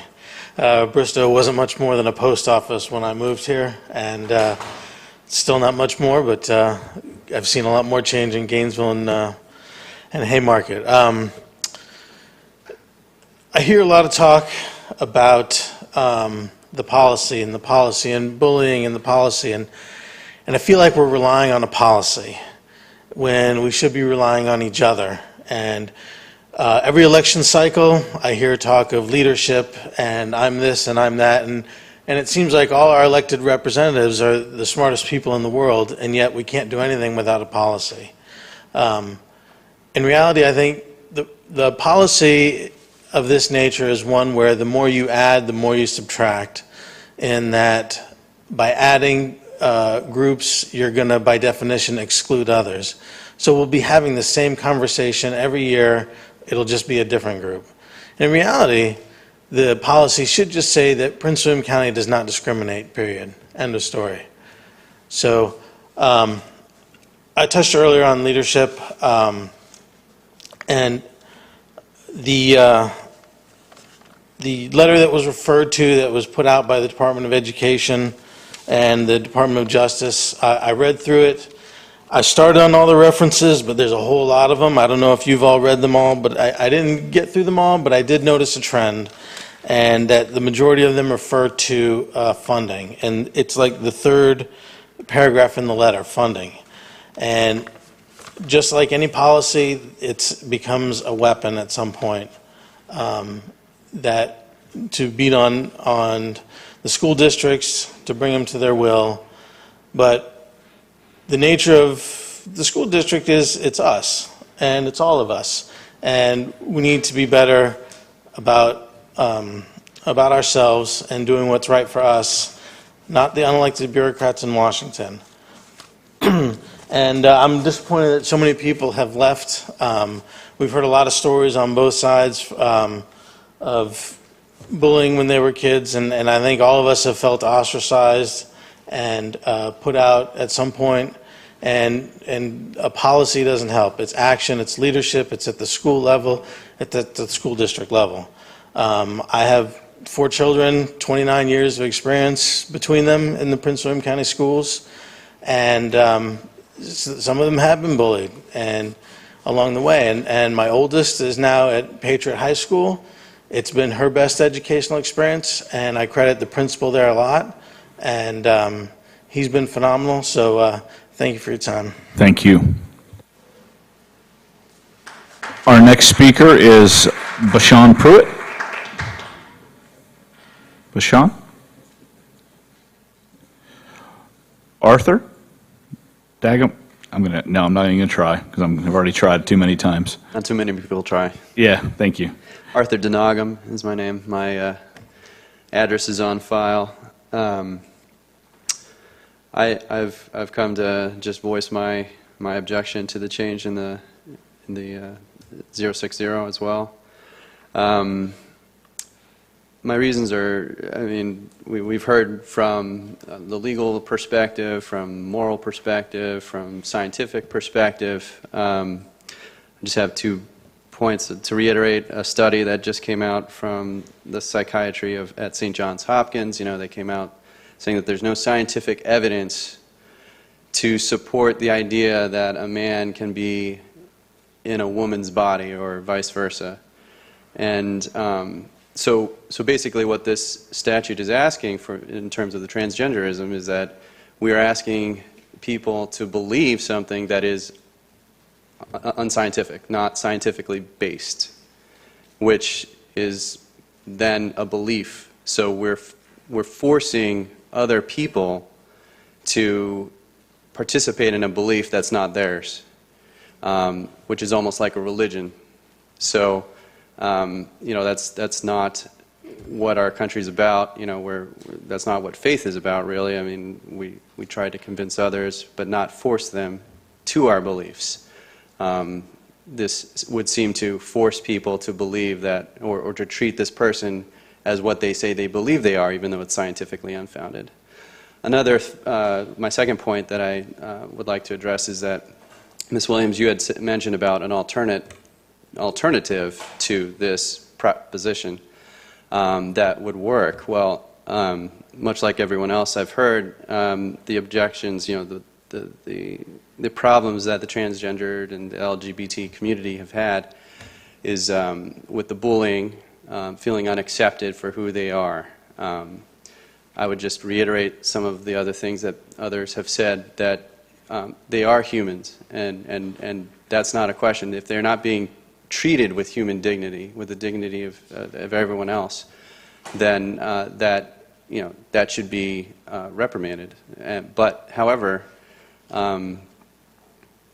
to participate and again to have my children be forced to acknowledge that what they are saying they are as true, or to treat them in an something that's not based in science, not really, that's a whole other thing aside from the bullying. So, as people said before, you can be bullied for being short, you can be bullied for being skinny, you can be bullied for being, large. Whatever the case may be, that should not happen. The speaker before me said no discrimination at all, and I support that. So. Thank you, sir. Next speaker is Benjamin Purves. Benjamin? Benjamin? Nancy Larson? Cassidy Ketchum? Ketchum? I'm sorry. I got going too fast. Your name, I'm sorry. Nancy Larson. Nancy Larson. And Ms. Larson, the floor is yours. Thank you. And I suppose you have my address on file. So I'm a parent of 3 Prince William County School-age children, and I just have questions for the board. I'm not taking a stand one way or the other, but I do have questions. And a lot of those questions have already been asked this evening, so by having me go later, you guys are actually spared a lot of my questions. My first question is just, what rights, religious privacy rights, and rights not to, do you sacrifice by providing the new rights that logically arise or will be demanded from the language changes? And in my mind, I'm thinking of my daughter's right not to see a biological adult male in a state of undress until she chooses to do so. She went to school early. She will enter high school at age 13. With some of the boys who have been held back, they may be 18 or 19 years old. I do worry about her ending up in a shower, potentially unaware that she's going to end up in a shower with an adult male while she's an underage 13-year-old. And these are concerns, and I know everybody says it's not about the bathroom, it's not about the shower, but for me, this is a very real concern. My next question is it possible that this policy change will result in an exchange of one group's rights and values for another? Do all students' identities and preferences matter, including those who, because of religious or moral beliefs, would not want to be undressed with or sleep with or share a bedroom with a member of the opposite biological sex in a school activity? And then there's been some debate about how many of these questions need to be resolved before. Is it several? Is it none? But as I read your policy 140-1, you're required to put together a policy and regulation justification, which includes why is the policy change needed or required, which I suppose in this case must address why is our very strict anti-bullying policy insufficient? Do LGBT students fail to receive equal access to school services and facilities as they are? It also requires a staff analysis of the proposed addition or changes in terms of the following: legal implications, educational benefits, impact of the administration on the school division, immediate and future changes in number and assignment of personnel, and immediate and future budgetary impact. So I think there are some questions that you must ask and answer and put together in a policy, and I think most parents would like to see that summary or policy, and would probably help make your case for whichever way you decide this issue. I thank you for listening to my questions and concerns, and I do believe that until you can answer these and many of the other questions raised tonight, such language changes cannot conscionably or logically be made. I urge the board to carefully assess the unresolved and concerning issues and only act with certainty, clarity, and the best interest of all students and not just a few students. Thank you.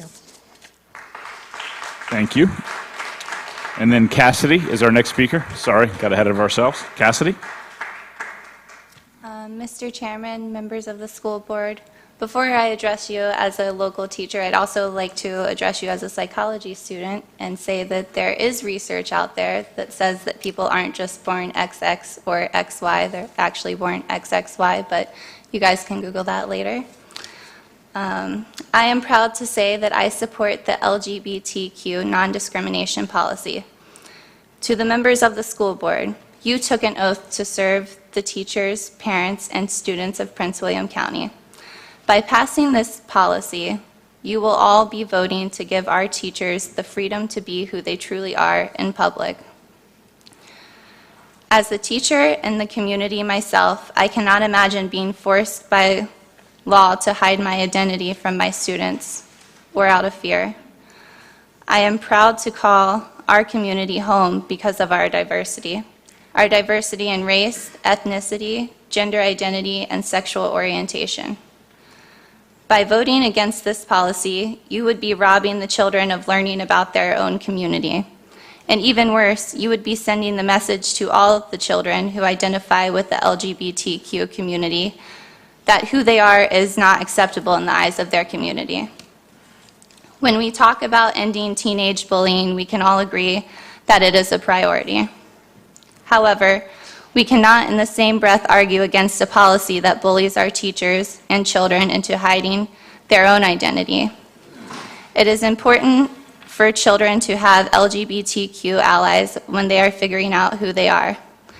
As one of my favorite educational philosophers says, Any situation in which some individuals prevent others from engaging in the process of inquiry is one of violence. Whereas 1 in 10 heterosexual teens will attempt suicide, 2 out of every 3 teen LGBTQ students will attempt suicide.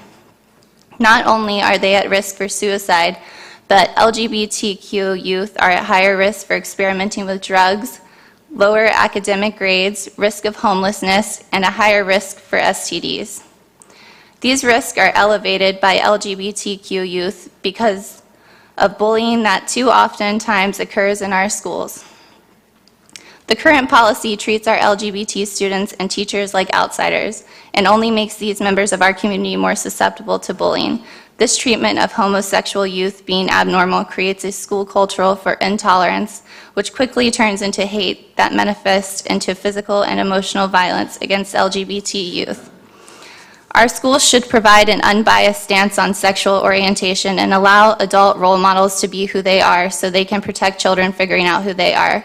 I urge the school board members to act like leaders and the advocates you were elected to be. I urge you to respect your community members by allowing them to be protected under the law, and I urge you to stand up for social justice and equality for students and staff. Thank you. Our next speaker is Ginger Jabs. Ginger? Going on to the handwritten list, which makes it worse for me here. Maria Georgina. Maria, I'm going to rattle everybody off here as best I can. Maria Georgina Lopez. Sorry, I just saw that part. Heather Mosser, David Hish, Frankie Bates, Chris Bates, Kathy Marshall, Bill Card,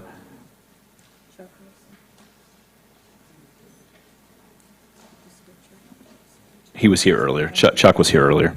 So it's Kathy Marshall, Bill Card, is it Autumn Birch, Tim, I'm not getting that one at all, Chris Moore, and Paul Morochik, I think. Again, the handwriting always gets me, so we'll work our way through it here. Maria, you are our first speaker. Good evening, everyone. Thank you for the opportunity to direct to you. My name is Maria Georgina, and I would like to address everyone tonight, actually today, this new day, in the name of the Lord Jesus Christ. And on behalf of the children, that they are not here, they don't understand what we are discussing, even if we try to explain, and the major implication of the decision that you are facing to make this following week. And also, because of the community, the international community that is here, that perhaps are not even aware of this discussion happening tonight. And as we hear the pledge of the allegiance, I reflect on what is said. It says, we are one nation under one God. And my proposal to you tonight in the name of the Lord Jesus Christ is that you honor that God that has allowed this nation to be a great nation. Because no matter what circumstances this nation is facing, the greatest nation that the Lord has allowed is the United States of America.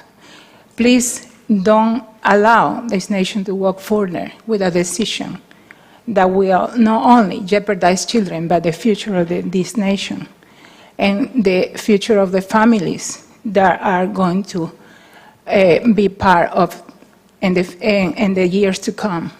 Please remember that our Creator make us with a purpose, to honor Him and to serve Him. Whether we recognize it or not, we finally, one day, will be asked for this.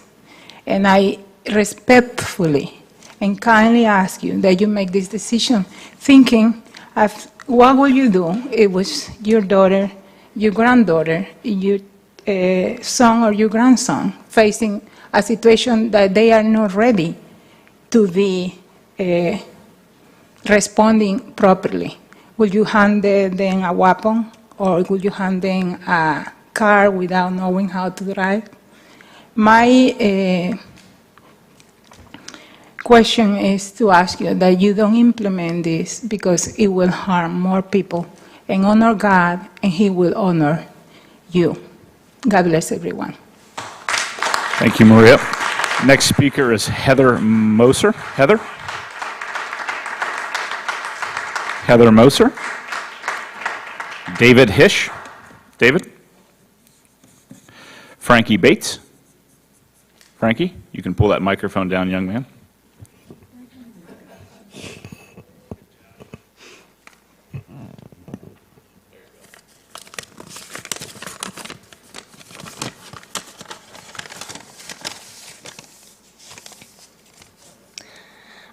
Good morning, ladies and gentlemen. I'm reading this on behalf of a Prince William County Schools high school senior. I am transgender. I was born in a female body when I should have been born in a male body. I was recently made aware of the Prince William County School Board's wishes to help the LGBTQ community. As a member of this family, I think that the school board should ask for our help when attempting to create a safe work and learning environment. We should know what we need or would like to see happen to make it feel not just safe, but also equal and included with the other students and faculty. I personally have a few suggestions that can help make Prince William County Schools a safer and healthier environment for everyone. Here are some of my ideas. Allow all students to play any sport, play in any part of band, orchestra, drama club, and color guard, and join any club that their school offers. Update anti-discrimination and anti-bullying policy to include gender, not sex, because sex does not equal gender, sexual preference, gender identity. These are just some ideas I greatly encourage the school board to discuss and consider to create a safer and healthier environment for not just only the LGBTQ community, but for everyone. I also encourage that those in charge ask the students, their families, and faculty who are part of this family to help give their suggestions on what they should like to see change, if anything. I respect that people do not like change, but change is inevitable. So why not change things for the better? Be the change you want to see in the world, Gandhi. If we stop defining each other by what we are not and start defining ourselves by what we are, we can all be freer. Emma Watson. Thank you for your time.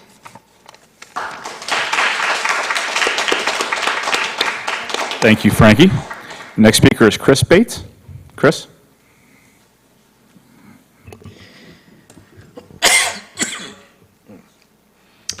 Good morning. I had some notes prepared earlier this evening, but after all the discussion, those notes kind of got blown all away. I do appreciate that you wish to include the transgender LGBTQ community as a protected class under your non-discriminatory policy. I do agree with other speakers that careful consideration needs to be done before implementing this, if only to avoid having to roll it back if the courts decide against it. That being said, we should not use religion of any type as the moral yardstick to measure our anti-bullying policies with. Bullying happens to everybody. I'm a white male. I got it all through school. I wouldn't have been protected by any policy in effect anywhere, except for one that says no bullying, period. As someone else mentioned, the more you add to these, the more you subtract. Unfortunately, in these cases, it does appear to work that way.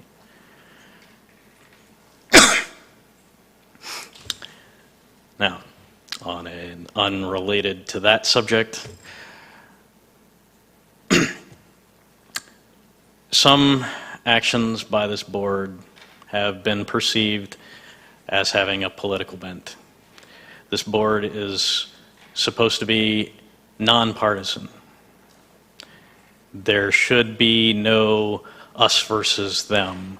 The board is to oversee the school systems, do what's best for our children, and the staff and teachers that provide role models for them.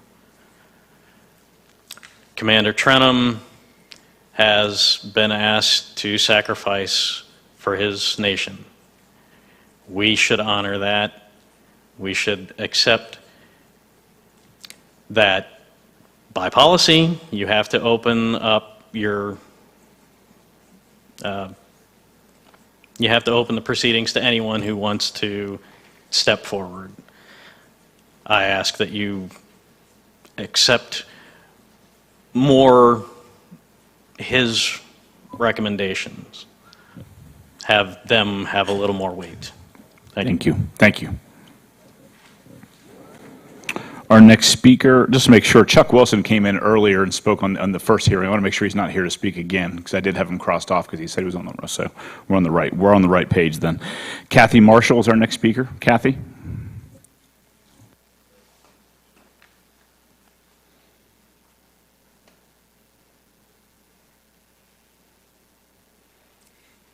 Mr. Chairman, members of the board, Dr. Waltz, thank you for this opportunity to speak today.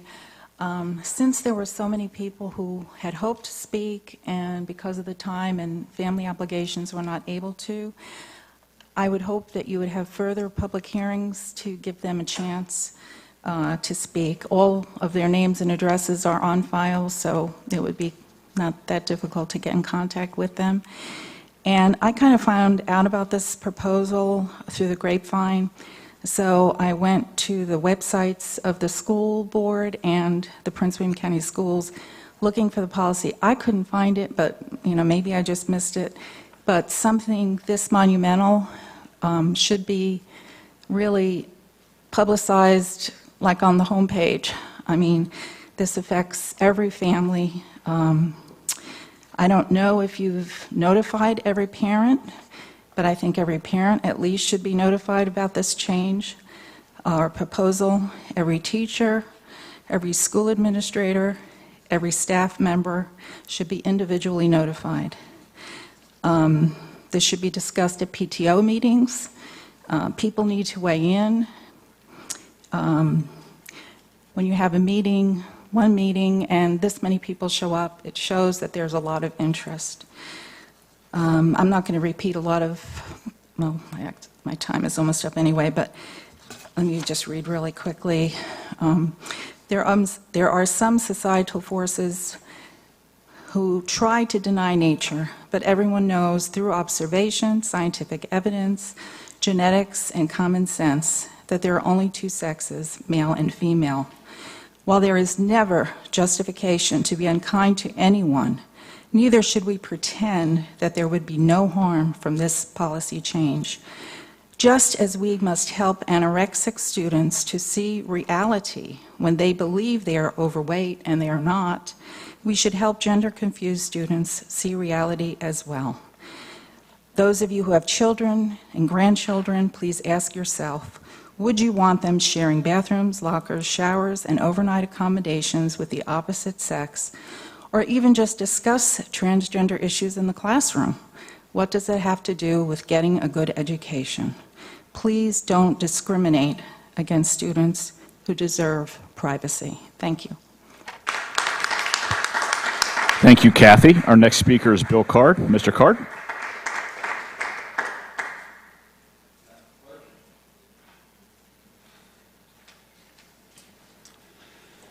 Thank you, Mr. Chairman, Board, Mr. Superintendent. I found myself sitting out there, and apologies to Rodney King, thinking, why can't you talk about education? And, Ms. Jessie and Ms. Ralston, you deserve to be outraged that you didn't get to your points because we're taking up time with this. And I suggest that you exercise some supervision of your chairman, because if anybody thought that this wasn't going to be, as what was termed earlier, a hand grenade, then they live under a rock. This is not something that, this response should have been anticipated by everybody, and you should have given it a wide berth, because the 88,000 students and the 10,000 people that work for the school system probably thought that you were doing the business to help enrich them tonight, and that didn't happen.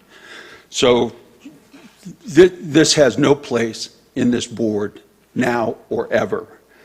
The study I handed out, other people have alluded to, and it's important that you understand actual science as regard to this. My Christian faith is attacked all the time by people that want to talk to me about science. In this transgender issue, you are on the wrong side of science. It's been mentioned, alluded to before. An earlier person came up here and has talked about gays experiencing 4 times normal suicide rate. A post-operative transgender human being is 20 times more likely than the general population to commit suicide in Sweden, which is much like your Bay Area, Mrs. Ralston, which is an absolute, utter mess. So you've got to come off of this immediately and get to the business of dealing with 88,000 students, 10,000 educational professionals, and do right by them. Please back off this silly policy and get to work. Thank you. Thank you. Our next speaker is Autumn Birch. Autumn?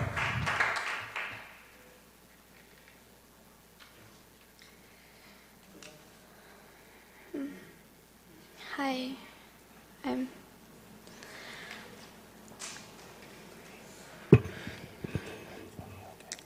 you.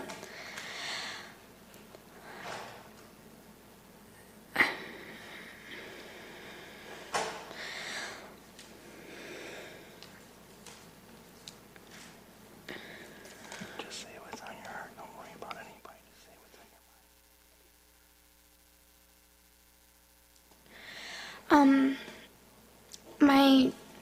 I'm Autumn, and last year, my best friend was bullied for being gay and gender fluid behind my back. They were kids that rode my bus, and they were bullying her after I got off. And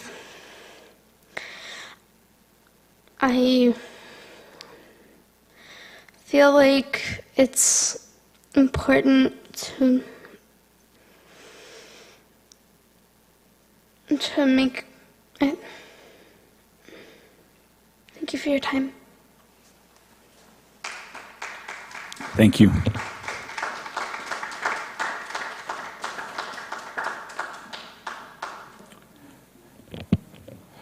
Our next speaker is Tim. Tim, I'm sorry, I'm not able to. Franny, I'm sorry, I'm not able to read the handwriting. I apologize. I can't read my own handwriting, so yeah, I apologize for not getting it there. Tim, you're up. Thank you. Thank you, Mr. Chairman and the board. But before I get started, is there any transgenders still here in the room that I could give a hug to, please? How about a hug? Somebody hug somebody. Give me a hug.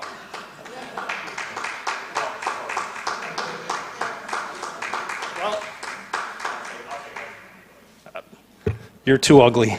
Anyway, that was my outside voice. I didn't mean to do that. Okay, anyways, the reason That's the nicest thing somebody said to me today, just so you know. And I want to just get everybody going here. We got the people after midnight, so let's wake up. Okay, anyways, the reason I wanted to give the person a hug, and I by the way, you gave a great speech in the very beginning, is because I love everybody. I'll start out by saying that. I've never hated anybody in my whole life. I never plan on. I love everybody. Doesn't mean I agree, but I love everybody. And that's because I'm a Christian. I just want everybody to listen, and I know it's getting late, but if you could just open your minds, your souls, and your heart, and listen to what's being said. I changed my speech about 20 times listening, because a lot of people had some good points. One of the things I heard was, and I heard it, and I really feel bad for the young lady that was here, is about harassment, protecting people, education for all, bullying. And I sat there and listened to it. I go, wait a minute, that's wrong for everybody, period. I don't care who they are, they should live their life. As long as sometimes those policies or feelings aren't pushed to everybody else. It doesn't happen. And I'm going to jump to something. Oh, I was going to say, no one, I didn't hear anybody at all say anything about denying protection for everybody. All are welcome. You can be who you are. However, we have to watch out for everybody, inclusive. So one of the things I did is my son, he's really my grandson, he's 7 years old. Morality starts at home. Everybody here, I don't care what side you're on, morality, the values, they all start at home. The government should not be dictating how we raise our children. We should be, and I don't care what side of the aisle you're on, doesn't matter. We cannot keep chipping away at our social freedoms like this. Social engineering should not happen. So, who's seen A Time to Kill? Everybody seen that movie? Anybody? Well, you remember that part where he said, close your eyes and pretend now it's your daughter or your son. I want everybody to put themselves in that position. One more thing is I did read the policy. It's like maybe 50 words, 4 words changed. I highly say, please, please, please make sure you read it and study it very well, because there's a lot in there that needs to be looked at. Thank you. Thank you. Next speaker is Chris Moore. Chris Moore. And the final speaker listed is Paul, and again, handwriting Paul Morochik, as I'm seeing Paul. All right, with that, citizens' comment time is to an end, and we are on to board matters. And arbitrarily, I'm going to start to my left, Ms. Ralston. Thank you. Well, we're back. And we know we're back because it's Wednesday at 12:30. Thursday at 12:30. And welcome back to everyone else. Let me just say a little bit about what's been going on since we've last met. But before I even do that, can I ask Mr. Chairman if the superintendent could talk to whoever's in charge of the JROTC to send letters to Gil Trenum while he's away. Thank you. Okay. All right. This year, my first full year will be, we did a back-to-school drive with backpacks. And my 9 elementary schools, anywhere from 30 to 65 backpacks were placed in the elementary schools, along with supplies and things that teachers say they need extra. We, in our middle schools, in my 2 middle schools, they've got backpacks and other supplies, and so did the school as a whole, and our high school likewise. It was the first time this kind of endeavor for us in the APSCO, and we had a great time, and I just want to thank some of the organizations, some that I belong to and some that just reached out and said yes, they wanted to be a part of it. The Lutheran Church of the Covenant, Dell City Moose Lodge, Dell City Masonic Lodge, Dell City Civic Association, Dr. Harold Franks, Bel Air Women's Club, Woodbridge Rotary Club, and Hugs. And so this was really, really a great thing, and I just really want to thank them very much. I attended something very spectacular this summer, and it was the summer school graduation. It just seemed to me so good. It was really, really good, and the people that were graduating were so excited about this. And some were getting their GED. And it just said to me that, look what we do in Prince William County schools. Too often we hear everything wrong, everything bad. But this was good, and it was sincere by those who were a participant. So again, I just really like to say thank you. My one school that is now Hampton Middle School was a great undertaking. It may have been long and drawn out coming to that point of that evening, but it was a beautiful and wonderful event. And I thank, the very next day, and I'm just going on, the very next day I went back to the school to see how everybody was doing. And they were having an event, and there was vendors. And one of the vendors was one of the organizations. It was the Omegas. And they were there signing up students just like they said they were going to do. So I am very proud to have the organization working very hard in our schools. I think this is about it. But let us welcome back all of our teachers and principals, students and parents, and just plain community people who have an interest. And they came out this evening. And we need to respect the fact that everybody is entitled to be who they want to be. Thank you. Thank you, Ms. Ralston. Ms. Williams. Thank you, Mr. Chairman. In the interest of time, I'd just like to say welcome back to all of our staff and students. We're off to a great start, I think. And please bear with us with all of the new changes. As you can tell, we have a new board, we have new website, we have new teachers, we have new lots of things. So if you run into an issue, we'd always would like to know, but just a little patience as we start our year off, and hopefully we will all be able to log into our lovely school messenger and get on there and do what needs to be done. And for those of you, strangely enough, has not been said, but a lot of people do view our website on their phones. So I don't know how many people know this, but if you flip your phone this way, it makes a tremendous difference in your viewing capabilities for viewing the website. Some of you may laugh, but me as a parent, I spend most of my time doing like this, on this. I don't get a chance to get home, get the laptop before I'm looking up who did what, when, and what day, odd, even. I have a high school student, and what color day it is for where. So I just wanted to let people know that this seems silly and simple, but it can make a world of difference to your life. So that's it, until we meet again.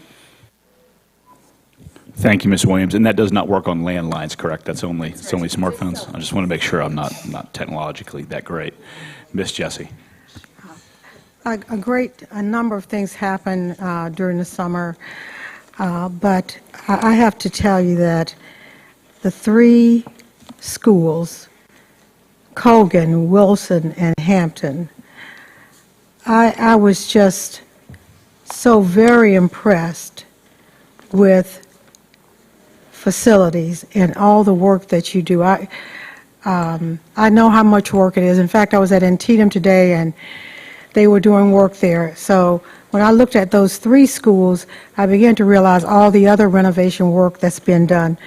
And when I came on this board, I guess the second year I started the Unsung Hero Award. And so they're not here, but Mr. Klein, I used to always say you were the genius, and you said I have a staff. Well, tonight I'd like to recognize your staff. And so for the Unsung Hero Award, I would like to recognize Mr. D. Thompson, John Winley, David Beavers, and an associate superintendent that took on a task, and I know it was challenging because I was kind of a part of that Hampton committee, and I had a role in that committee. And so I would like to recommend Mr. Bill Bixley for an Unsung Hero Award. You were very receptive to all of us every time we called you. I just appreciate, I know what you do. And I wanted to recognize, I want to say something for Mrs. Mitchell, but I didn't want to slight the other principals who also opened schools. But I know, to her, I sent a special card to her that she should receive. But I know what it's like to be a principal who didn't plan to also rename a school. And she had all these people pulling at her. To the Colgan, I think I have a slide. Do I have a slide for Colgan? Or maybe? No, oh, swimmers. Well, let's do swimmers for Colgan. Which one is it? Swimmers. I just want to say something about Colgan because, you know, I've stood up for the swimmers. And I just want to be very serious about this because I know I once said to you, I don't apologize. I really don't apologize because, you know, I watched the Olympics this year and I saw Michael Phelps, Katie Ledecky, Simone Manuel, I think her name is, and I know that Prince William County Schools is going to have a gold medalist out of that pool. For me, it was never about the pool. It was always about the kids. And for Hampton, I think I have a slide on Hampton. It's called, I call it the money shot. I think it's Mike Wright who did this shot. But isn't that something? And Mrs. Ralston, who allowed me, my role was supposed to be the murals. Of course, you know, I dabble in a little bit of other stuff, but I just think this is the money shot that shows what we can do without adding a great deal of money for structural changes, what we were able to do at that school with, and I know Ray Darlington also knows the Stace and Stacy, as I call them, Ridgeway, what they did for that school. And I know they're paid, but they gave us a brand new school without really a lot of structural changes. So I wanted to say to Mike Wright, he shared this picture with me, I consider this to be the money shot. And that's really all I have to say, really. I just hope that in the future we can get home before 1. So thank you. Thank you, Ms. Jessie. Ms. Satterwhite. Thank you, Mr. Chairman. I want to welcome everybody back to a new school year. I've already been to one back-to-school night. I'm looking forward to many more. And thank everybody for their patience as we get used to the new website. I'm still getting used to it, too, and I still have to watch the instructional video that Dr. Waltz told me I need to watch. That's on the homepage. And I have to do my homework. Thank you to all of the parents, all of the community members, everybody, and the students who showed up tonight to speak. For those who weren't able to speak, we do invite you back to come back in 2 weeks to our next meeting. And we will try to be more prompt with our citizen comment time. This time, it's our first meeting back in the school year. We haven't met for the most part all summer as a board, and so there was some business we had to discuss. So our apologies for being late. And just looking forward to a great school year and working together with staff and community to do what's right for our kids. So thank you. Thank you, Ms. Satterwhite. Mr. Deutsch. Thank you, Mr. Chairman. I would like to echo what I believe Diane Ralston said, and really one of the highlights of the summer was the summer school graduation. We had one of the most energetic principals we have to have in this school division, leading, being the keynote speaker. It was almost like he was the MC and the entertainment and everything as he led that pep rally. It was pretty darn incredible and pretty exciting for students who face more challenges in life and what they've been able to overcome and move forward on. We finished off last summer with a number of high school graduations, really got to celebrate what we're all about there as well, and then started off this year with the opening of a number of new schools. 2 of them were in my district, Colgan High School and Wilson Elementary, and then we had Hampton Middle School renaming, rededication, and it was just an exciting week with a lot of festivities. As we really celebrate what we're all about. I'm very, very excited both for what I'm seeing at Colgan and Wilson with just kind of the the community buy-in as the community and the teachers and the administrative team are working together to bring out really new, exciting things in the coming year. And so there's a lot of good things that happened over the summer and that we're excited about. Looking forward to, especially next week, hitting a lot of back-to-school nights, and so we continue to just celebrate the beginning of the school year. That said, when we ran, we were really excited about working on improving education here in the school division, and I think some of the issues that Ms. Ralston and Ms. Jessie brought up for discussion at some point, show some areas where we need to keep working and improving. And with the way things are going right now, I'm very concerned that it's going to take a while to get to those and to other issues that we need to do. We have, as this issue continues, and we have different regulations that roll out, different possible lawsuits. This is going to consume a lot of time as we move forward on this issue. And really, that's sad, as there's a lot of things that we need to continue improving in the school division.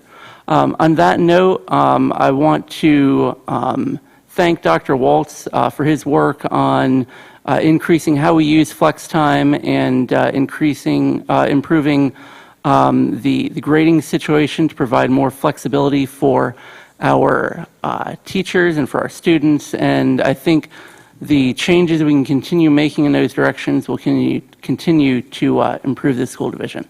Thank you so much. Thank you, Mr. Deutsch. Mr. Woke. Yeah, I'll be brief. Had a great time, both my high school back-to-school nights, Forest Park, Potomac. Yeah, what? I don't know what that means. Wake up. But it's been a late night. I hope as a board we can reduce these meetings, the timeline. I also hope that we're able to go back and tackle educational, instructional issues. And I look forward to our next board meeting. It's going to be a late night again.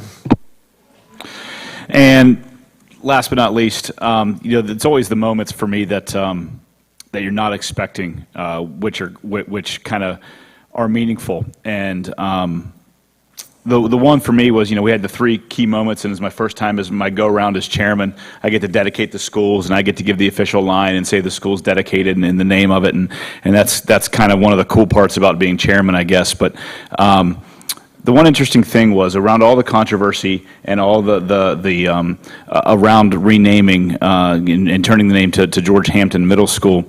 Early on, I remember saying to the teachers when Miss Ralston and Miss Jessie and I went and met with the teachers there at the school, one of the things that I said to them that got a pretty big groan at the time was that, that ultimately this will be a good thing, and you may not see it now, but you're going to see a fresh school. You're their legacy. The teachers are their legacy. The people who work at that school are the legacy of that school, and that it's actually going to shine a spotlight on the school that otherwise wouldn't have been there.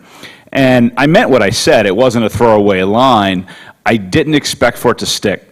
And I had to, because like most of my words up here, I didn't expect them to land anywhere. But I had a couple teachers come up to me at the Hampton rededication and say, you know what? It's like I didn't want to hear it when you said it when you came and met with us, but you were right.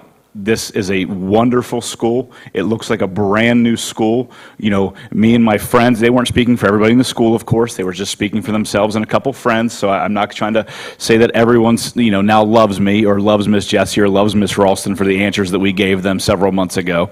But I will say that she said, we've got a great school and we feel refreshed, we feel rejuvenated, we feel like our school has gotten attention that it otherwise wouldn't have gotten. And she was happy to be a part of the Hampton family. And to me, and only speaking for me, that kind of closed the book for me. And I told her that when she spoke to me, the first teacher that said it to me, I told her that.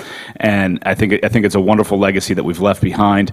And we have 3 brand new schools in the school system that will go on for much longer than any of us will ever be around. And so everyone did a great job in those things. So I really do appreciate everyone's effort, and I do agree with everyone. You know, we went through a board training recently. Several board members have talked about the efforts to shorten board meetings. One of the things that we talked about is how items get on the agenda. That certainly is an open-ended deal at this point. Any board member can add something to the agenda. It is their right to do so, and therefore, they can get a little longer. There are multiple ways to attack that and to limit that as well, as was suggested during our board training. So we can look at some of those types of items as well. I think everybody wants to have good, efficient meetings, and I'm all for open discussion to make that happen, but at the same time, not limiting the rights of the members that sit up here with me, because we were all duly elected as well. So it's a balance that we have to strike. With that, and no further business before this board, this meeting is adjourned.